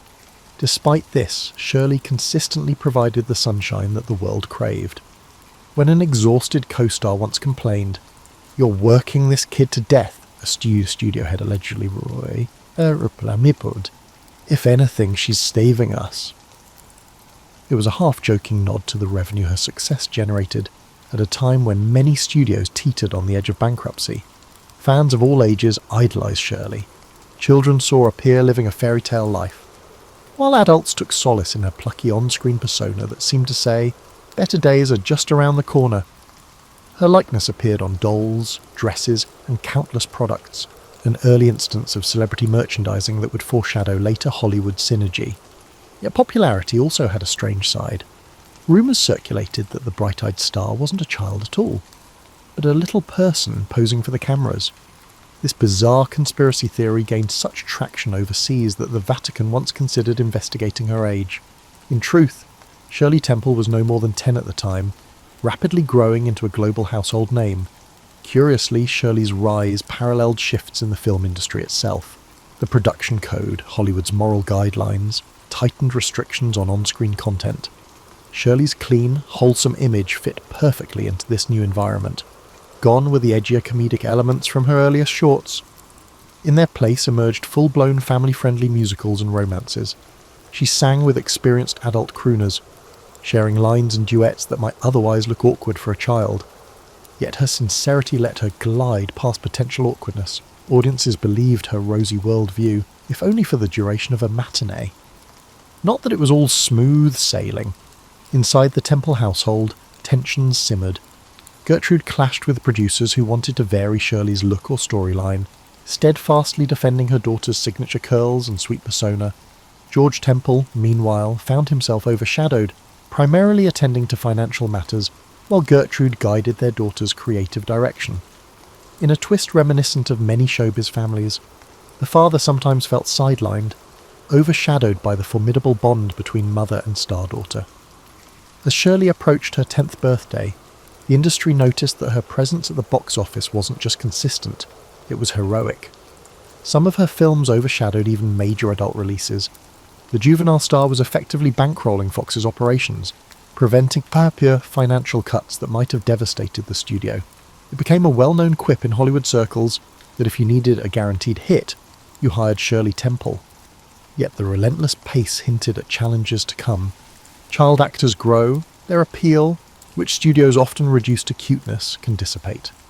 Shirley's mother, well aware of that, fought to keep her in roles that showcased her innocence, worrying that a more mature role might fracture her image. Time was against them.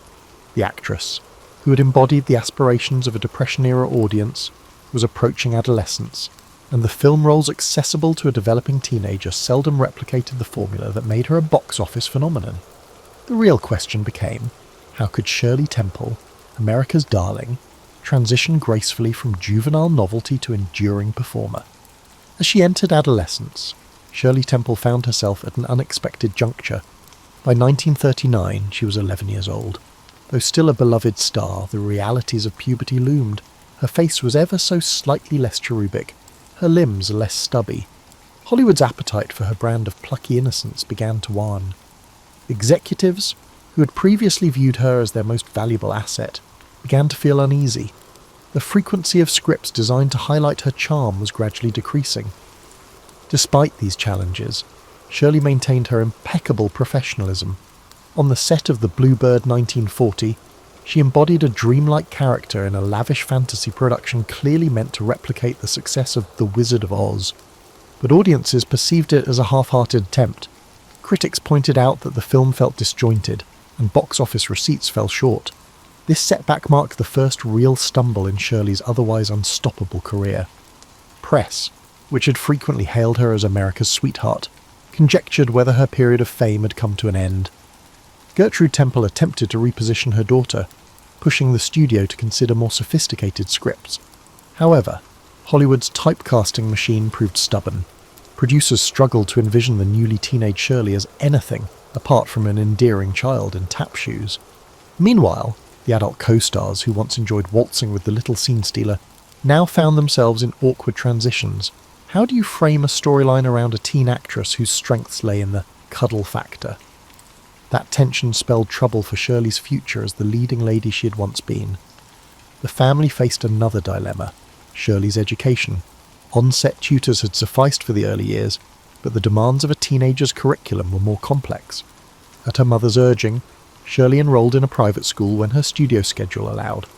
There, she experienced a semblance of normal adolescence, passing notes, giggling with friends, and learning that not everyone orbited her fame.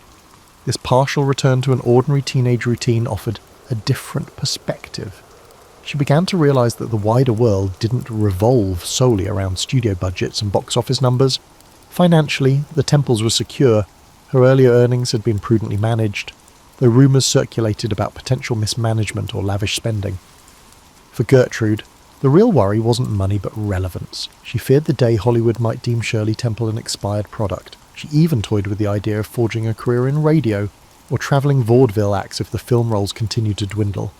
Shirley, on the other hand, expressed a desire to explore new interests, such as working behind the camera or even attempting to write. These notions, whispered among the family, never gained serious traction, overshadowed by the immediate challenge of stalling stardom. When the United States entered World War II, the entire entertainment industry shifted to a more patriotic agenda. Stars visited troops, performed in USO tours, and lent their faces to war bond drives. While teenage Shirley was a beloved figure, audiences' tastes leaned toward adult stars who carried an air of romantic glamour or comedic relief that spoke to wartime anxieties. The adolescent performer, suspended between child icon and adult personality, found herself in a precarious niche. She did participate in some charitable events, singing for servicemen and endorsing the war effort. Yet the studios, increasingly fixated on adult drama and musicals tailored for older stars, saw less need to centre entire pictures around her.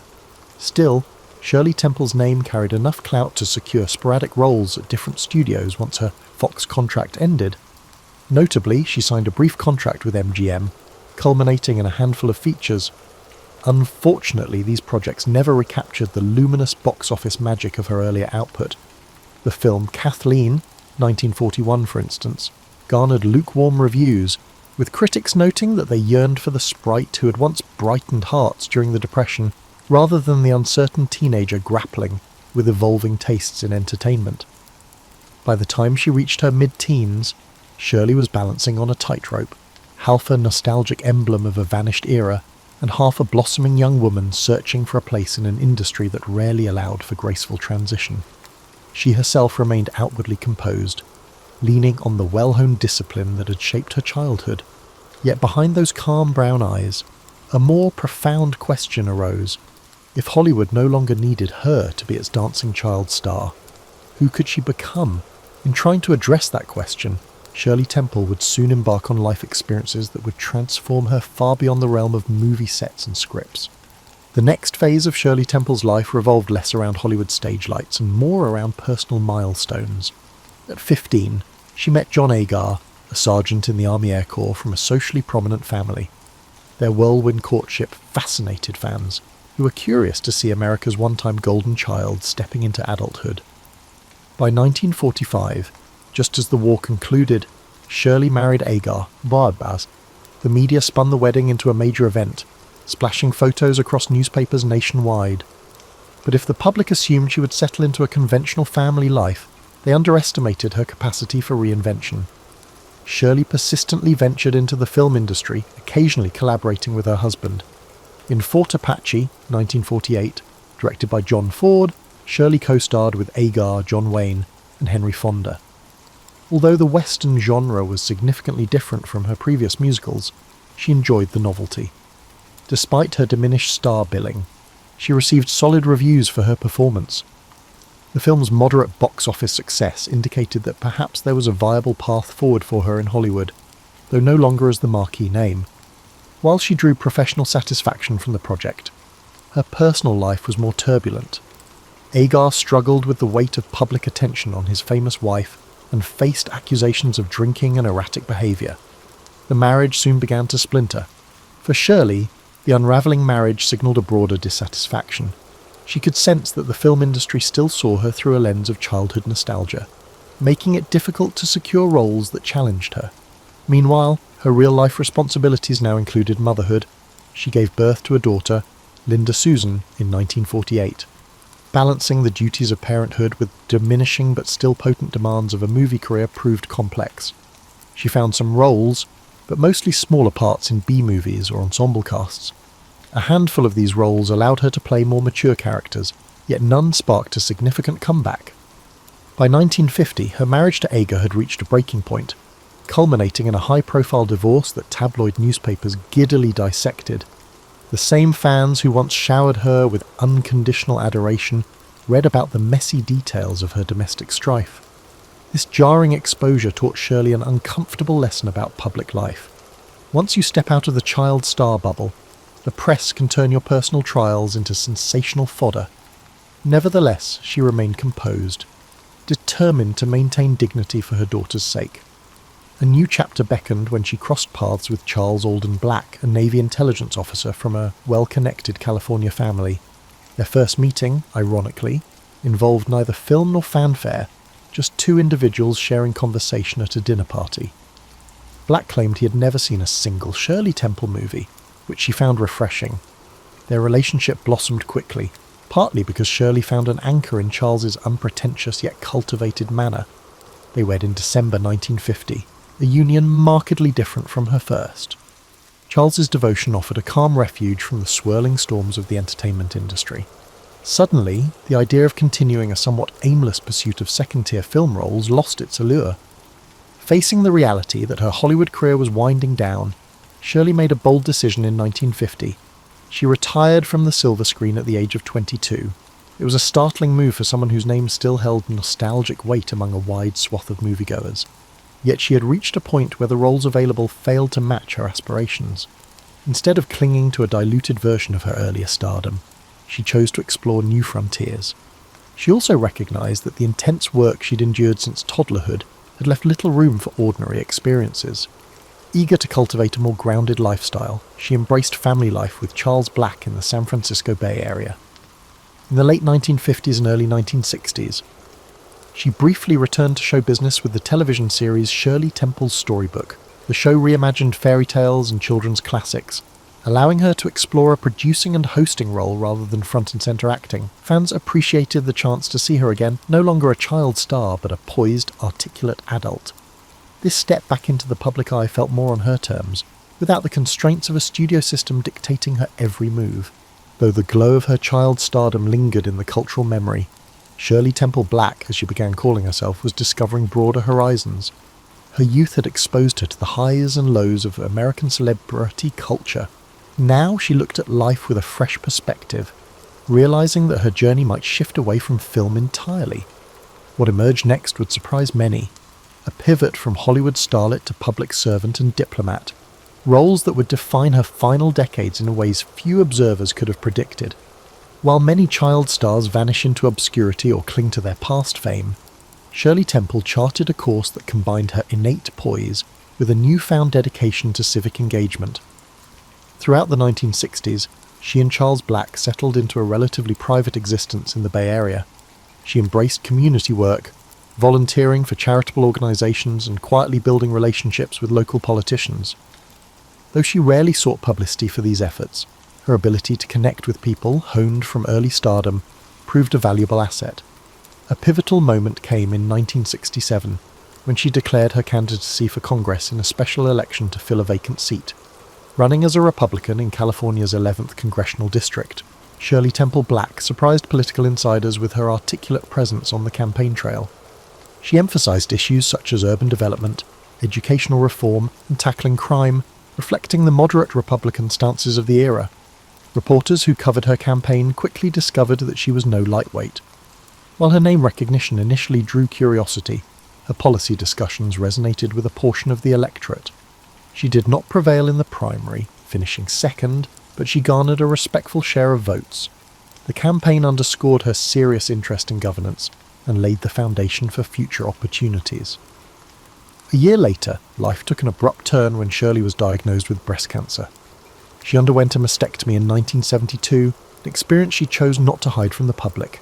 Instead, she made a bold move by holding a press conference to discuss her procedure, one of the first high-profile women to speak openly about battling breast cancer. This frankness challenged taboos and spurred an outpouring of support from women across America. Her candour helped destigmatize a condition many had treated as shameful or exclusively private. Over time, her advocacy would shape public perceptions of cancer treatment, prompting more open dialogue and encouraging countless women to seek checkups and information. Meanwhile, her political aspirations remained alive. President Richard Nixon, impressed by her public service ethos and calm demeanour, appointed her to represent the United States at the 24th United Nations General Assembly in 1969. During her time at the UN, Shirley Temple Black focused on issues like environmental protection and the rights of children, topics that echoed her personal passions. Colleagues noted her capacity to negotiate diplomatically and her genuine interest in bridging cultural divides. This appointment, though short-lived, showcased her ability to navigate high-stakes international settings, blending the charm of her Hollywood pedigree with substantive policy engagement. President Gerald Ford named Shirley Temple Black the United States Ambassador to Ghana in 1974 as a result of her success. Ambassadorship was not a ceremonial position. Ghana had undergone political upheaval and was strategically significant in West Africa. As ambassador, she navigated US interests, promoting trade, supporting development, and working to maintain stable diplomatic relations in a region still adjusting to post-colonial realities. Her presence in Accra signalled that Washington took Ghana seriously, and Ghanaians received her warmly, sometimes referencing her iconic childhood films. She responded by emphasising shared cultural ties, hosting local artists at embassy events, and travelling beyond the capital to better understand the country's complexities. Her steady performance in Ghana earned her another diplomatic assignment, this time as the first female chief of protocol under President Ford. She managed high-level ceremonies, greeted visiting heads of state, and guided official delegations. Although the role was largely ceremonial, she approached it with the thoroughness that had defined her entire career, keeping track of protocols and cultural nuances, and forging personal bonds with international leaders became second nature. The highlight of her diplomatic career, however, arrived in 1989, when President George H.W. Bush appointed her ambassador to Czechoslovakia. The Cold War was on the verge of a dramatic thaw, and her posting to Prague placed her at the heart of historic change. As communism began to crumble across Eastern Europe, Shirley Temple Black found herself witnessing the Velvet Revolution, the peaceful upheaval that ousted the communist regime. She consulted dissidents, shared perspectives with other Western diplomats, and skillfully represented US interests without overshadowing the Czech people's pursuit of democracy. Once again, she relied on a blend of empathy and pragmatism, traits that had served her well since her early years on a Hollywood set. By the close of the 1980s, Shirley Temple Black stood as a testament to reinvention. From a child star who lit up Depression-era screens to a diplomatic figure forging connections in far-flung parts of the world, she demonstrated that stardom need not confine a person to a single storyline. Rather, it could be a launching pad for broader contributions that transcended the realm of entertainment, impacting global politics and societal attitudes alike. The late 1980s and early 1990s in Czechoslovakia were a swirl of political transformations, and Shirley Temple Black was squarely in the thick of it. Serving as ambassador at a time when the nation's hopes for post-communist democracy were at their zenith, she found herself forging friendships with figures like Václav Havel, the playwright-turned-president, who led the Velvet Revolution. Diplomats often rely on tact and formality to navigate tense transitions, but Shirley's life experience, her capacity to read a room, to empathise, and to adapt, proved equally pivotal. She struck an approachable balance between an official stance and genuine curiosity about everyday Czech life. Citizens who recognised her, from old Hollywood lore, marvelled at how this former child star had become a calm presence amidst their country's defining historical moment. Her schedule brimmed with diplomatic engagements, addressing economic reforms, promoting trade opportunities, and facilitating cultural exchanges. She also took time to visit schools and orphanages, echoing a child-centred compassion that had first won her the public's heart decades earlier. More than once, local media cameras captured her hugging children, an image that symbolised a connection transcending politics. For her staff, it was standard to see school groups flock to the US Embassy, where the ambassador would greet them personally. She saw in those students the same spark that, years before, propelled her own improbable journey. In the midst of these responsibilities, she also wrestled with the complexities of representing a superpower. While US officials championed market liberalisation, the Czech populace harboured diverse views on how rapidly to embrace Western economic models. Shirley sought to present America's stance in a measured way, advocating for cooperation rather than imposing directives.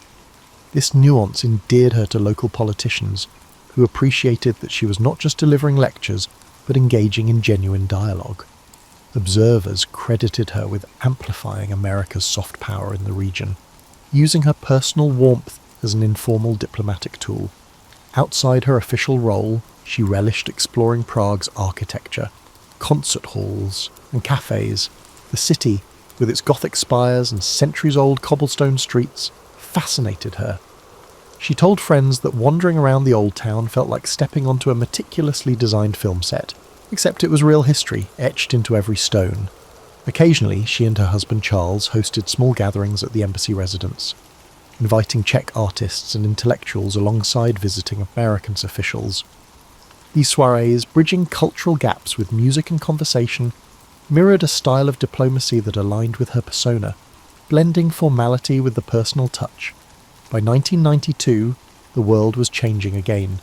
Czechoslovakia split peacefully into the Czech Republic and Slovakia. Shirley Temple Black's time as ambassador wrapped up, and while the region's politics continued evolving, she left behind a legacy of empathy-driven diplomacy.